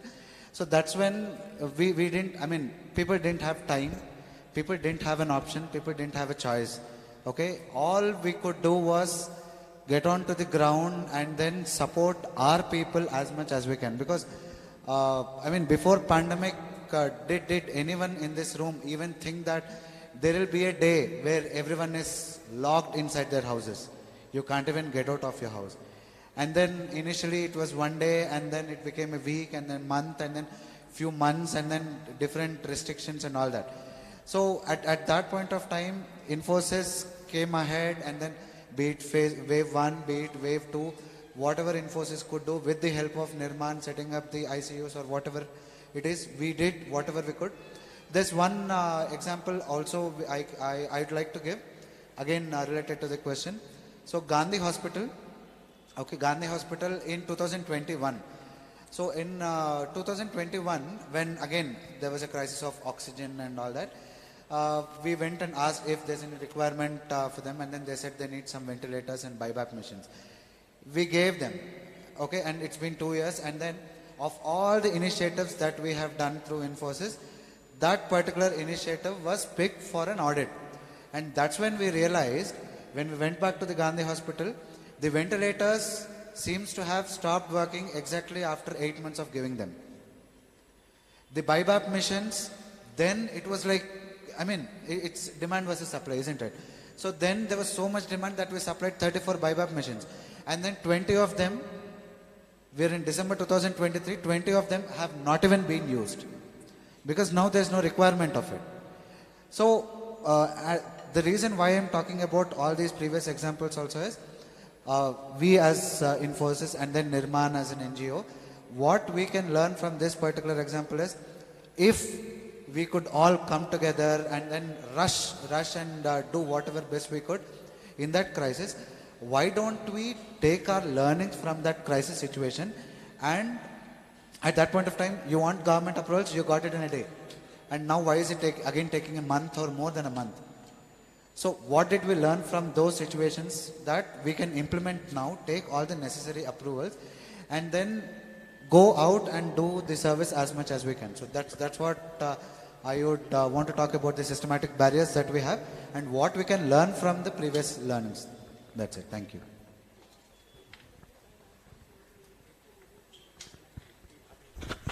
Thank you so much, Vamshi. That was, I could understand the CSR perspective of the barriers. But coming to doctors, you are here, you are there in the system, and I would really want to understand what are the systematic barriers you face in the healthcare system, which might contribute to the disparities in access and outcomes.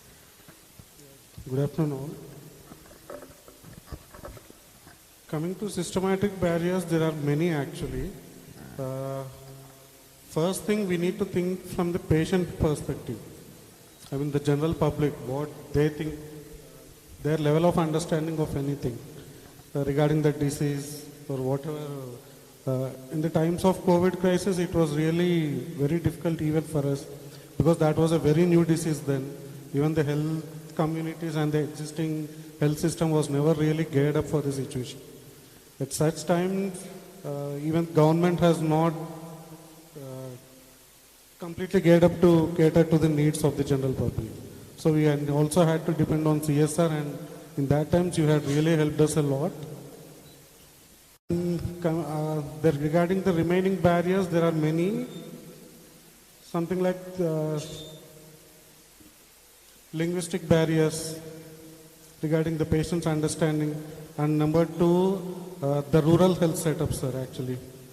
They are not the same as like the urban health setups, wherein they are very deficient regarding the basic needs also there. And number three, you can talk about the transport, the shifting of the patients from primary centers to the tertiary centers. That's one barrier which needs to be addressed actually. Mm, yeah. Most of the point, yeah. So most of the points sir has actually covered it, but at first, hello, am I audible? Yeah. Oh, thank you. So most of the points have been covered by the sir actually, but according to the doctor's perspective, so sir has rightly said that government and the health infrastructure as well as health department as such is not proportionate enough to the population growth. So the amount of the population and is absolutely not proportional. So little infrastructural development in the rural setups, and mostly like there is a huge difference, huge gap that we in our urban setups are like very much accessible to the any type of health infrastructure, be it paid or unpaid or free, basti dawakanas, whatever. But then rural as well as the tribal population, so the accessibility and the transport, these both are most important barriers as such. And recently me and our team has visited the petrol chain. So it is almost 30 to 40 kilometers away. There is an any basic PHC available for them. So those are primitive tribal group hamlets. Major barriers are this thing, which our Nirmaan initiatives such as telehealth and teledialysis, those are addressed by us. That's it. Okay, thank you so much. Ravi Kumar sir, I give your thoughts on this.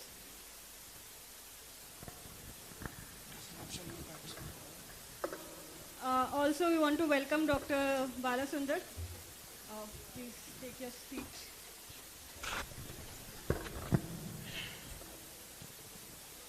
Namaste and good afternoon to each one of you. Thank you, Deepthi, for this opportunity, and for the question related to public-private partnership, I would recall two very important projects in the space of corporate social responsibility, which I will brief you in maybe about 4 or 5 minutes. So the first project being it is related to medical health and family welfare. It is in association with Government of Andhra Pradesh and Government of India, and with the then employer of mine, and where I was officiating as a CSR Vice President. That is actually the state of Andhra Pradesh. Place is Jagayapet.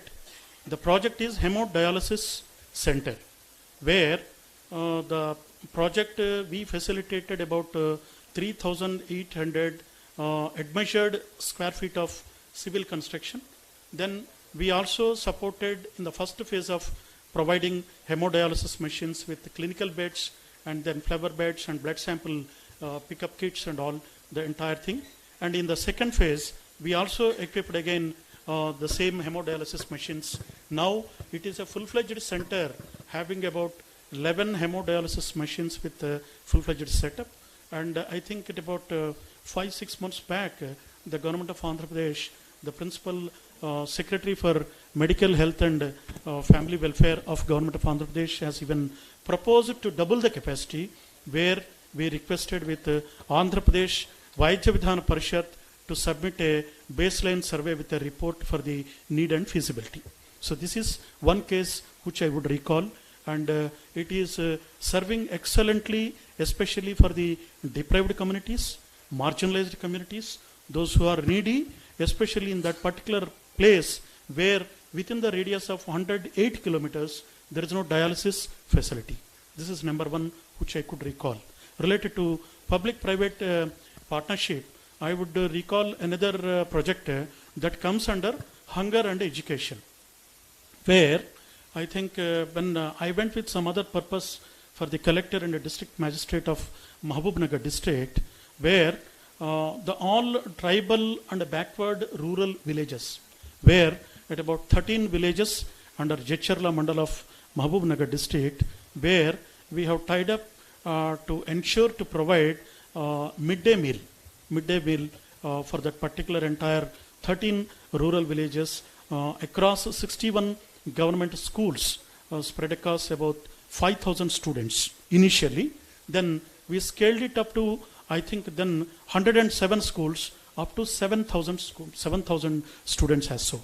These both have given a enormous amount of impact in the not only the society of that particular villages and schools, but also to the student community here at Mahabubnagar, and also to the needy patients there at the NTR district currently, and erstwhile Krishna district of Government of Andhra Pradesh. Thank you one and all.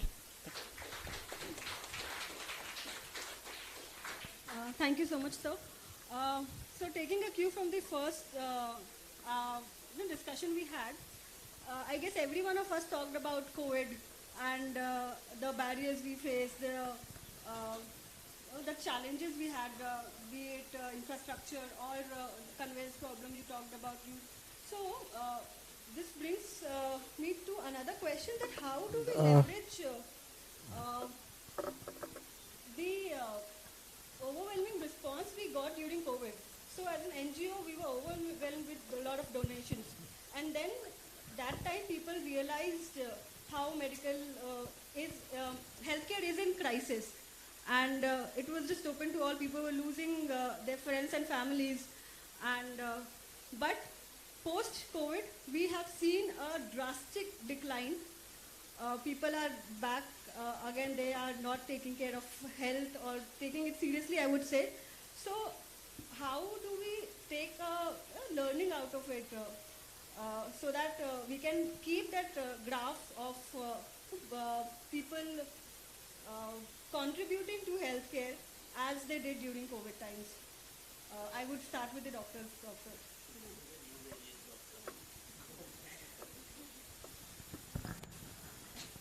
So, people, hello.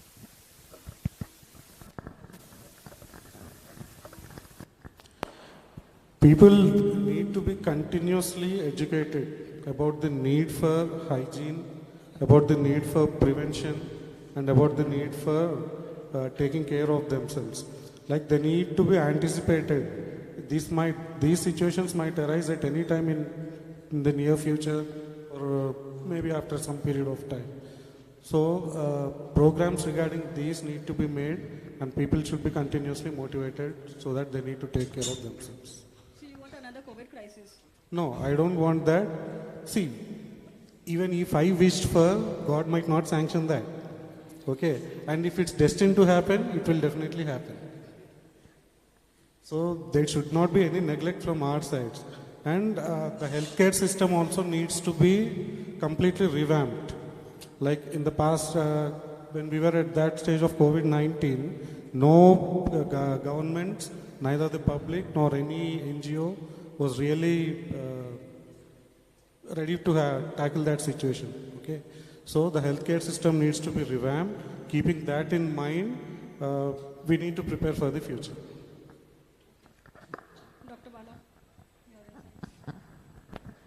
I'll concur with him in terms of the of being equipped ourselves to face any kind of pandemic that will come in future. It might happen in any year, it might happen in 100 years or 200 years, but as a healthcare ecosystem itself, we must be equipped to deal with any kind of pandemics that might happen in future, which is going to happen. Nobody can stop it. It might happen after 100 years. It happened in 1920 again. It happened in 2020. Hope, let us, it will not happen. Though it has taught many lessons for us, few good things which COVID did was like the digital adoption, the telemedicine part of it, which helped, to be frank, telemedicine helped the limited number of doctors and healthcare professionals in India who were able to cater to a large extent of people, apart from tele-ICU. So there are a few happened with the pandemic as well. Hope we will continue that. Yeah. Technology and innovation also needs to be introduced.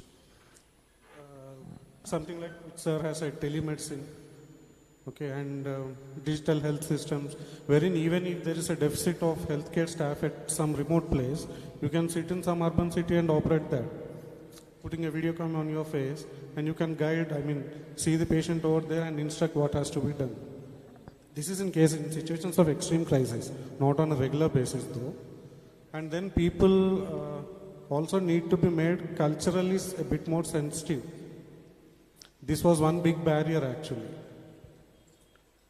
People were reluctant to take vaccines initially, and they never actually believed that there is this disease called COVID.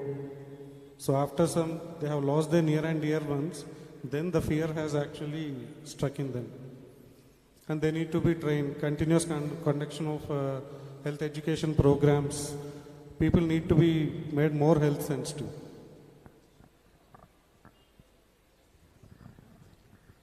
Nothing to add as such. Okay. Both of them have covered everything. Okay. So as leaders in corporate social responsibility, how do you envision the leveraging the insights we gained during COVID crisis? And how do we make it more resilient? This is a known question, so I'll answer. So I also happen to be the business continuity lead for my organization, right? So COVID has been a great lesson, right, for all of our corporates.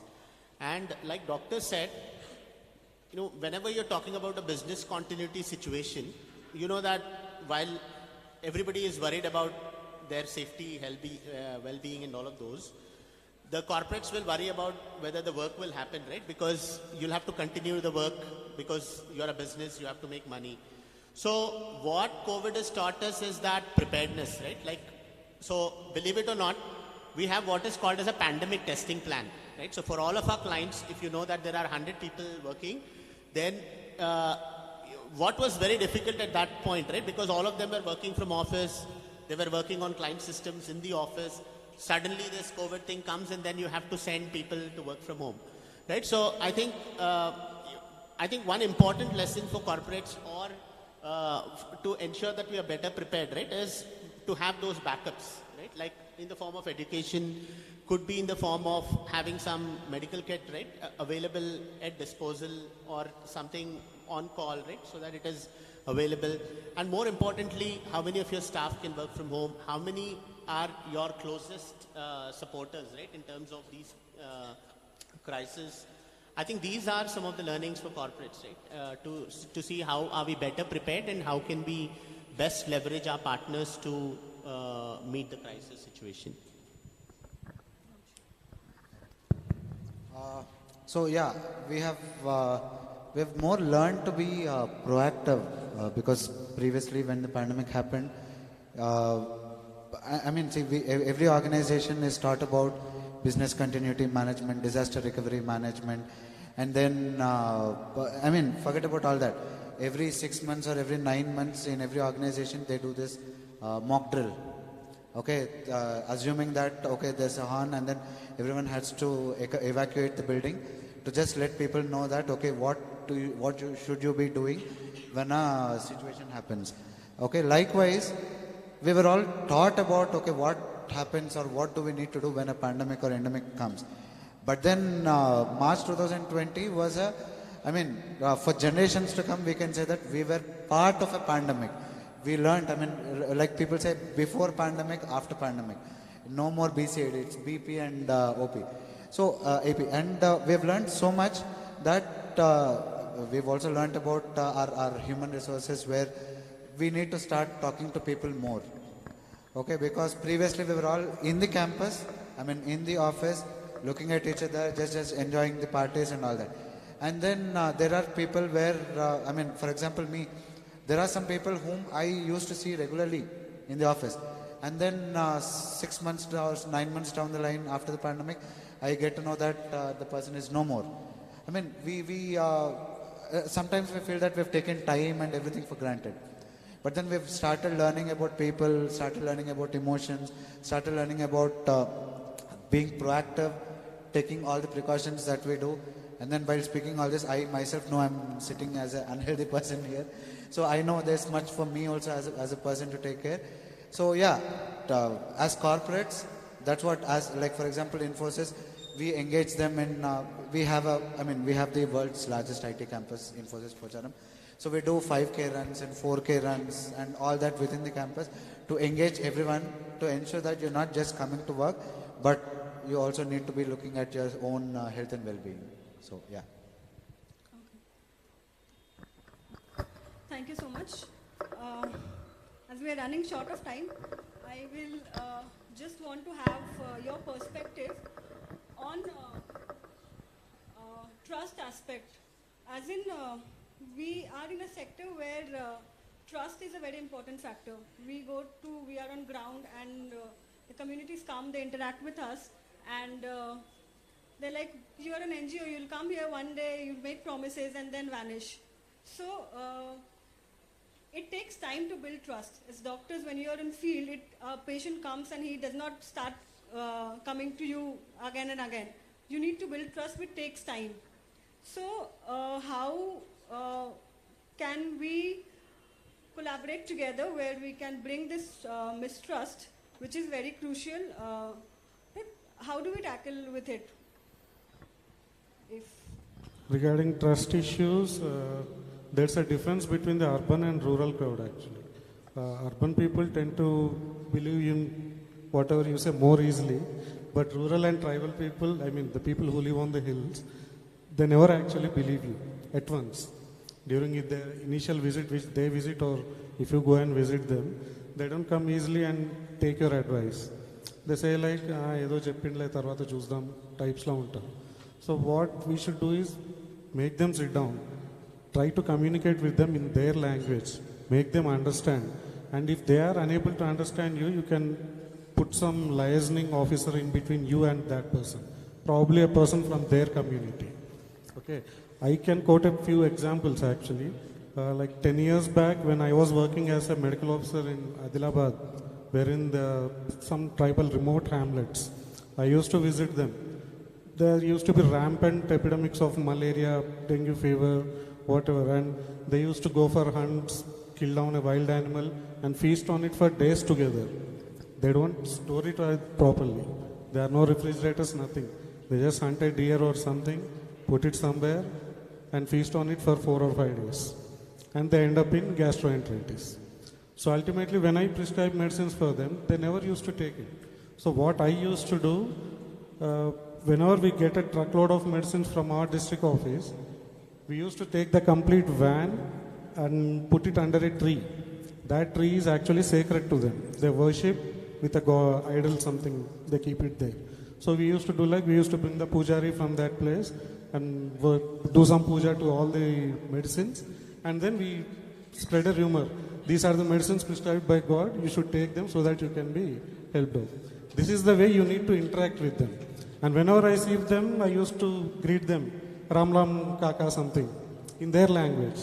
So this is how you need to, if they don't get into your shoes, you need to go into and get into their shoe. And that is one thing, continuous health education programs. You can employ community health workers from their communities. Sometimes the results also speak up. And yeah, these are some small initiatives which need to be done from our side. And then continuous education programs, you can update them also regarding the recent medical trends and practices. So these are the sort of things which can help you out and help the general community in particular. To add on this, there are actually, as Sir has exactly demarcated between the rural as well as the urban. In rural, specifically in rural as well as tribal people, there are n number of myths. So the only solution what can cater the thing is education, be it the primary education and health education. So both could cater the real solution. And they are the social impacts for health actually. Exactly. Education, I mean literacy, housing, these are all the indirect influences for health of the public. If those patterns are good, then obviously their health will also be in safe hands.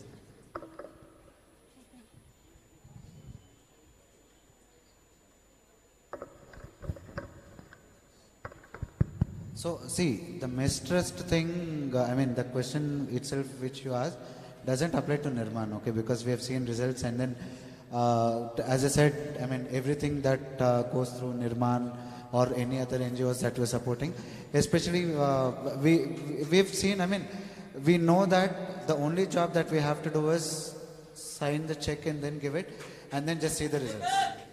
That's it. Thank you. So the problem comes when, I mean, because apart from Nirmaan, we have partnered with other NGOs also, one of it being Grace Cancer Foundation. So there's a cancer hospital in Nizamabad, for example. It started with 1 or 2 patients, and now they're treating around 200 patients per month, and Infosys has donated around 20 ICU beds, and then that will help treating again like 200 patients per month. So as and when you start, because like they said, rural people, it's too difficult to get into their minds, get into their shoes, get into their hearts, saying, okay, these people can actually save us. Because they've had their age-old sentiments and age-old medicines or medication or what all. And they feel that, okay, all this, what do you say, there's some terminology called English medicines. So they feel that English medicines are only for money. But then there are many medicines which actually change lives, right? So it takes time for them to get used to the doctors, because more than the medicines, more than the services, more than the facilities, it's a human touch that they long for, especially the urban people. And the moment they have that touch, they don't treat you like a doctor, they almost treat you like a god. So, and we as IT corporates, we are only messengers. We're just doing the postman job, getting the money or fund approved by the foundation and then giving it to the needy. But at least even that postman job is giving us satisfaction. So, yeah. Yeah, I think, trust is all about you knowing the facts, right? See, I mean, so when will you trust or mistrust somebody? When you know, you can't see what the person is. So long as you are aware, you are involved, you get to see the impact, I think the problem is solved. There's nothing like mistrust. So I think, I will specially talk about the medical health camps. When you yourself are part of that camp, you see how people are getting treated, what kind of ailments people are having, and then they come back. And more importantly, I was speaking to Sabha, So we had a list of 9 camps proposed last year. And one of them was my request, because I said the place where I stay, there's a slum. And those people are in dire need of the support, right? Because, so I first thought that, okay, so my job is just to give them money and go inaugurate or do that inauguration and then get some claps and come back, right? As a corporate, people also do that, right? So, but when I made this request, immediately Dr. Rajesh and Dr. Aparna, thank you so much, ma'am, for considering that, right? Because, according to me, that is the real impact, right? Because the moment I said, they said, okay, so let's see, send some person to see. And then in 2 weeks' time, there was all required permissions taken. And then I know among the 9 camps, that was the camp where we had the highest turnaround, right? And then the reason why I call this out is, even when I go to that slum, I have some friends there. They talk about when will this happen next time, right? So I think that's the impact that Nirmaan had brought. And I mean, there's no question of mistrust at all, right? So, yes. Thank you so much, Dr. Rajesh. Follow up the camps is also very essential. Taking feedback and respecting their thoughts on that can also earn us a lot of trust. Thank you so much, everyone. That was indeed a great discussion. Thank you for your insights.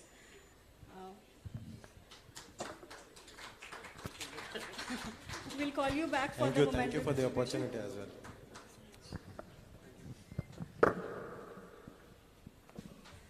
I would now like to invite Dr. Jayavardhan, who is taking care of the first white coats, Nirmaan's first white coat clinic.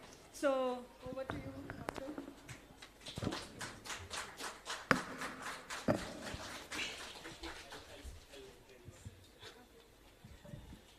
So everyone, very, Dr. Jayavardhan is very special. Of course, he is special for two reasons. One is Dr. Rajesh friend. So it's a chain of trust. Yes or no? That's also special. So more than that, he is very special to Nirmaan also, because anything that we do at the first time, it's really difficult, right? When we were looking at a full-time, from volunteering effort to Nirmaan converting full-time, very difficult, no? First few persons. And those are the persons who are very special for us also. Like that Dr. Jayavardhan has taken this step forward in trusting Dr. Rajesh and also Nirmaan, Team Nirmaan, that he can give his full-time career into running the White Coats Family Clinic for Nirmaan. So I definitely would like to thank with a great round of applause from each one of you.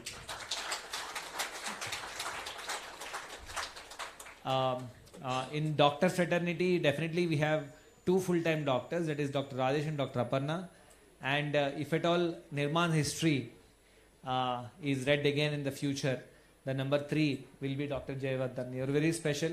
Thank you for running the White Coats Clinic for us, from us and also from Value Momentum. Where is Dr. Bala? Just saw him here. I think he's around.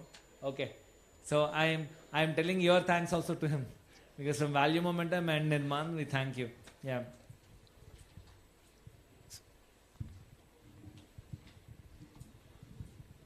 Hello, good evening everyone. I'm grateful to be here. Thank you Mayur sir, and thank you Rajesh, thank you Bala sir for giving me this wonderful opportunity to serve the society.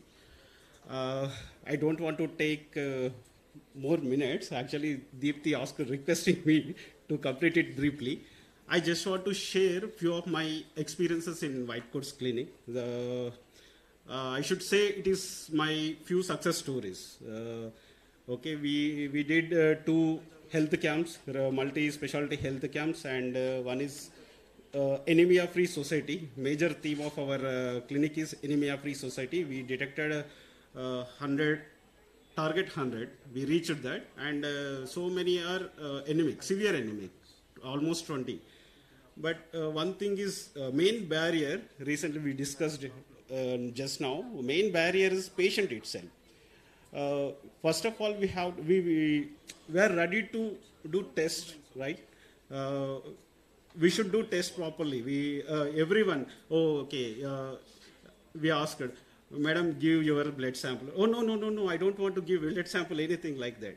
No, if you detect early, we can treat 100%, surely, okay? Recently, we detected 1 breast cancer, like thing only. Initially, they are reluctant to do FNSC test, simple needle test. After convincing her with the support of her husband, she did her FNSC test. Came as positive for breast cancer, and we confirmed it by doing biopsy also. That is my success, clinic success, absolutely.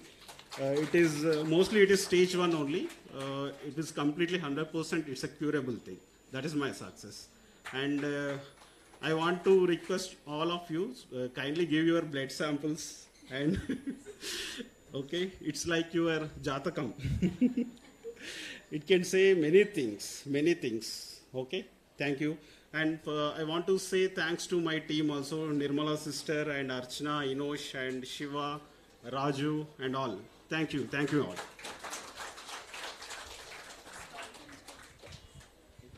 I think this is the first I ever heard that having a blood test stall in such a kind of events. We usually have some homemade products, organic products, but giving blood samples and getting tested is one of its own kind.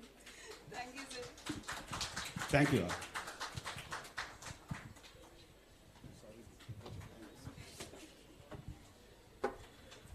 I would now request Dr. Bala to come and talk about the association we have, and for trusting us for this primary family clinic. And did you see the stall, White Coat stall? Please give your blood samples. Thank you very much. Thank you, Nirmaan. Thank you, Mayur, Uma, Dr. Rajesh, Dr. Aparna, and Deepti, of course, for giving me this opportunity. I'll give a brief about what Value Momentum and White Coats is doing to impact healthcare, especially through Nirmaan. Actually, this has been started as a doctorpreneur model with three main objectives. First is the social impact, to provide accessible, affordable healthcare to the needy people. The second is the doctorpreneur model, where we want to inculcate the entrepreneurship in doctors, so where the doctors will adopt that clinic and then they'll run the clinic beyond. So basically we will be supporting only 3 years. The first year it will be 100% support, second year it will be 66, third year it will be 33, apart from the OPEX which we are going to support initially. So after that the doctor has to adopt it and he has to continue the good deeds, the service to the community beyond, till the end of his career, so which is ideally next 30-40 years. So that is the second part of it. The third is the clinical part of it, which we want to provide that healthcare services, especially in the suburbs, rural areas, tribal areas, where the accessibility is on the lower side. So I'm happy, I'm very happy, though it is only 4 months or 5 months since we have started this program with Nirmaan. We were doing with another NGO since last 2 years, but we could not see the results what we wanted to see. We are already discussing to integrate that with Nirmaan's White Coats clinics as well. So that should also be done probably by end of next month. And then we are really happy to see the results, the positive results within the 4 months. And then we are very confident, and then we are hopeful that we will do the third clinic in next 2-3 months. Thank you so much. Thank you for giving me this opportunity, and keep continuing the good work. Thank you. Being a part of health initiatives, I request all of you to make use of our physical services as well as mental health specialist services to the best, because we don't get those kind of services for free wherever we go. So please make sure that you use and make it a pulp out of our energies. Okay? Please make use of our services available. So I will conclude this health session.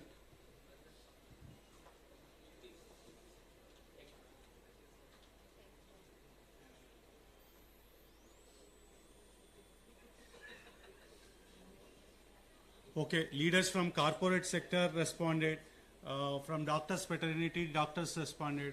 I'm mixed one from social sector, and as a doctor, I will conclude this health session. Do you know life expectancy during 1900? It was 31 years before Spanish flu. Before COVID, that is around 2019, life expectancy was 72 years. So world has become a better place to live, but that improvement is unequally distributed because of these health inequities, where that Nirmaan we want to address. So as a Nirmaanite, we want to make this planet a better place for us to live in and pass it to our next generation in a condition better than we got it from our parents. Thank you. Thank you so much, Dr. Rajesh. As we envision to expand our health care vertical, we are getting into technology. We are integrating technology with healthcare, and I would invite Narmada to come and talk more about it.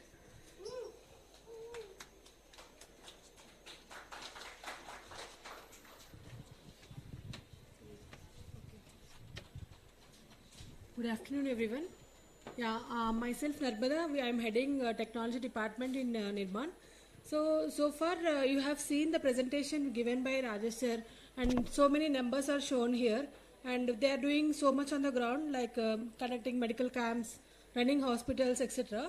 But I feel like they don't have proper system to record all this data.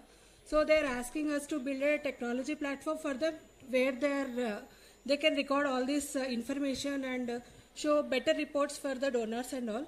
So it is much need for them right now. So if it would be good if any CSR partner can come forward and support for that initiative. So along with that, as you see, like we are going to run many hospitals Even now we are already running few clinics, and in future we are going to expand more. So we need an end-to-end hospital management system as well.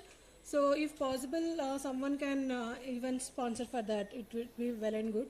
And we have an in-house capability of building the technology. So we can leverage our team to build that. But only thing is that we need is like the support from the CSR partners. Yeah. Thank you. Thank you so much. Thank you so much, Narmada. We hope to see tech in healthcare very soon. And with this, we conclude our third session. And I would invite our central leaders on stage, all the panelists, to be on stage for the memento distribution. Dr. Rajesh, Dr. Parna, please. Mayur, sir. Yes. We'll be distributing the mementos. So.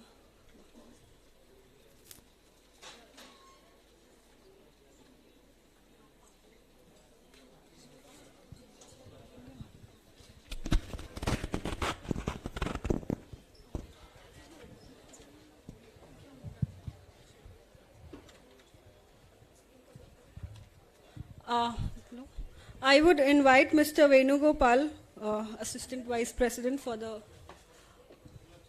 memento. Yeah, central leaders.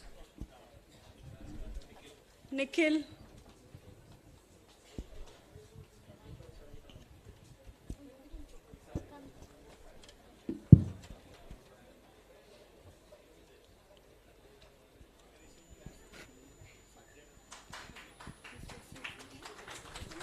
Sabha.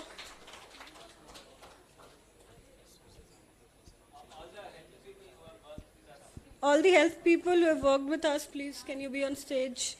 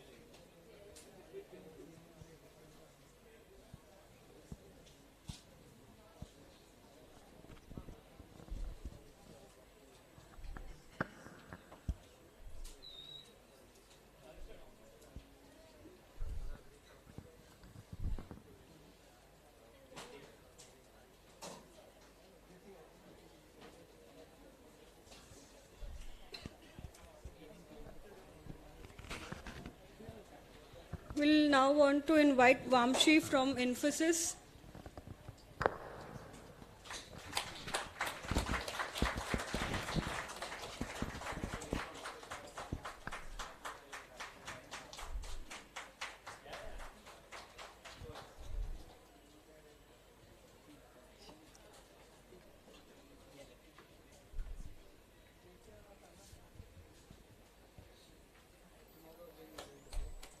Dr. Bala.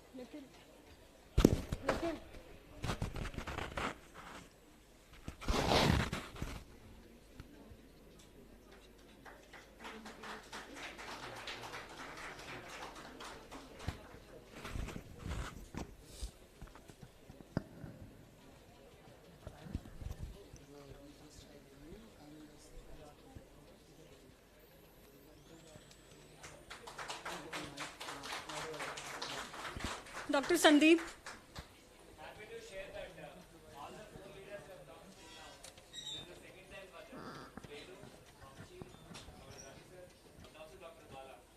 It really shows how much of affection they have and how much of trust they have on Nirmaan team. This clap is for that. You know, the leaders coming for the second time, it means a lot. Dr. Sandeep. Here. Our team.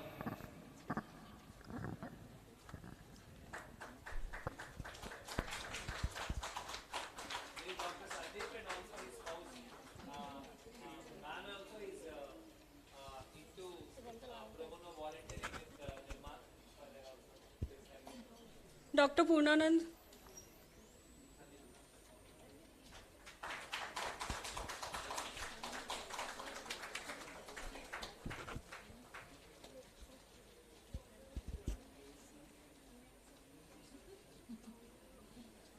Mr. Vamshi Krishna from NATCO. He went? Okay.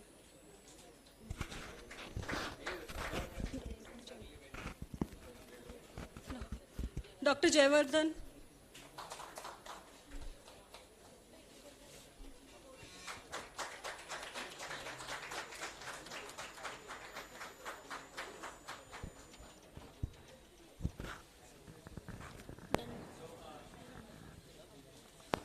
As a customary, I would like to make an appeal to the CSR leaders here. You would have received one brochure, which is very, very important and for us. So, Venu, Vamshi, Ravi and also Dr. Bala, where is he? Sir, please open this brochure. As I explained, this is very important for entire team Nirmaan. The communications, partnerships, technology and also execution team together has built this brochure. So our aspiration is to reach to our impact to all the 750 districts plus which are there in India, which is covering 20 to 28 plus states and 7 union territories. So by 2030, it's a very, very large aspiration, and for that dream to come true, we have designed this brochure. I should not say we, it is not much involvement of our central leaders. It is all the 4 teams that they have prepared. So I would like to highlight 3 important aspects on this brochure to Vamshi, Ravi sir and then Dr. Bala and Venu. That this brochure has, if you open and see, this has a very first single highlight is, it has all the different programs, impact verticals that it has. Education, economic empowerment, health, environment and rural development and more. And second important highlight I would like to share with you is, when any CSR leader looks at this brochure, they will have a clear clarity on what is the number of months of projects that they can do. 3 months, 15 months. As you know, this is important aspect for every CSR leader. Because you people have projects which can be done immediately before the end of the year for March because of CSR Act, and you want to do 15-month projects, you want to do 27-month projects, etc. So all the projects which can be listed, not only in programs, but we have put technology projects also into this proposals. So that third and last highlight I would like to mention is that this also has projects with budget line items. So that means, say for example, you or your corporates, you have friends in CSRs of different corporates, please introduce to us. We will explain them. Say for example, if they want to spend 5 lakhs, this brochure has the projects.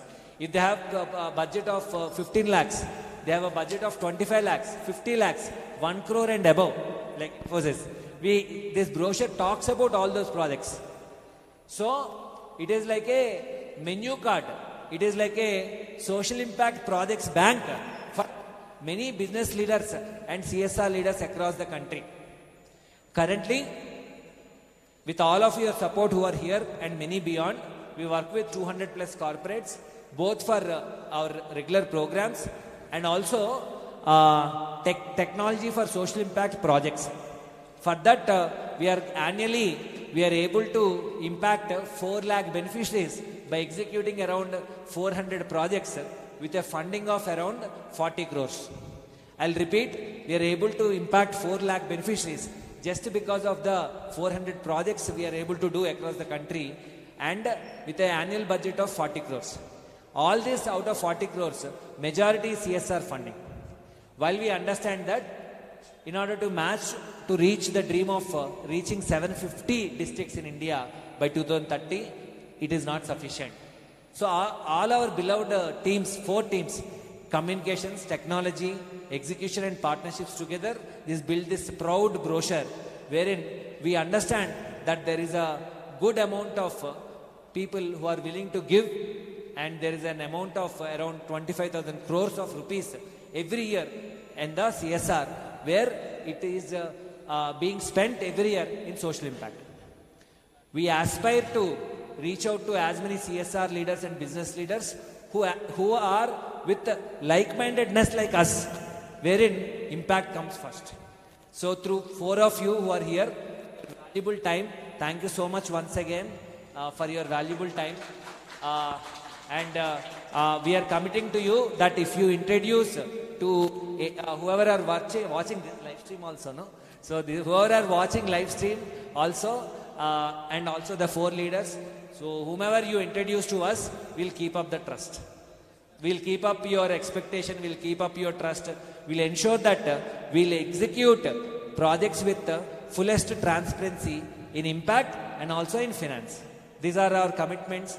We'll continue to put the core values, what you have seen, why you have come, because you have told that we are transparent, we are truthful, and we are responsible. You felt that. And what we want to tell you is, we will 100% try not to change even a bit from these core values. These are commitment, these are continued promise. And to 4 of you, please help us reach to more through your friend circle. Through word of mouth only we have been, for 18 years we have been working. And we are living for this mission. Thank you so much. We have only one passion, the rise of a great nation. Chakde. We'll do Chakde together? Okay. Now, not only the hall, even the social media virtual platform should feel the energy of it. Okay? Okay. Let's go for it. Let's go for it? Yes? Okay. 3, 2, 1. Chakde! Okay, good. Let's do it again. Together. Frequency, matches and resonance will come. 3, 2, 1. Chakde! One last. Start. 3, 2, 1. Chakde! Thank you. Thank you so much. I welcoming all the friends for the next session also who have come. And also UST, our team members have also come. This social impact conclave versus last social impact conclave. To all the people, there are stalls here. Don't miss them out. For sure, it's a worthy watch, number 1. Number 2, this time we have live streaming. Number 3, we have good artists also coming and playing and musicals. Thank you.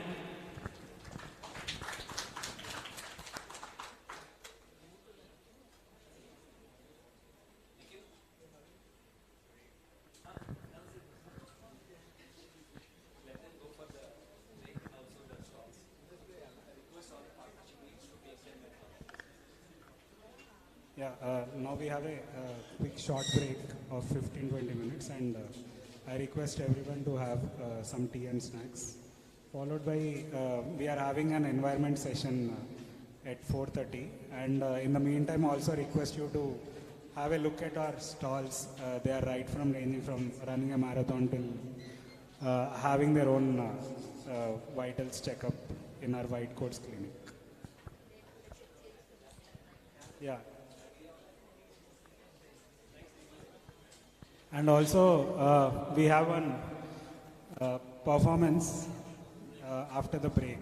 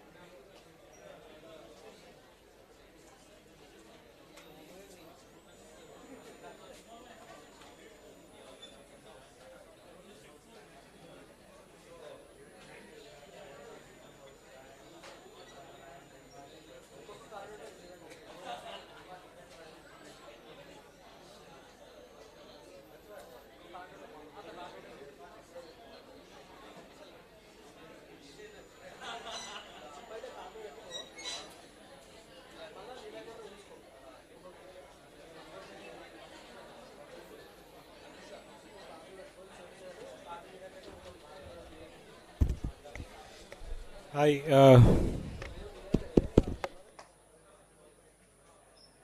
Hello.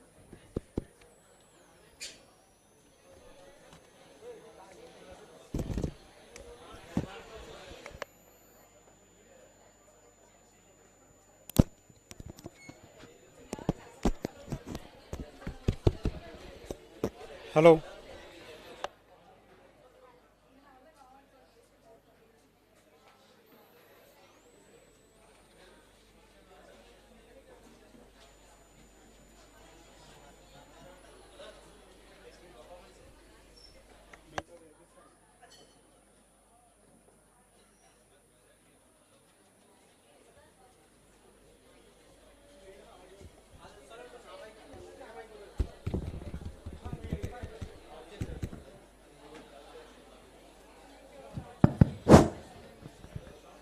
Hi, good evening everyone. Request all of you to be please seated. Before we begin the environment session, we are hosting a small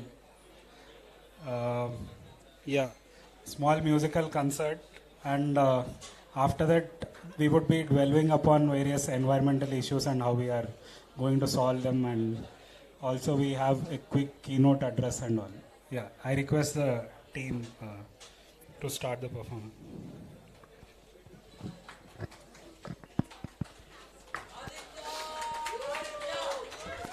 Hello.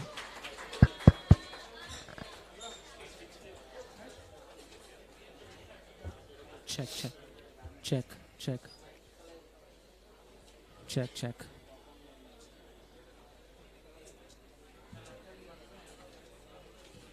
Check, check, check, check.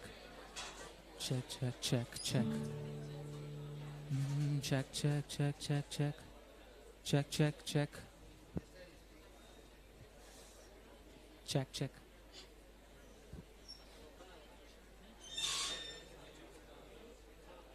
Okay, before the mic connects, how are you guys? How is everyone? How is the Josh? Okay. Okay, the mic is here. Check the. Okay, I've been part of Nirmaan since I have known Mayur Anna. So he used to study in Bits Pilani. I used to be this small kid. So we used to talk about him. He was a district topper in 10th class. From then he used to be in TV all the time. Every day we used to get scoldings from my mom. No, not me. I'm kid, so my sister used to get. So see, Mayurana, he's studying so well. You're not doing anything. You're good for nothing. But we still love him a lot. So that's where my roots for Nirmaan comes from. Trying to be part of Nirmaan in some way or the other. So I'm pursuing singing as a career. So whenever I get to be part of Nirmaan, I'll be happy to be here. So I'll be this is Andy on guitar today. Hey everyone. So we'll be performing few Carnatic melodies and film compositions for you guys.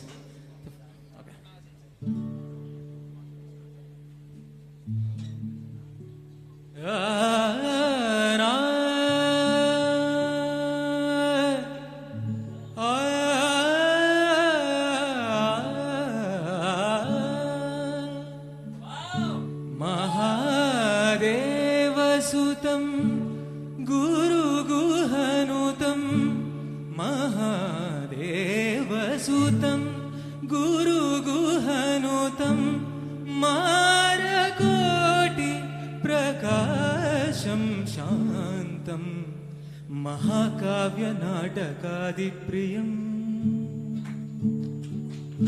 Mahakavya Natakadipriyam Mushikavahana Modakapriyam Mahakavya Natakadipriyam Mushikavahana Modakapriyam Mahaganapadim Manasa Smarami Mahaganapadim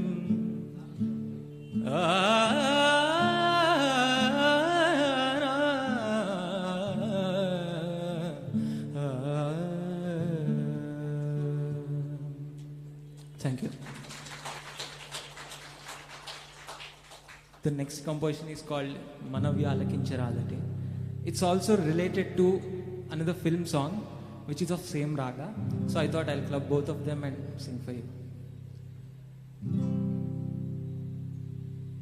Ghanudaina Shri Ramachandruni, Ghanudaina Shri Ramachandruni, Karunantarangamu Telisina Manavyala Kincharadate, Marmamilladil Pedane Manasa Manavyala Kincharadate, Marmamilladil Pedane Manasa Manavyala Kincharadate.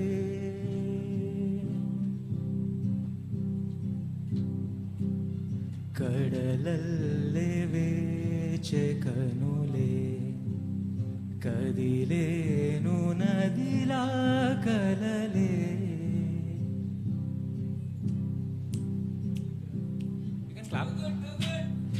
ಕಡಲಲ್ಲೇ ವೇಚೆ ಕನುಲೆ ಕದಿಲೇನು ನದಿಲ ಕಲಲೆ ఓడి చేరి ఒకటై పోయే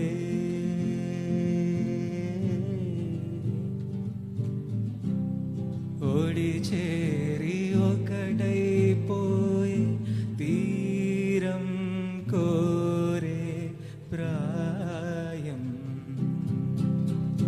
విరహం పొంగెలే హృదయం ఊగెలే అధరం మంచులే మధురం కోరెలే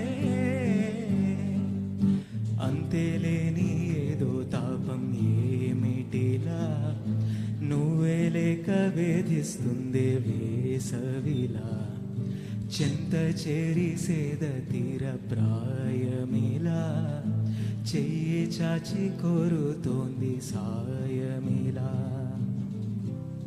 కాలాలు మారినా నీ ధ్యాస మారునా అడిగింది మోహమే నీ తోడు ఇలా ఇలా. Thank you. So the next song is a Hindi song. How many of you are Coke Studio fans here? Okay, so this is for you guys.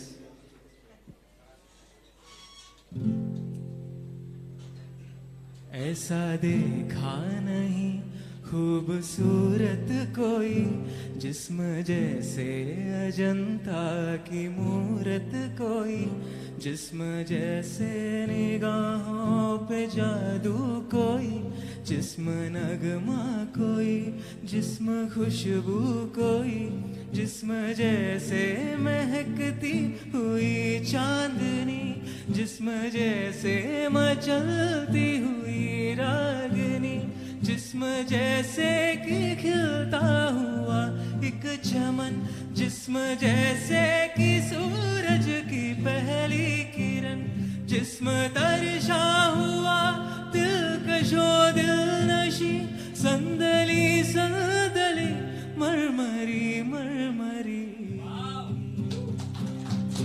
उसने जाना की तारीफ मुमकिन नहीं उसने जाना की तारीफ मुमकिन नहीं आफरी आफरी आफरी आफरी तू भी देखे अगर तो कहे हम नशी आफरी आफरी आफरी आफरी उसने जाना की तारीफ मुमकिन नहीं उसने जाना की तारीफ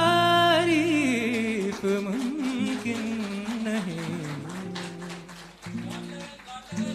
चेहरा एक फूल की तरह शादाब है, चेहरा उसका है या कोई माताब है, चेहरा जैसे गजल चेहरा जाने गजल, चेहरा जैसे कली चेहरा जैसे कवल, चेहरा जैसे तस्वीर भी तस्वीर भी, चेहरा एक ख्वाब भी चेहरा ताबीर भी, चेहरा कोई अलिफ लैल भी दास्ता, चेहरा एक पल यकीन चेहरा एक पल गुमा, चेहरा जैसा कि चेहरा कहीं भी नहीं।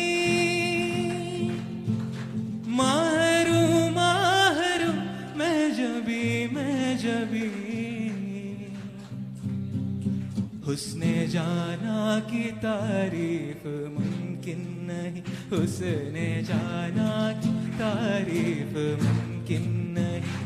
आफरी आफरी आफरी आफरी तू भी देखे अगर तो कहे हम नहीं। आफरी आफरी आफरी आफरी हुस्ने जाना की तारीफ मुमकिन नहीं। Thank you so much. Thank you. So, I would like you guys to sing this next song with me. Okay? So, this is a very simple song. Almost everybody in India know this song in some or the other languages. Okay? Right.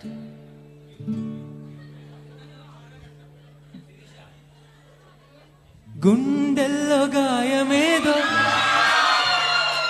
గుండెల్లో గాయమేదో. Louder, I can hear only 10 people singing. 1, 2, 3, 4. గుండెల్లో గాయమేదో. Okay, I'll sing. No, they know the lyrics on here. Okay. 1, 2, 3, 4. కమ్మని ఈ ప్రేమ లేఖనే. Nice. 1, 2, 3, 4. ప్రియతమా కుశలమే ఊహలన్నీ పాటలే. I'll show you the lyrics. 1, 2, 3. ఈ పాటలే కనుల తోటలో తొలి కళల కవితలే మాట మాటలో ఓహో కమ్మని ఈ ప్రేమ కేకనే రాసింది హృదయమే. 2, 3, 4. ప్రియతమా నీ వచట కుశలమా నీ నిచ్చట కుశలమే. గుండెల్లో గాయమేదో చల్లంగా మానిపోయే మాయ చేసే ఆ మాయే ప్రేమాయే. ఎంత గాయమైనా గాని నవేనికేమి కాదు పువ్వు సోకి నీ సోకు కందేనే. వెలికి రాని వెర్రి ప్రేమ కన్నీటి ధారలోన కరుగుతున్నది. నాదు శోకమోపలేక నీ గుండె బాధపడితే తాళనన్నది. మనుషులెరుగలేరు మామూలు ప్రేమ కాదు అగ్ని కంటే స్వచ్ఛమైనది. మమకారమే నీలాలి పాటల రాసేది హృదయమా. ఉమాదేవిలా శివుని అర్ధభాగమై నాలోన నిలువుమా. శుభలాలి లాలిజో లాలి లాలిజో ఉమాదేవి లాలిజో లాలి. Come on, sing. కమ్మని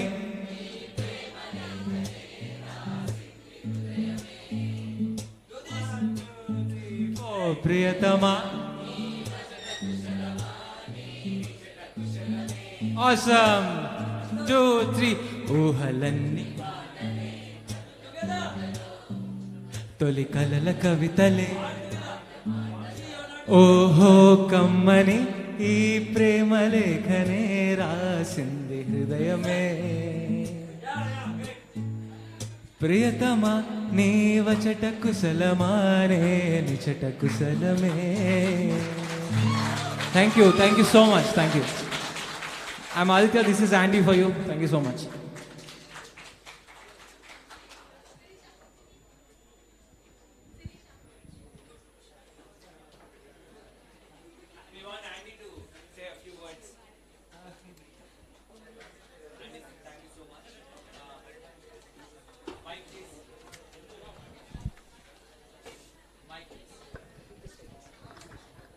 So, a big clap, a huge round of applause for Andy and Aditya.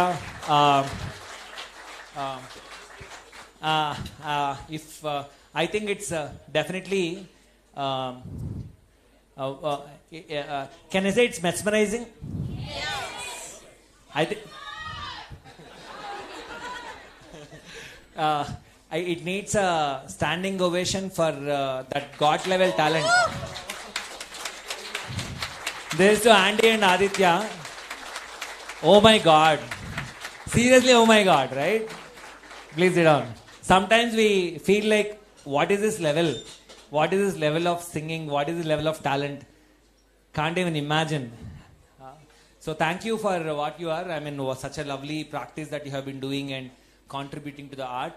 In the morning also, we thought that, artists who come for social causes are very special, Andy. He knows about it, but this is the first time I am knowing about you.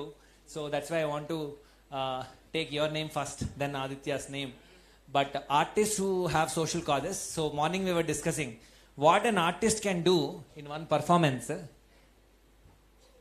Many other people like us can't achieve it even in few conferences like this. That much of power. I have to tell you, what you have achieved, we can't in our lifetime. I know, but let me take this analogy of creating awareness about a social cause. Artists have a lot of power. So thank you for using your God-given gift and your hard work for the social cause. Coming to here to Nirmaan platform is very, very close to our heart. What do you say? Yes. So this clap belongs to both of you. Thank you. May God bless you and be entire all of our wishes, best wishes to you, to your family, to your success in your personal and professional lives. Thank you so much. A small token of gratitude. Andy, come over.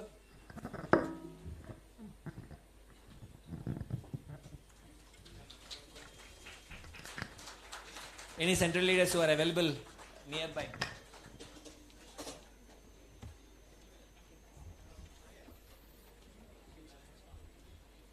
Can join, yeah.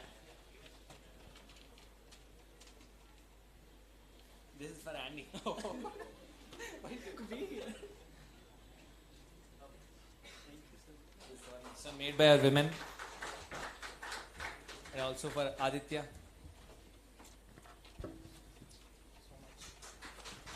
I would like to invite Anusha onto the stage. Aditya's better half.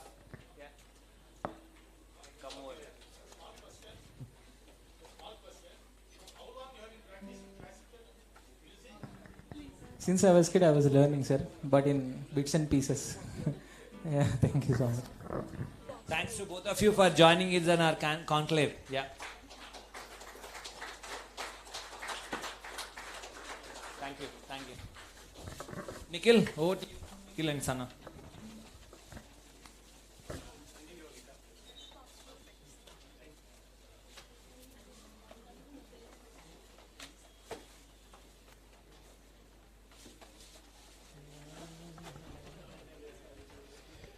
Thank you.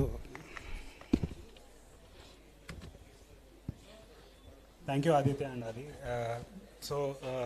Now we begin the session on environment. We know how important it is, and also taking a cue from the recent disasters and all. Also, we understand how we need to protect our environment and all. Before jumping into the session and also presenting on what we have done over last 1 year and what we have planned over next 1 year, I would quickly wanted to acknowledge the presence of the team from DBS Tech. Kusum and Amina, both of them are here. And apart from that, There's representation from EPTRA also, Rajesh sir, and then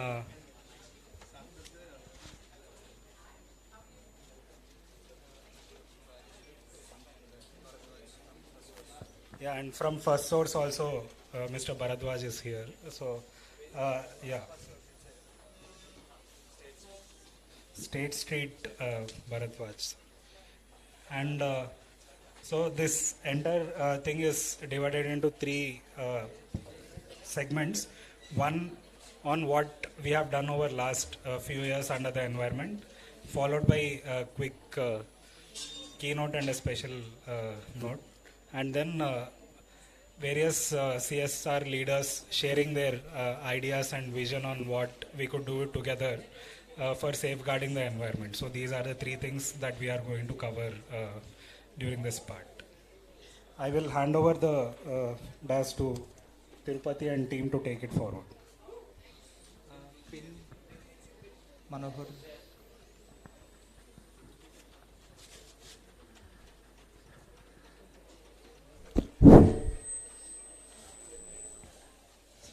Good evening, everyone.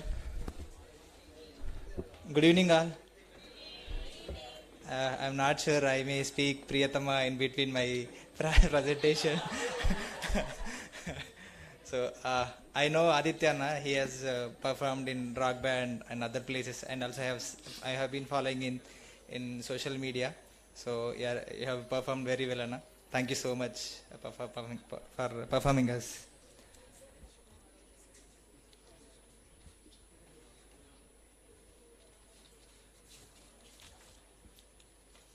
Screen change. So this is Tirupati. I'm working for the environment in Nirmaan.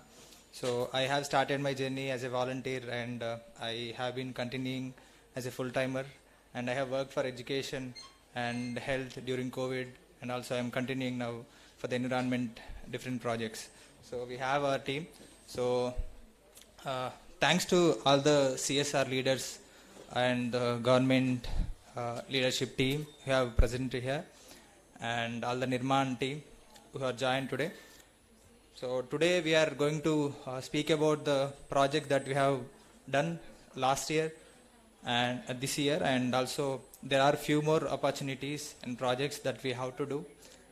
So we will be requesting you to take up few of the projects. So we are taking up few of the things, and these are all the need of the programs. One is water pollution. Why? Because as per the reports from the Pollution Control Board, 61% of the water wells that are critical contamination. So that is one reason, and also the deforestation. We have to maintain 24.6% forest cover, and we are at now 21.7%. So we have to do more plantation and reforestation. That also one of the reason, and also climate change. We have been seeing many floods and cyclones that are occurring. As per the Climate Risk Index 2022, India, it's a 2020 report. India is at 5th rank, which is facing most affected climate change, considering last 2 decades reports. That is the reason I think we are facing climate change issues and the cyclone. And also the waste management. In a year in India, in a day, we are generating 1.3 metric tons of waste, and there are a few processes that we need to set up that is still in a challenge phase. So we are also proposing solid waste management project, which is in progress, and also the natural resource depletion. So I think most of them have seen Janata Garage movie, right? So we have to use our resources in an optimal way. We are like tenants. We have to use it, whatever we have, and we should hand over it to our next generation. So these are all the causes, and we are trying to do our bit by taking up these projects, the plantation and lake cleaning, different kind of programs as a part of our ESG. And I'll be taking you through different initiatives one by one. And also we are aligning with the UN Sustainable Development Goals, which are related to the ESG and 6 and 7, 11, and also the 12, 13, 14, which are aligned to United States Sustainable Development Goals. Coming to the first program, which are more corporates are adopting the plantation program. So this we are taking up to improve the forest cover and also improve the air quality and also the soil and the water to improve the water quality. And as of now, we have done 12 plantation programs and also planted 5,500 plus plants and engaged 2,000 plus corporate volunteers. This is a good achievement we have done in last 2 quarters. As of now, as a part of environment volunteering, we have done 5,000 plus volunteering hours, which includes lake cleaning, plantation program with the support of all our Nirmaan team. So we would like to propose few of the programs at the last that you can take up as a one time, as a long term. And also the lake cleaning program, which we are doing for one time activity to engage the employees, and also for the long term in a 2 to 5 years in a phased manner. So here in the lake cleaning program, we are engaging the local community, and hence by improving the ecology at the lake, the community health will be improved, and also by removing the waste and the plastic on the lakes, the creatures who are living in the lake will be safe. I will show one picture that we have taken in our recent lake cleaning programs. Because of the water contamination, most of the creatures could not live in the lakes that are there. You can see in the picture. So as of now, we have done 7 lake cleaning programs and collected 5.5 tons of plastic and waste, and we have engaged 600 plus corporate volunteers. So these 2 programs, plantation and lake cleaning programs, I request corporates to take up to engage our employees. So one thing I have understood, I have interacted, you can see 2,000 plus 600, I have interacted with almost out of 2,600, 500 people, and I understood that they have learned minimal thing like how to plant a tree. There is a mechanism in planting a tree that we have taken guidance from forest department and all, and that practice we have been following our plantation program.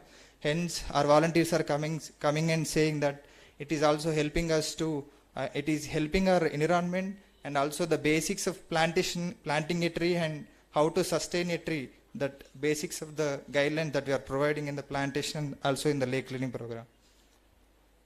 And as a part of our third initiative, ESG support to the different government institutes and also universities, we have been supporting the botanical garden, which is at Kondapur, and it has a 274 acres of area that includes Palapitta Park and the botanical garden, different parks.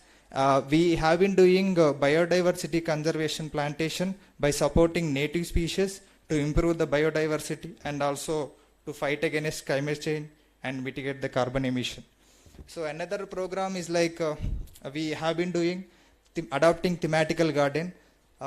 There are 50 plus themes like Batukamma thematic garden and also the pencil garden, musical garden. I'll explain you. Batukamma thematical garden is a theme park in a circle shape, where the flowers which is used in Batukamma can be planted. There are 22 species which are taken by the tourism department of Telangana that are planted. I'll show you the video. So recently we have done with Synopsis. Thank you Synopsis for taking up Batukamma thematic garden, and also we have done 1,000 mass plantation program by engaging 150 plus volunteers from Synopsis, and also with the support of UBS we have done 600 mass plantation. So there is a glance video that I would like to present 1,000 mass plantation program which we have done at Botanical Garden.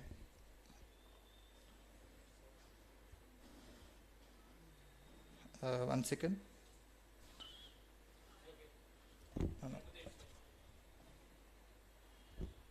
Okay.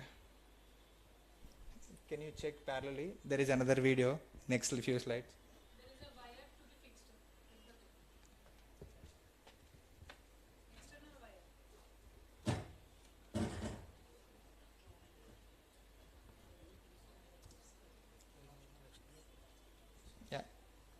I'm going next few slides. Meanwhile, I'd like to request technical team to address this.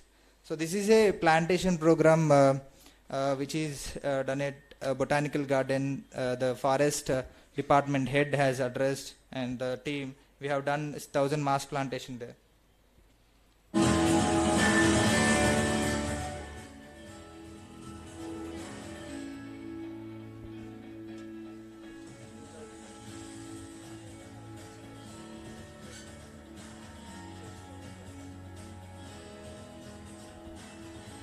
The good thing is their small kids, 1 year old, 2 year old, they brought, and they also encouraged kids to plant the trees now, so that they understand the importance of environment and planting tree. How many of have you planted in the last 1 year at least one tree? Can you raise your hand?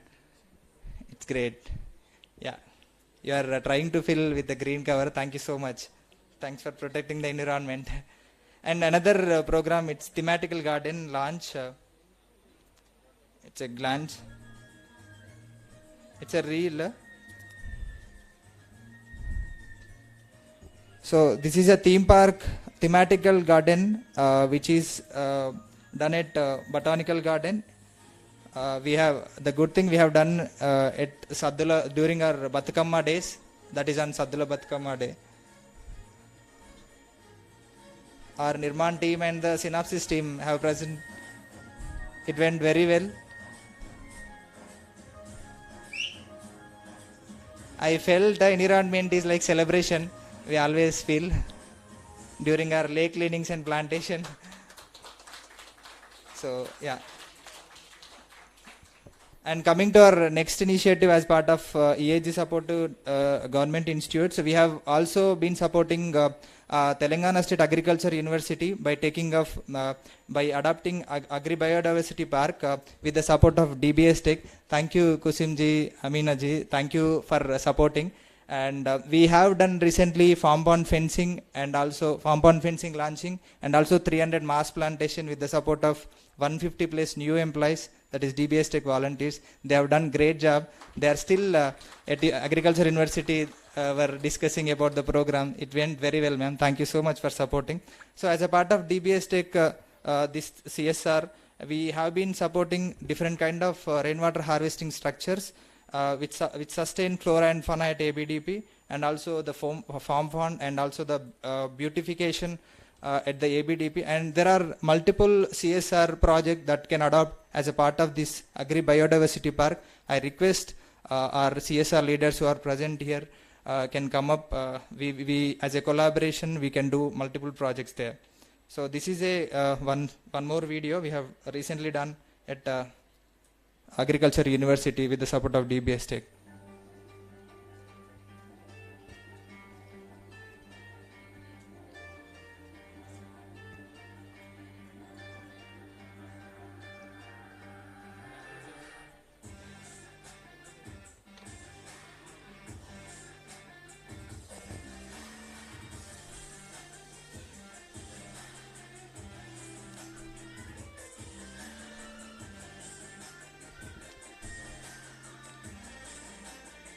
All the volunteers who have joined newly are very enthusiastic. They have done awesome job. They took the plant one at a time. They have planted very well. Now they are sustaining. After 6 months, I request another visit.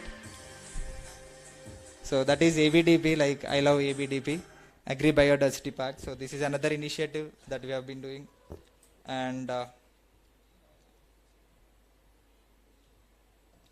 next, one of the activities, seed to soil, seed ball making activity. So it is an activity where we can engage multiple stakeholders, and also we can support those seed balls at our villages adopted, and also the government schools. As of now, we have done 5 programs, and we have made 3,300 plus seed balls, and we have also engaged 220 plus corporates. It's like we are taking seeds and we are strengthening the seed with the manure and the natural compost, so that the probability of the seed for growing will be improved. So that is why we are doing this seed ball program in different with the different corporates by engaging employees and to support government schools and also villages adapted and with the forest department.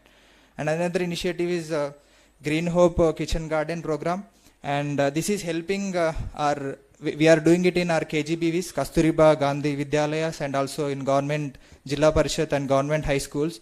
This is helping our students for the midday meal program to eat fresh and healthy vegetables, and also it is helping students to know the importance of plants and all. It is educating children, and here we are engaging volunteers to make this program very successful. As of now, we have done 5 kitchen garden setups, and we have engaged 340 plus corporate volunteers. So these are all the pictures. Students are participating, and those are all the outcomes. Chilies are growing. And another activity to most of them are employee engagement, and some of them are like lake cleaning in a long term that we can take up, and also to adopt the agriculture university, ABDP park, and botanical garden projects are long term. So I request you can choose, and we can collaborate for more. So as a part of city beautification, we can engage our volunteers to do the painting of walls at the prominent places, and we can also develop livelihood hubs to reflect spirit and identify our city through volunteering. We have done 5 programs by engaging 400 plus volunteers as of now. Recently we have done with, I think, State Street. That went very well. Even it was raining almost, after rain, around 40 volunteers have joined. It went very well, yeah. And also the city cleaning activity we have done.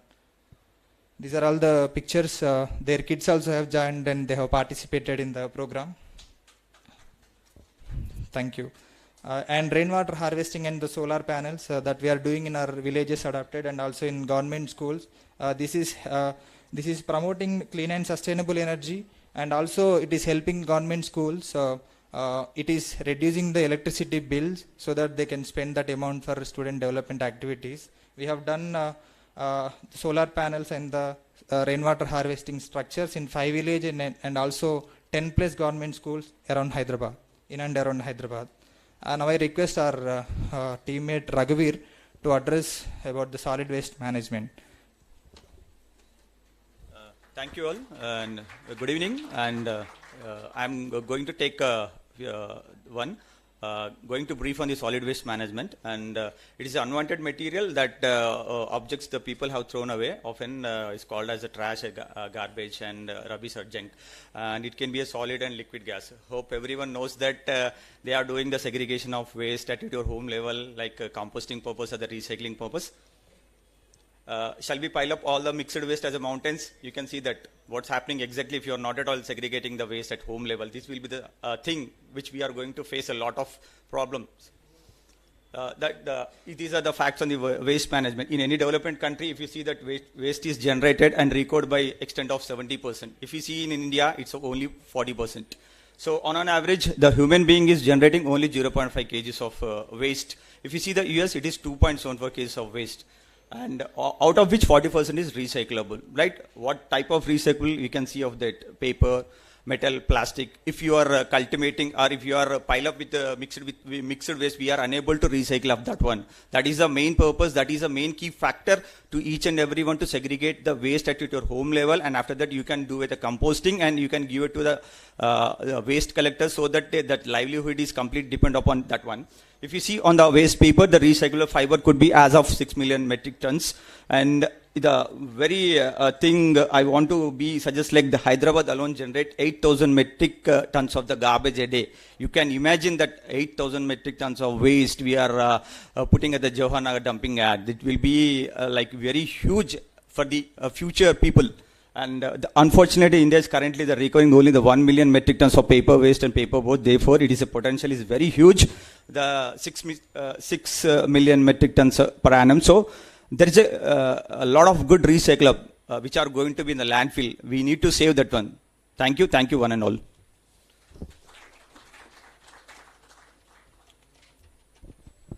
So looking at the harmful effects of chemicals such as pesticides and herbicides on human health as well as environmental health, we started our sustainable agriculture practices, and we started from a pilot in Dantewada district of Chhattisgarh state. So there were several pressing issues such as gradual loss of seeds and diversity in cultivation, increasing pressure on the forests, undulating terrain, and soil erosion. It led to several issues for the people around also, like low income, food insufficiency, malnutrition, migration. But you might have seen there are several strengths particular to a particular area. So for Dantewada, there were large cattle population, abundance of forest resources, large number of traditionally organic farmers, and building upon these strengths, we ensured food security, malnutrition, nutritional security, income enhancement, better market linkage. So we started back in December 2015 with a pilot of 500 plus farmers. In year 2022, we covered 110 villages of Dantewada district, covering 10,000 plus farmers. So these are some of the snippets. So as you can see, we have actively involved women beneficiaries into our projects. So this is the thing of most concern. We are able to sell our products under the name Adim, and you can have a look at our stalls back here also. So now coming to a modern problem and a modern solution. So as you might have observed that when urbanization increase, so the agricultural land also increase, and it leads to a lot of deforestation. When this deforestation occurs, there is a lot of fodder for the animals is gone. So particularly for monkeys, like it led to killing of monkeys, and the fodder was lost for monkeys. So we have come up with a solution that we are converting barren lands in the villages. We are planting fodder like mango trees, banana trees, and berries, etc. for the monkeys. So it is not only impacting in animal welfare, it is also impacting in human welfare as well. That's it from my side. I can see a few of them are in sleepy mode. Can you all say hi to me? Hi. Thank you. Thanks for the response. Yeah.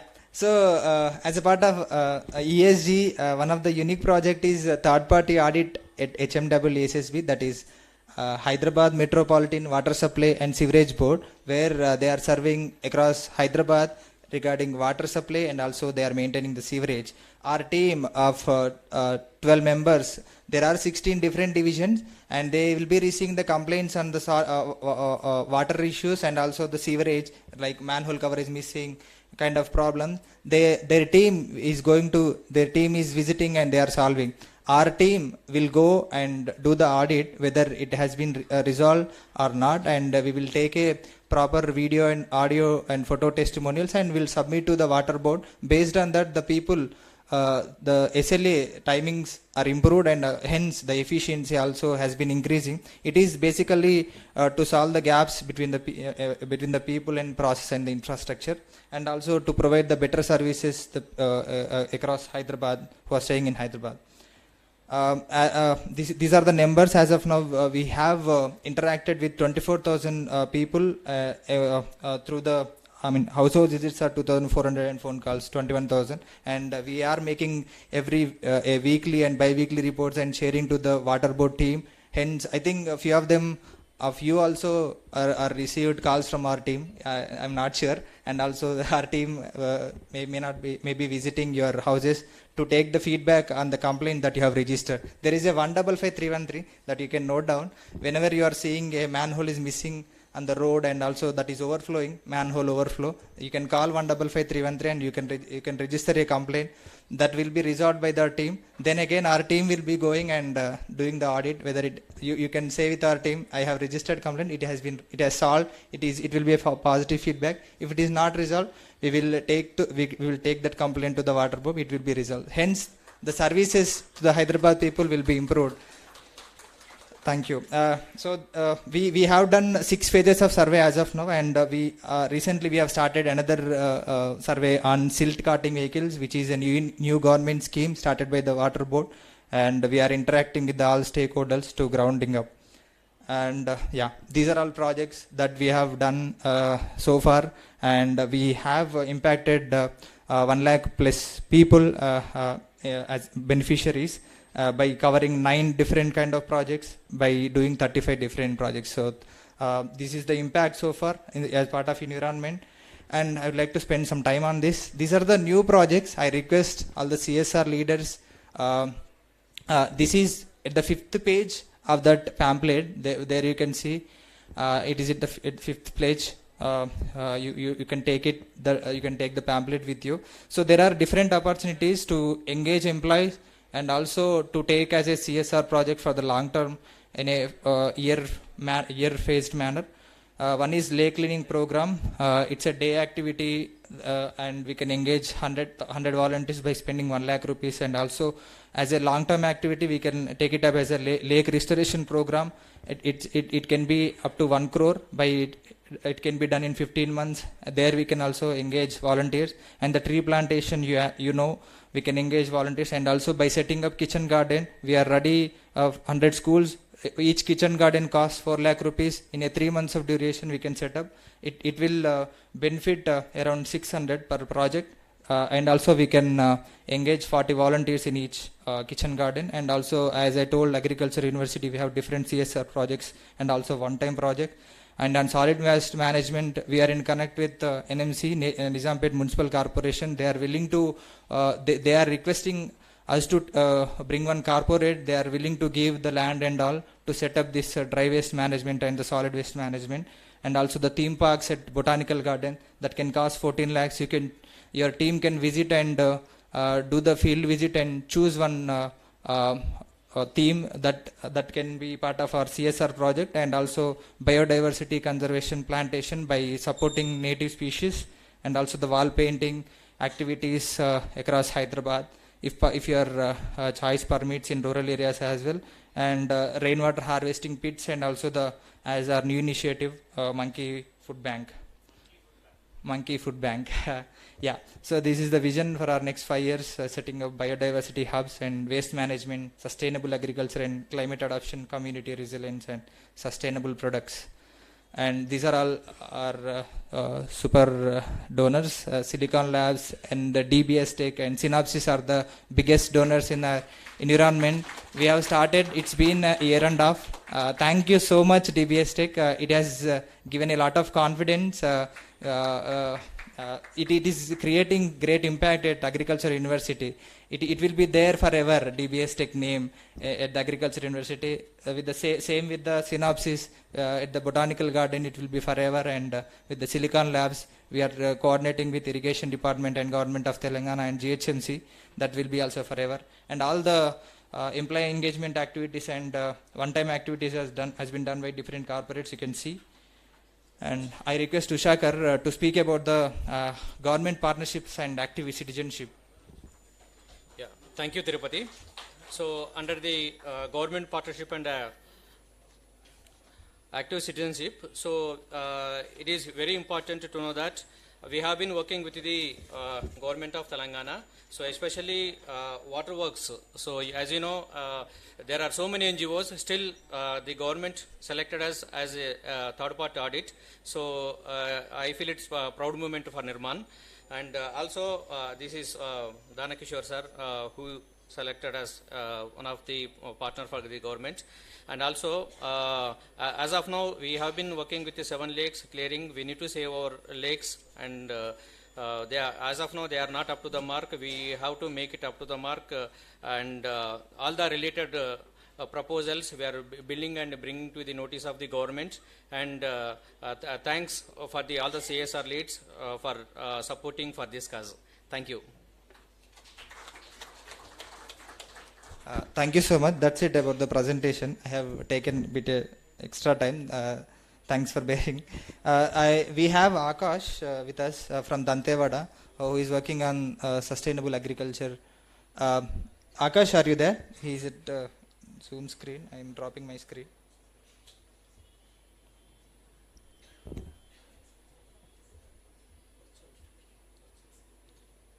Can you present the virtual screen, Zoom screen?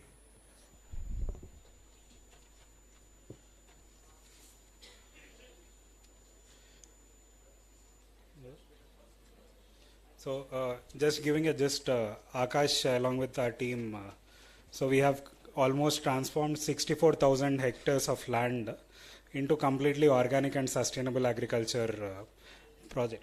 And this was done by supporting 10,000 plus farmers who were trained under sustainable agriculture, and then starting our own FPO, farmer producer organization, and involving them maintaining and managing end-to-end, like right from producing till selling, and whatever is done, it would go back to the community who are associated with this.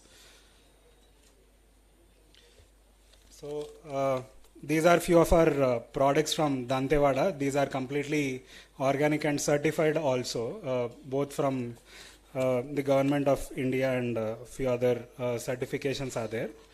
And you could also look at more of these products in our stall outside. Yeah.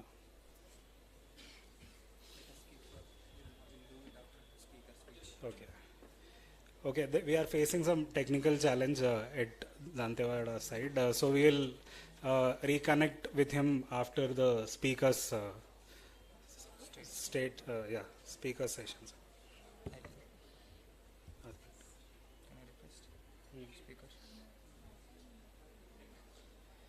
Yeah, we also slowly integrating technology into various aspects that we are working on, be it environment, be it any skilling or any activity that we are doing. Keep the previous background. So we have built various platforms. Few of them have been adopted by government of Telangana and few other governments also. And right now I request Narmada, who is leading our technology team, to share few ideas on what we are looking at integrating into the environment and other areas.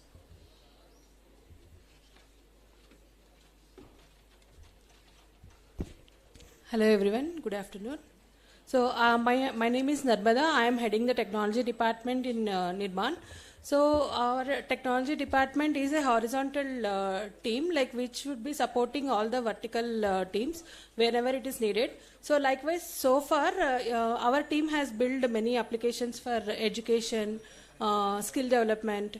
So and even we are planning to create one portal for health. So similarly for education, for environment also, we do have some ideas. Like there were like many requests from the corporates, like when they do some plantation. So how do they track these plants? So we can create this tracking mechanism for the plants, and not just the plants, but we are thinking it in a little bit high.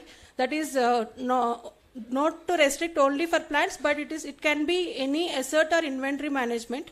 So it can be used for environment as well as for other initiatives. Like we are distributing many digital devices in school and also health equipment.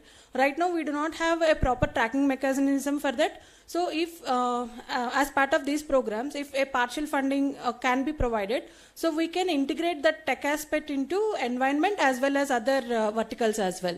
So we do have our technology team here, and our team is capable of building end-to-end solution. So and whatever we build, we are also open to share it with other partners or NGOs if they are in need. Yeah, thank you. And here I have a tech brochure also. I would like to give it to you for just for your reference. Thank you.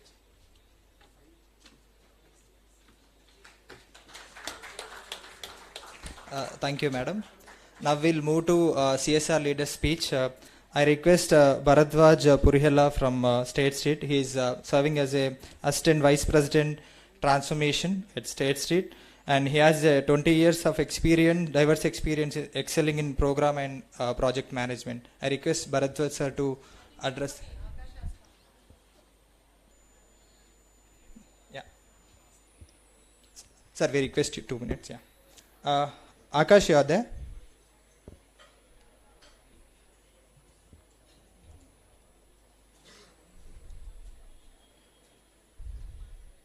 Hi, Akash.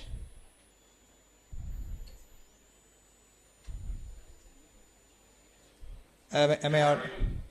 Yes, you are. You can go ahead. Just. Akash ji, before starting, request you to. Akash, hi. So, definitely I would like to present on behalf of Team Nirmaan, Akash Badave, who is talking from very far distance, all the way from Dantewada, which is one of the most underdeveloped districts of this country, from the state of Chhattisgarh. Akash Badave has, Nirmaan has college chapters at Bitspilani. He is led as a student chapter president, and after that served for some time in a corporate, and then with his inner calling he joined PMRDF, Prime Minister Rural Development Fellowship. After working for a while there, he really liked working with the tribal farmers. So for last 10 years he is there. Last 10 years he is there. He is there very much working for the tribal farmers. The products presented to you here are his definite leadership has contributed, and he and his team are part of the entire growth story of Dantewada. Dantewada has become 100% organic. That story after Sikkim, what was there in the news, Akash Badave and his team are also part of it.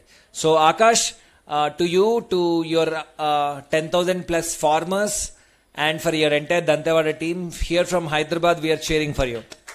And we definitely would like to help whatever it takes to take this to tribal farmers across other states, including Telangana. Thank you, and over to you. Thanks, Mayur, for this introduction and the words as well. So, I think Nikhil and Ashutosh have very briefly explained about what we are trying to do in Dantewada. The idea is, as we know, right, the climate summit is going on. So climate change is one of the biggest issues the world is facing currently. And agriculture is one of the sectors which contributes significantly to the carbon emission in the world, right? And at the same time, this field is also linked to a lot of socio-economic issues, right? We can see farmer suicides. Agrarian sector is one of the biggest sectors in the country, but in terms of GDP, contributes much less. And progress in farming is linked to progress in a lot of socio-economical indicators in the rural areas. But at the same time, we have to ensure that the approach towards resolving agrarian issues has to be very much environmentally sustainable. And then only we are going to survive, as a human civilization. Because agriculture, is the source of food, which we are solely dependent on. So with this understanding, we are trying to develop a model in Dantewada where can we promote large-scale adoption of organic farming in a big geographic area. So Dantewada is a district, right? The area of Dantewada is more than 1 lakh hectare under cultivation. So it is a quite big scale. So can we promote adoption of organic at such a big scale, make it sustainable, make it economically viable? Can we, with the help of those cultivation practices, can we also try to address various socio-economic issues? And then by perfecting this model, can we then try to replicate it to similar areas across the country, especially in tribal areas? So this is something we are trying to do. And as you had suggested, had mentioned, Dantewada has been declared as an organic district because of all these efforts of Nirmaan. And from past 5 years, no government agency has either promoted, distributed any chemical inputs in the district. You can see in other areas, if something like this happens, there will be farmers' agitations. But here it happened because of the demand of the farmers. The farmers demanded, saying that we should not distribute chemicals in the district because of a lot of mobilization and hand-holding work being done by the organization for past 7-8 years now. So it is the only district where no chemicals are promoted. And 65,000 hectares, 110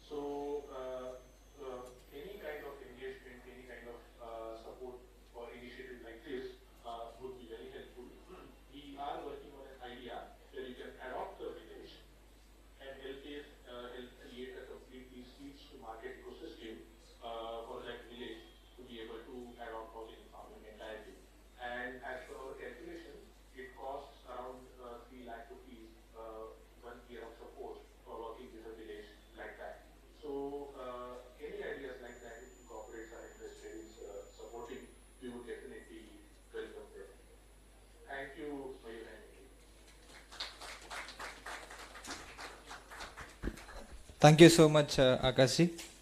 Now I request Bharadwaj sir from State Street to address the gathering.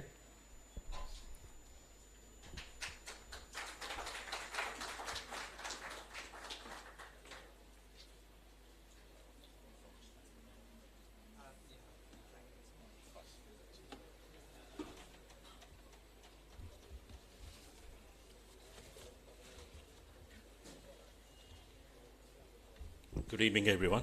Am I audible? Thank you.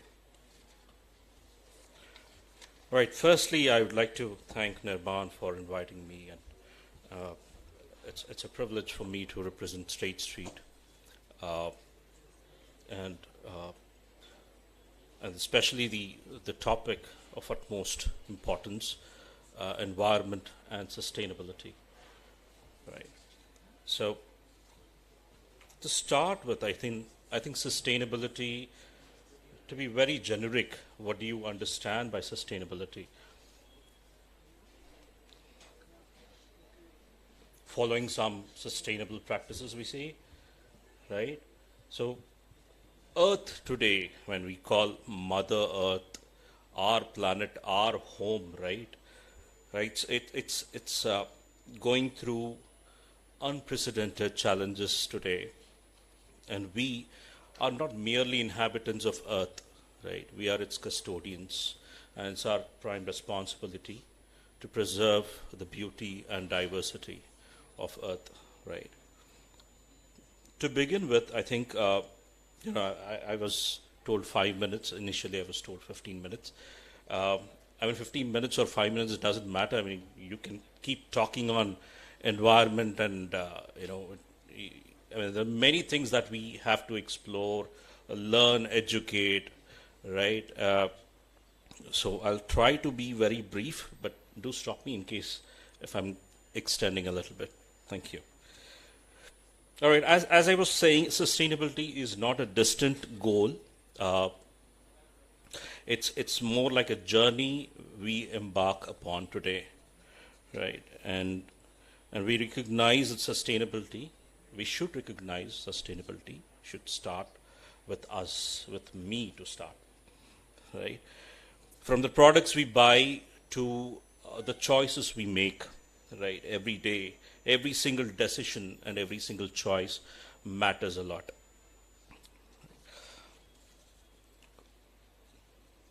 So you call it as, there are many challenges that we've seen. I mean, we are aware of.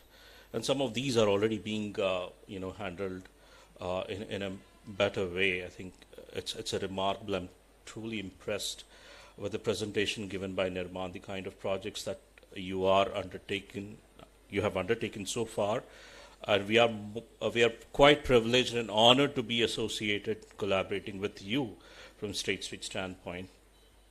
So, as I was saying, these challenges. We're all aware of these challenges, right? But some way or the other, for some reason or the other, we try to ignore, right? A simple example, how many of you carry your own water bottle?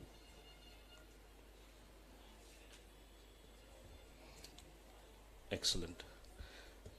But we still see a lot of single-use plastic, usage of single-use plastics all around, right? So I think, as I said, sustainability starts with us. It should start from the word I should do this, right? And accordingly, you will gradually influence your neighborhood, your family, your friends, your colleagues, right? I always carry my water bottle. So when they were offering the bottle, I said no, right? So I think simple practices like carry your own water bottle, carry the shopping bag whenever you go out for shopping. These are the small, bare minimum things that we have to start practicing or implementing in our day-to-day life. Another question. We've seen usage of or shifting to renewable energy sources, right? How many of you have solar energy panels or solar, or how many of you have actually implemented solar at your households or in your community or your offices? See, that's what. So we know what is right, but we try to ignore. So what is most important is it should start with us. We should start that, and then it'll gradually go beyond, right? So transitioning to renewable energy or natural source of energy. The popular one I would like to touch upon is the solar energy, as I did mention. So my house, I moved to my new house in 2019. I got my house completely equipped with solar power. For the last 4.5 years, the power bill that I generate annually is less than 3,500. Just imagine 3,500 annually, which is less than 300 rupees per month. And my new house is 4,000 SFT. Even for that information, I mean, why so low, right? So 350 and low, just imagine. It's not that expensive. It's a smart move. Using renewable energy should be one of our practices towards a sustainable, environment.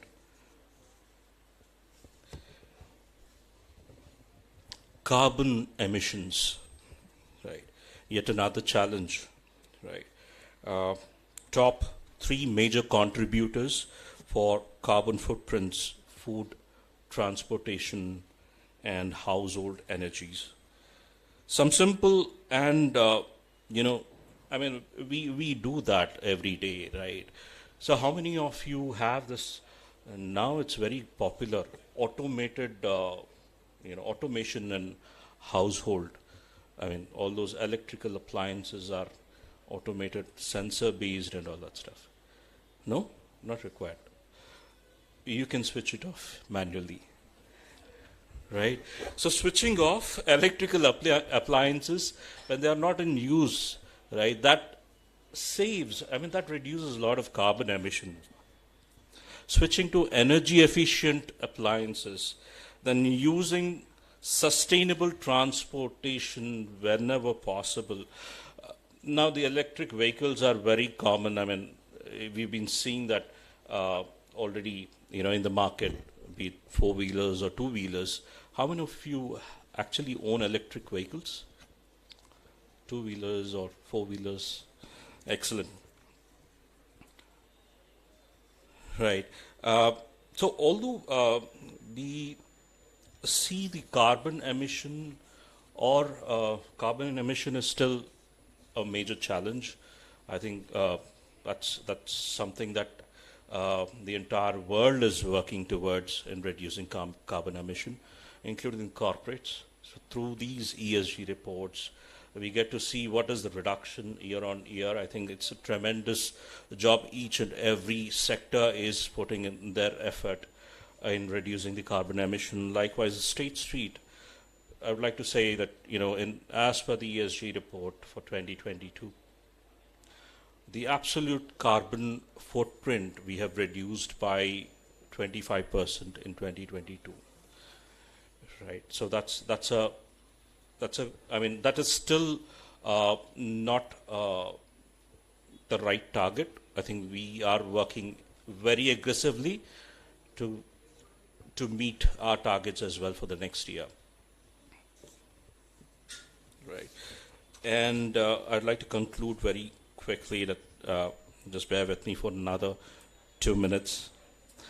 Right. So I did ask few questions and very few hands were raised, right? So I think education is more vital. Awareness is very, very essential. I think Nirmaan is doing a lot of programs in different schools, universities, institutions, as well as in the corporates, but more is required. So education is a powerful catalyst for change, right? And it is required at all levels, as I said, that fostering a sense of responsibility and environmental stewardship, from an early age is the need of the hour, right? And corporate responsibility is another cornerstone of sustainability. The corporates must contribute to or continue to adopt eco-friendly practices, prioritize ethical sourcing, and implement green technologies wherever possible. Today we are in a world where innovation and technology converge. So there's every scope, every possibility to create sustainable solutions.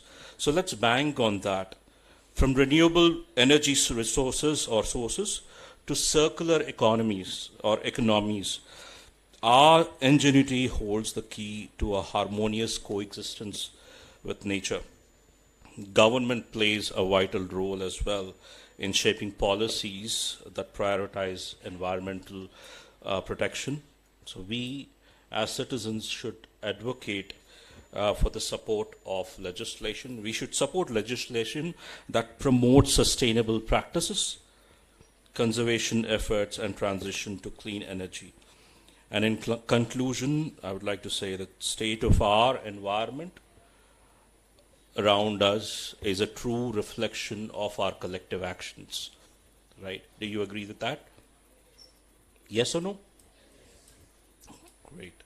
So the challenges we face are immense, but so we have that capacity too to address those, right? So through individual choices, education, corporate responsibility, and advocacy, we can pave the way for sustainable and thriving future. So let us all commit ourselves to being stewards of Earth, recognizing that our actions today shape world of tomorrow. The time for change had already begun, so don't be left behind. I thank Nirmaan for giving me this opportunity, and I thank every one of you present in this room for being so patient. Thank you once again.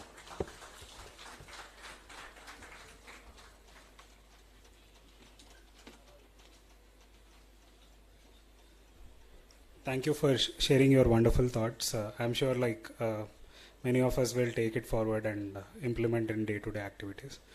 Now I request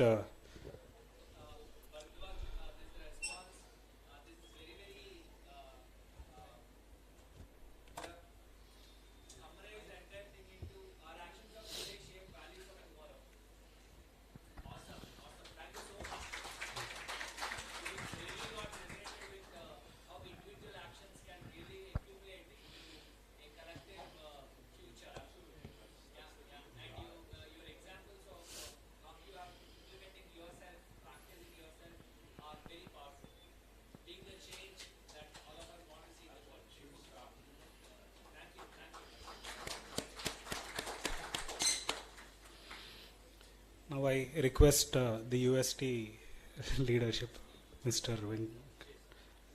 Vijay Tirumala, to share few words on this occasion.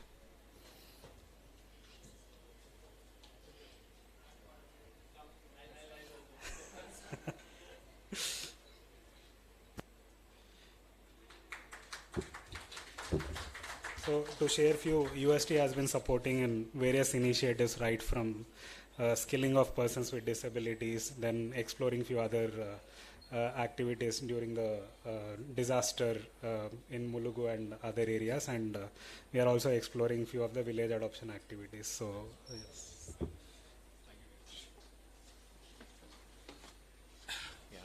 A very good evening to everyone. That was a wonderful speech by you, Bharadwaj. Thank you. And say my hi to Harish. I miss him today. Usually we ensure we meet during these events, every time we meet up. Yeah, good to see all the old team members of Nirmaan and the new entrants to Nirmaan family. Congratulations on your 3.0, the second conclave in this year. It's so good to see Nirmaan growing in numbers and taking their lead in engaging most of the corporates here in Hyderabad, across in Telangana and in India as well. So, and in US, yes, I'm coming there. So I would like to take this opportunity to thank Mayur and his team on achieving our association and taking our partnership to global wide. We are going international with our association in United States of America. Congratulations, Mayur and Uma, for your tremendous efforts to bring us on the global map as well. And coming to the initiatives we have started, or be it the first partnership that we started with Nirmaan was for people with disability. We started it in the year 21-22. We supported about 25 beneficiaries with a training program, and we are glad to see 13 out of them got placed in the renowned MNCs. So that's a very good effort by Mayur and his team. And looking at that response, we have scaled it up to 100 beneficiaries for 23 and 24. So not only that, we are also equally like other corporates. We are all one family here in Hyderabad, and particularly doing a lot of CSR related initiatives, works.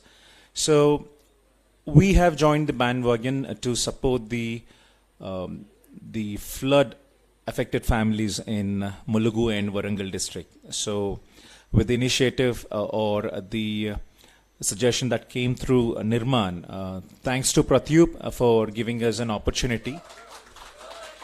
So we could actually engage our CSR members, the active leads in UST, to pay a field visit. They we made them to take part in this program, interacting with the beneficiaries personally, listening to their stories, how they had to run to save their lives, and how they have lost their family, loved ones in that disaster. And we have interacted from elderly people to children, students who have lost their certificates, family members losing their sources, the primary breadwinners. So it was so saddening, disheartening listening to those stories. But then, with the small support from UST, really made those families feel good about it. I could see that smile on their faces. Thanks again, Nirmaan. And not only this, the way they have captured every moment, we didn't even expect that the outcome of that program comes out so well. Thanks to Supriya and her communications team for capturing those moments in a very wonderful manner. And that 1 minute video capsule has really won many hearts across UST. So thank you, Supriya. And with that, I would like to announce UST has a must, which is a motorcyclist riding club, where all the associates of our organization go on a weekend rides, which also involves a certain need assessment being done during those trips. We go to all the rural places wherever we are planning to implement any or take up any program. So I would like to involve Supriya and her team in these rides to do the coverage, so that we have all the facts in place. In two ways, the initiatives are taken care, and the need assessment is done for our CSR-based projects along with Nirmaan. So, Supriya, I would need your entire team's support. I hope there's a yes coming from your end. Thank you. So these are a few, programs that Mayur, Nirmaan, and the UST are associated with, and we are looking for a long association. Like I said, we are now global. We are implementing our first project in US. So Nirmaan, congratulations on that. And with that, I would like to conclude my my speech. And thanks Mayur. Thanks everyone.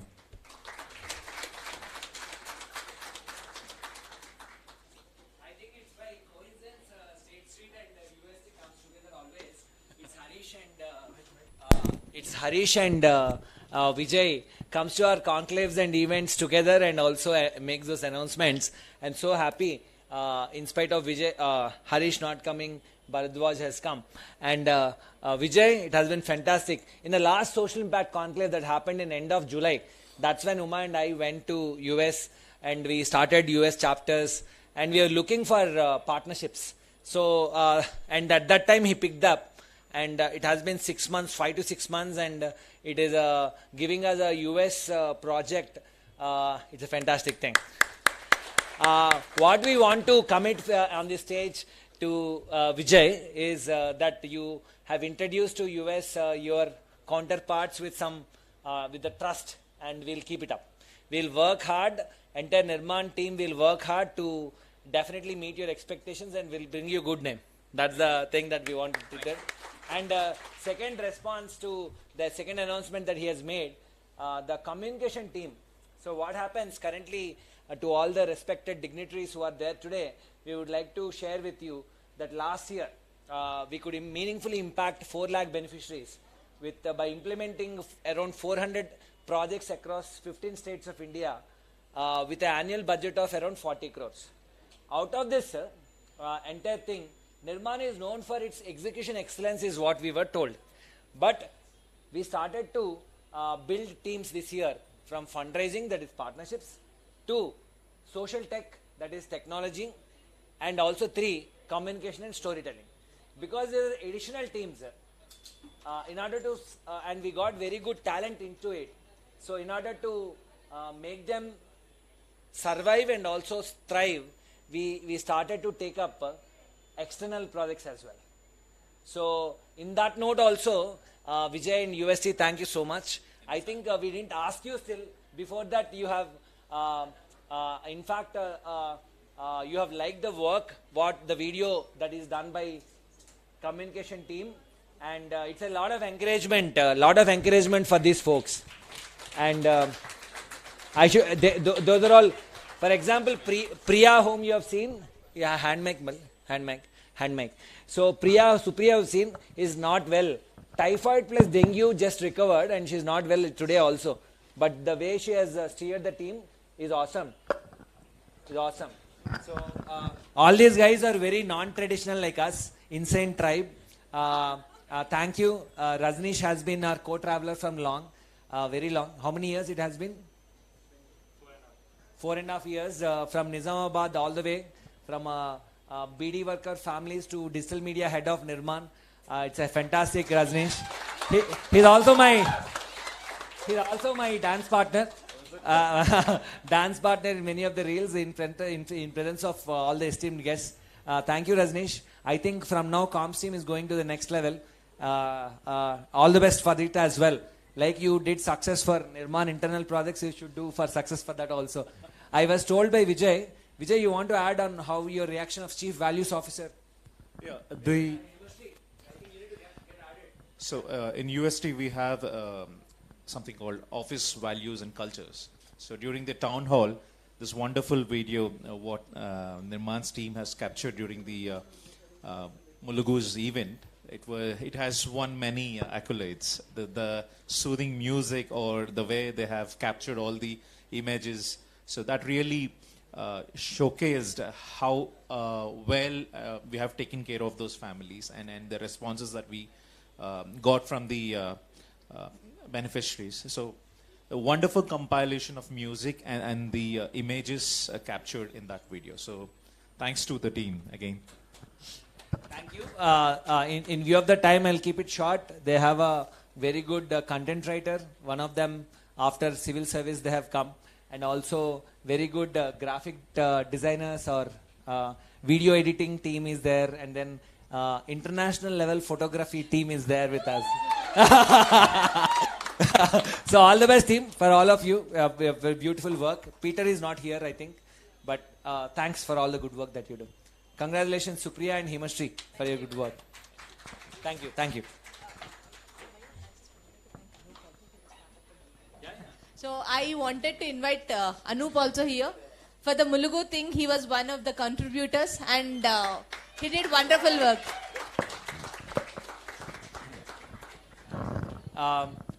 We are progressing on this fantastic mission just because of corporate partners who are here and also watching online. Thank you so much for what you mean a lot for us. We have one more corporate DBS Tech. So they have joined with hands with us recently. Kusum, we acknowledge your wonderful presence. Amina and Kusum, thank you so much. If you can say hello to everyone and best wishes to the team, it will be good. Please.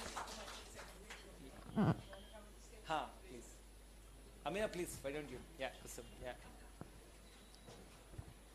Thank you so much, Mayur, and the entire team at Nirmaan. Yes, we are the latest entrants to this club, but it's quite a privilege to be here and to meet fellow CSR practitioners across Hyderabad, and very, very impressive to see the kind of work that you've been doing. This is, like I said, it's just our first year of association with you, and we're hoping many more milestones to cross with you over the next few years. I think we've picked up a couple of environment projects this year with Nirmaan, and so far I think the response in terms of just the way the team has been project managing our projects, the regular updates and cadences that we have with you, I think those are very, very impressive. And like I said, we look forward to more milestones. Thank you so much. Thank you so much. You all are doing a great Thank you so much. Your best wishes. I echo what Kusum mentioned just now, because working with Nikhil and entire team, especially the videos, and they are prompt on everything. I mean, if you do a project with them, any kind of CSR activity, the next day you get the updates from them. This is ready. This is everything is done. So I have to figure. Don't follow up. They follow up with me. So that is something appreciative. Thank you so much, Nikhil and Mayur. Wonderful. Looking forward for amazing projects and next year. Looking forward for seeing.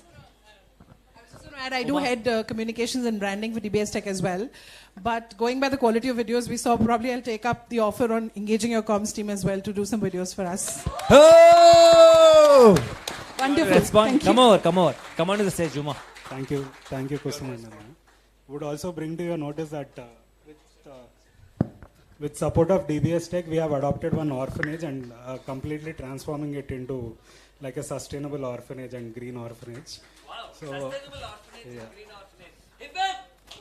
Hip hip! Where they have supported not just ration but also infrastructure support and a lot of other activities in terms of volunteering engagement, in terms of providing the necessary support for students to continue their education. These are all part of the orphanage adoption that was done with support of DBS Tech. Thank you. Co-CEO Uma to respond on from the first meeting to now, DBS Tech. How are you feeling? Yeah, definitely. I was just thinking of our first meeting also, like how we met and how 2 hours I think we met and we discussed all the ideas and then we curated, and now seeing them in practice and having both of you here, so we feel like really blessed. Thank you so much for trusting us. So thank you. State Street, UST, DBS Tech. Thank you so much. And we'll move on to the next. Yeah.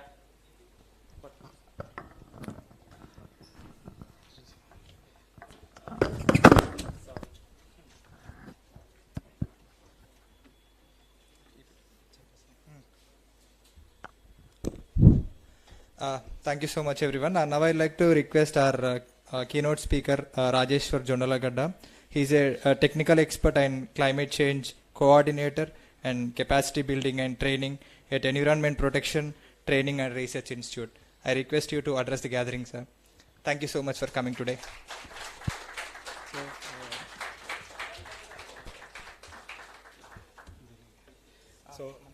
Just recently, as part of strengthening our environment portfolio, we started associating with various universities, various practitioners who are bringing their lot of experience into co-creating these projects. As part of it, we started working with Telangana Agriculture University with support of DBS, and then slowly with Telangana's Forest Development Corporation, and now we are also looking at associating with EPTRI, which is also under the Ministry of like Central Ministry and State Ministry, and then co-create few projects where we could also start engaging our corporates in terms of training and capacity building, and also co-create something that will be first of its kind in Hyderabad.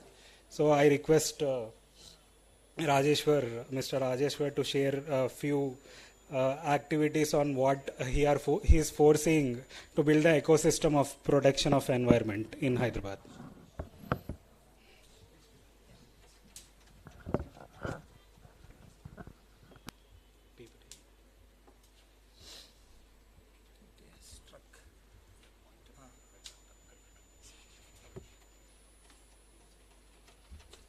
So, good evening, everyone. It's almost, 6:10, something like that. And I'll try to be brief. Before getting into the topic, when I walked into this hall, say 1.5 hours back, I was a bit hesitant. When I looked around, I felt, it was a fact, I increased the average age of this hall by many-fold. I'm 58 years old, but I'm very glad when I've seen all these youngsters and big team, diverse team, especially after listening to the songs of that young man, Aditya. I felt I became younger by 10 years. Had I listened to 2 more songs, I would have become a teenager. Anyway, thanks indeed. Yeah. And coming to technical aspects and other things, my coming and standing in front of you, what is my locus stand, I don't go into those things. It is only a bahana. Thanks very much, Mayurji, for giving me an opportunity for whatever 5-10 minutes. Our main idea, our Director General, who is the Principal Secretary, Senior IAS Officer, besides heading as Director General, she is also right now holding the Principal Secretary Transport Department. Environment is close to her heart. She told me, don't miss it. Don't give a skip. We are all, reports, mundane things like that. I don't want to talk much about myself. I have a long journey, given my age, 58 years, both international, national. But I breathe, talk, walk, sleep on environment and sustainable development. I'm a practicing social ecologist. Practicing social ecologist, when I mean, what to say, anyway, all of you know better. About my institute, before getting into the topic, EPTRI, short form, Environmental Protection Training and Research Institute. It is a state nodal agency for all environmental and climate change activities for the Government of Telangana. However, it is an independent registered society to avoid any conflict of interest while evaluating even government projects. Like Singareni Collieries, Kaleshwaram, we are yet to go, we didn't go there yet. So, we are a registered society. However, the chairperson is Chief Secretary, headed by Principal Secretary as Director General full-time.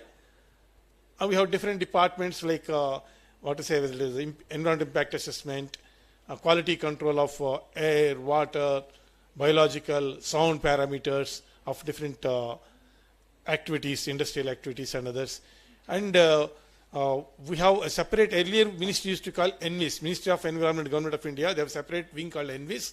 Now it is renamed as EACP. Major activities outreach. Whenever we find non-state players, non-state stakeholders, being a government agency, always we interact with government departments, but if it is a students, if it is a local community, if it is women self-help groups, if it is a diverse group like this, we keep all our activities behind and we grab that opportunity. This is broadly about our organization.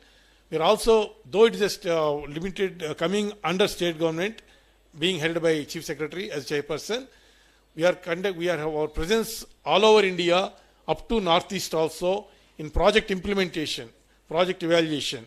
And capacity building is our main, as the very name suggests, one of our core mandates. Not only state and national level, we do conduct successive back-to-back 3 weeks, 4 weeks capacity building programs to 160 member nations of Ministry of External Affairs. And this all a few things about us, and particularly with Nirmaan, and thanks Mayurji, and Nikhil, Dilip, and Ashutosh. I think when they visited our institute, we thought it is just a beginning. We have a long way to go together. So Nirmaan, true to its name, it is creating a constructive social impact on different development issues. It can be environment, equity, different such aspects. In this context, I thought of sharing a few ideas on climate action with social impact. This very presence today, the timing of this particular program, I don't think it is a coincidence.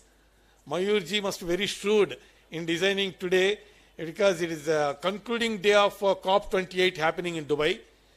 It is the 12th December it is concluding. What was the outcome, how much achieved, keeping those things aside, because a long journey there also. But Government of India, every time it never fails international delegates. Because Prime Minister, Government of India, Prime Minister, Honorable Mr. Narendra Modi, whenever he says, because India is, when is it becoming superpower? Okay, 5 trillion economy. These big numbers we are listening. And internationally people say when India is becoming superpower.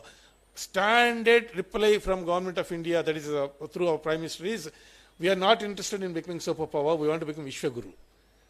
Vishwaguru means we want to set example to the rest of the world. That is where, whether it is mission life or those things, these are all broad things. How best, because again, Government of India said many times that minimal government and maximum governance, because state itself cannot be all pervasive. It cannot, many acts, many deeds, many interventions, state has its own limitations, political, financial, whatnot, even institutional. Local communities, there's still a trust gap between government and local communities. So that is where non-state players have a huge role to play. In that context, we would like to try, when we try to put broad perspective of globally what is happening mandate, we cannot create a system out of thin air in a vacuum. We must make our relevance, non-state players also. There must be policy mandate. There must be ecosystem. There must be demand from both market and communities. Seeing those gaps and demands where we can chip in to make things more effective. Corporate social responsibility, of course, one-day events, single events, they do, it is easy, number one, to see, create a physical impact and to immediately monitor the outcome. But over and above, we need to walk that extra mile of the donors of CSR for more into processes. I'm really heartened and humbled when I've seen for Mulugu farmers, where really empowering and enabling women farmer groups like that. On those lines, let's see how best the macro level thing can be translated into local action. Anyway, these are my institutional affiliations. Policy mandate, I already told you. We need to first see what is broad policy mandate and institutional ecosystem. Like in cricket also, while playing a good batsman, what he'll do is, he'll find the gaps where to hit the ball. So you need to see the ecosystem first. On those lines, first I'll see. So I'll not go into social ecology. Morebu, his name is Buksen, somebody, it is like Bachchan also. Pronunciation a bit matches with. Put it simple, the umbilical link between nature and man, it is organic. And the root cause of all environmental problems, I become very emotional when it comes to social ecology. I was a student of JNU. The root cause of all environmental problems is social. Likewise, you can never ever solve environmental problems without addressing social issues. It can be inequity, it can be poverty, it can be gender exploitation, you name anything. And I told you what is the policy ecosystem. It is on 2021 Glasgow. Prime Minister of India, he gave a slogan to rest of the world, not for India. Lifestyle for environment is nothing new to India. Because when Mulugu district is organic, certified, they have been doing it. Maybe out of no choice also, let's accept facts. Under compulsion, they cannot afford going chemical fertilizers. So lifestyle for environment, mission life, he gave a slogan as India as a Vishwaguru to rest of the world to have, I don't say minimal lifestyle, but at least sustainable lifestyle. And now, just on 1st December, of course, the groundwork was going on right from June, July like that. EPTRI was also one of the partners, empaneled partners in that exercise of Green Credit Program. Prime Minister Narendra Modi announced the Green Credit Program in on December 1st in Dubai on COP28. These are all policy mandates. This now coming to national level. What government have quickly, I am giving these flagship programs where CSR, as I told you, where are the gaps to hit a 6 and 4 for CSR, value for money. Because there is a complementarity, last mile connectivity, gap funding, those things. PM Kusum is one thing about, I'm not talking about individual solar, rooftop solar panel. This is about collective community level, not less than 500. At the same time, not talking about large scale Adani kind of projects. PM Kusum, Government of India's flagship program, addresses anything not less than 500 kilowatt to maximum 2 megawatt solar power. That is where CSR activities can support Gram Panchayats and collective farmers. PM Pranam, as I told you, again, making it non-chemical fertilizers, encouraging biofertilizers. Here also, women farmer groups, entrepreneurship model, we can address anything. NICRA is National Innovations for Climate Resilient Agriculture. Many entrepreneurship opportunities, farm entrepreneurships at local level, village youth, Internet of Things, rural entrepreneurship, all these things. And Gobardhan is about waste to energy. These are, and last, of course, Bharadwaji already mentioned about circular economy. These are all the things I'm seeing. When I see Nirmaan's activity, almost all of them are already addressed. But only thing what is required is upscaling. So that is where we can think about bigger things. Climate, I didn't say purposely I put, it's not a spelling mistake, climate challenge and opportunities. These are all figures, I don't know to go into details. This is about what again Nirmaan is talking about. We need technology, we need finance, we need enabling, enhancing our capacities. So for all these three things, we need to, I'll just take one education sector, I'll close it here. I'll not give different sectors, what all I mentioned. National education policy, we call it a new education policy, has made it mandatory for all educational institutes. It is called institutional social responsibility. They have to compulsorily, mandatorily engage with local communities. It is not just not only just immersion programs of students, they have to walk the talk. In this, first and foremost, charity begins at home. All educational institutes must turn green, whether it can be for its renewable energy, rooftop solar, or solar water heating to waste to energy, rainwater harvesting, all these things, they're making their premises green physically. That is infrastructure and technology. And then making students and faculty members, enhancing their skill set also. Just creating infrastructure, it becomes defunct. If there is no batch after batch, students are sustaining, upgrading their skills. Last but not the least is, every educational institute, they have to adopt a village for community engagement. For all flagship programs, there will be initially community resistance. Whether it is solar, replacing organic, you name anything, education institutes can act as an interface. That is where here again, institutes like Nirmaan and EPTRI, for example, Telangana state itself has got about hundreds of residential educational institutes. That in that context only, with Nikhil had a long discussion. We are already trying to implement across the state all flagship programs with the support of organizations Nirmaan and through Nirmaan, other donor agencies. I think I close it here. Green credit, what I said is, just to go through definition, it is a single, anyway, all of you know that, I don't know, go into details. Until now, carbon credit means mostly big industries, companies, governments. Now, every single household to any Gram Panchayat, every urban local body can encash. It is just like a tradable credit, every green credit. For every environmental green deed it does. For that, there is a huge mechanism. It is only announced, the procedure is still going on. Dehradun Institute is still nodal agency, we are part of it. So, green credits where CSR and Nirmaan can, I close it here, can really take it as an opportunity. It is very hot, just not at launch. We are at right time, just at the beginning, not saturated like other projects. Government has just announced in Dubai, but groundwork is still happening. You don't need to think of big things. Small interventions with lasting impact at a micro level to household to panchayat, urban local body, even any such institutes. Work together, state and non-state players. EPTRI, our organization, one last word from my side is, what is our contribution, what is our valuation to this group means having an advantage and edge of having close access to power corridors in Secretariat in Telangana or ministries in Delhi. We can be really be with you in whatever support that will be necessary. Thanks very much. Sorry I exceeded my limit.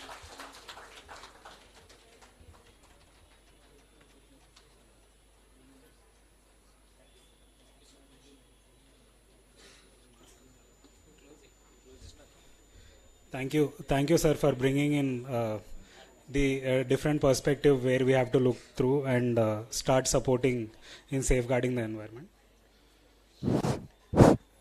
And so thank you so much. I think we are at the conclusion of this session and of the day. So we'll start with, I request Ma and our COO Anuradha, Himashri, Ramarao, and all the central leaders to come onto the stage while we honor our distinguished guests for today. Initially, I would like to invite Bharadwaj from State Street to come onto the stage. It's a pleasure to host you, sir. Your valuable time today really gave a good fillip to the entire initiative. It means a lot. I request Uma Kesani to hand over the small token of gratitude and memento to Bharadwaj for representing State Street for giving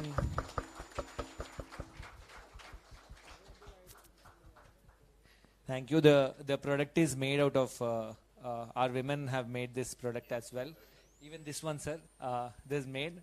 Imran also is wearing. So we are coming up with a waistcoat and also please stay on the stage for a few minutes. So we are coming up with a waistcoat and also kurta line. What do you call clothing line? Something like that. You know, we're learning that piece. So that will be completely made by women, persons with disabilities, and LGBTQ plus community members. So which will be a diversity and inclusion initiative. And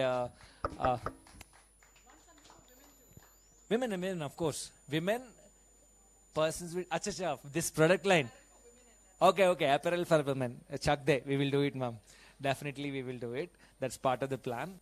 So I would request Kusum and Amina onto the stage. I request our Chief Operating Officer to join in honoring. Please be on the stage, sir. Few minutes. We'll conclude. We're only 3-4, so we'll conclude. Chief Operating Officer Anuradha Pulla handing over a token of gratitude to Kusum and Amina. It means a lot. Coming physically, it means a lot for our mission. And please be on the stage. Please be on the stage. Yeah, Amina, that's for Kusum. Yeah. As a team and also individually, you're important for us. I request our Chief People Officer and also to hand over to our USC team, both Veera and Vijay. Please come over.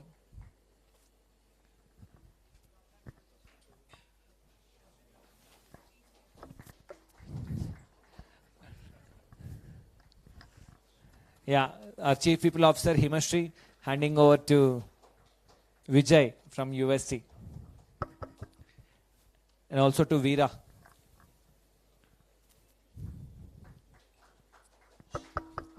Thank you, Veera, for joining in. I request Rajeshwar sir to onto the stage. Definitely we would like Nirmaan and also our corporates would like to partner with organizations like EPTRI because we want to, we would like to deliver the systemic change. So by collaborating with organizations like you, we can do that. You know, I request Ramarao and also Nikhil and Sana to hand over. Ramarao is our Chief Finance Officer and Nikhil and Sana are head of partnerships and assistant head of partnerships. They represent. So to hand over this to ETPRI. And also thanks to Ravi Rao sir from Value Momentum, Managing Director of Value Momentum, for introducing EPTRI. You do a lot of volunteering in environment in your campus. There are a lot of, the EPTRI is an institution, and come this way, come this way. They're not visible, that's why. Okay. And we host a lot of corporate volunteers from State Street, DBS Tech, UST, and different corporates. We are planning projects in their campus. So that's how our association is starting. So, so with this, this is the conclusion. And one thing I would like to deliver, all of your, this has brochures, which you have already referred to. I'd like to again talk about how important it is, right? So brochure is going to be our future of Nirmaan. That brochure we have encapsulated and have written our partnership team, our communication technology team, communications and storytelling, partnerships, execution and technology. 4 teams. I and Uma or our central leaders are not involved in the preparation, and that has 3 highlights, as I already told, but I would like to repeat this before you leave. So I have 2 requests. One is definitely go through at once you go back to your homes, definitely go through at your convenience, and please give us guidance. I'll tell you why also, right? Second is we have stalls there. If you have time, 5 more minutes, 10 more minutes, just scan through the stalls and go. If it's overtime, we're fine. We'll explain you later as well. Okay. So on this brochure, why it is important, I'll tell you, and there I'll conclude. So the brochure wise, Nirmaan is good in execution till now, and it is going step by step because of the word of mouth till now, with 200 plus corporates, 18 years of work, and 25 lakh beneficiaries, all the way from 25 children.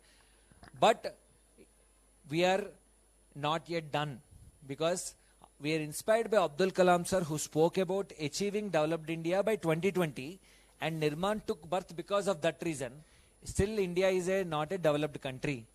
We are at 132 in development index, whereas we are economic development number 5. It's very skewed, right? US is number 1 in economic development, 20 in human development index. That means providing basic opportunities of education, health and livelihoods, to be clear with. So that means it's very skewed, and we would like to contribute there. So how? We have identified certain social problems, and we would like to scale across to 750 districts of India these problems by 2030. At least one project in every district which we would like to implement. For that to happen, we are good at execution, but in fundraising for that impact, we are not yet there. We are only doing average or poor. So this effort of putting up conclaves is a such initiative. And from here, we can't depend on anyone else than who has believed in us, right? DBS Tech from 1 year, and UST and State Street from good number of years, and many corporates like you, right? So we want your personal guidance in taking this forward, that this message, that appeal, that whatever social issues that we are solving, we would like to scale it up. That's the intent. That's the intent. We thought this is an invite-only event, where we invited you people, because you believed in us. February 21st, we are planning to host a national level summit and awards, wherein we are inviting Father of Indian CSR, Dr. Bhaskar Chatterjee, and across the country we are planning to invite and take the message higher. So we will definitely want to do by partnering with all of you, all of us together as Hyderabad. Someone is saying that CSR ecosystem in Delhi versus Bangalore versus Hyderabad. Hyderabad is a bit low on it. So we will together strengthen it. That's the appeal. So I request all the technology team to come once, and also the partnership team, including execution also, to stand up and come this side. I just want to show your faces. If not, everyone could not speak. I just want to introduce. Yeah, this is all technology team and partnership and execution team. All of you, please. Communication you already have seen. These are team introductions, you know. They're all our warriors. So partnerships and execution this side, please. So the technology team, they started taking up social tech projects, 10 plus projects. They're all very good. Some of them are our beneficiaries. For example, Pavan. Pavan is our own beneficiary from one of the skill center. He is an entrepreneur himself and then he joined us. So, and some of them are from our Bitspilani college itself. After their graduation from a student chapters, they have opted here to work with us. Thanks to all of them. They have gathered a bunch. So thanks to you. And I would like to thank presence these young folks. They're all, I can say young, right, sir? You told they need your blessings and all of their, good wishes. So all these are folks from partnerships and execution. They are the ones who are, we are standing here on stage, Uma and me and all others, just because of that. So thank you guys. You have all chosen Nirmaan from TIS Mumbai, Christ University, and also Azim Premji. Good talent we have brought in. So, but time will tell.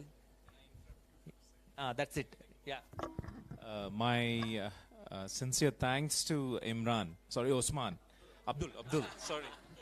So he's got wonderful fieldwork experience, particularly in Malugu. Amazing. The very good job done by you, man. It's taken care of all the beneficiaries. It's been, he was deployed there for months together, whoever supporting this particular cause, right? Distributing the back to home kits. What a great effort by him and his team. Thank you. Wonderful. He's an asset for you, Mayur. Thank you. So as others, thank you everyone. All of you please stand up. Thank you. Thank you, our beneficiaries who are on the stalls. It's a close of the day today. Lot of hard work, lot of listening. And to our musical maestro, Ilayaraja of Nirmaan, and all in their family. Thank you, everyone. It's a pleasure.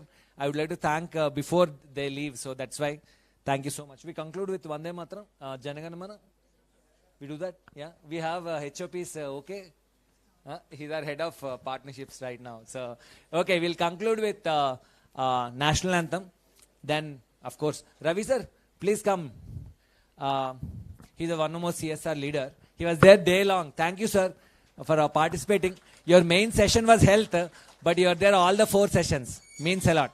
Okay, we'll start with Janaganamana. Ready? 3, 2, 1, go. Janaganamana adinayaka jaya he Bharata bhagya vidata Punjaba Sindhu Gujarata Maratha Dravida Utkala Vanga Vindhya Himachala Yamuna Ganga Uchchala Jaladita Ranga Tava Shubha Name Jage Tava Shubha Ashisha Mage Gahe Tava Jaya Gata Janagana Mangala Dayaka Jaya He Bharata Bhagya Vidata Jaya He Jaya He Jaya He Jaya Jaya Jaya Jaya He Jai Hind. Do we check them? Hands together. There you can form. Otherwise, wherever you are. Yeah. Okay. On a count of 3, 2, 1. We do it 3 times, okay? Start. 3, 2, 1. Check them! Okay. Go for it. 3, 2, 1. Check them! One last time. 3, 2, 1. Check them! We have only one passion, the rise of a great nation. Thank you so much. I request for the dignitaries, please take them to the stalls if they have time. Yeah. Hi team. Tomorrow we got permission for food preparation here from our cafe. Who wants to take food from? Can be utilized. The team members, except the dignitaries, please stay on. Don't go. We are having a team picture. Okay.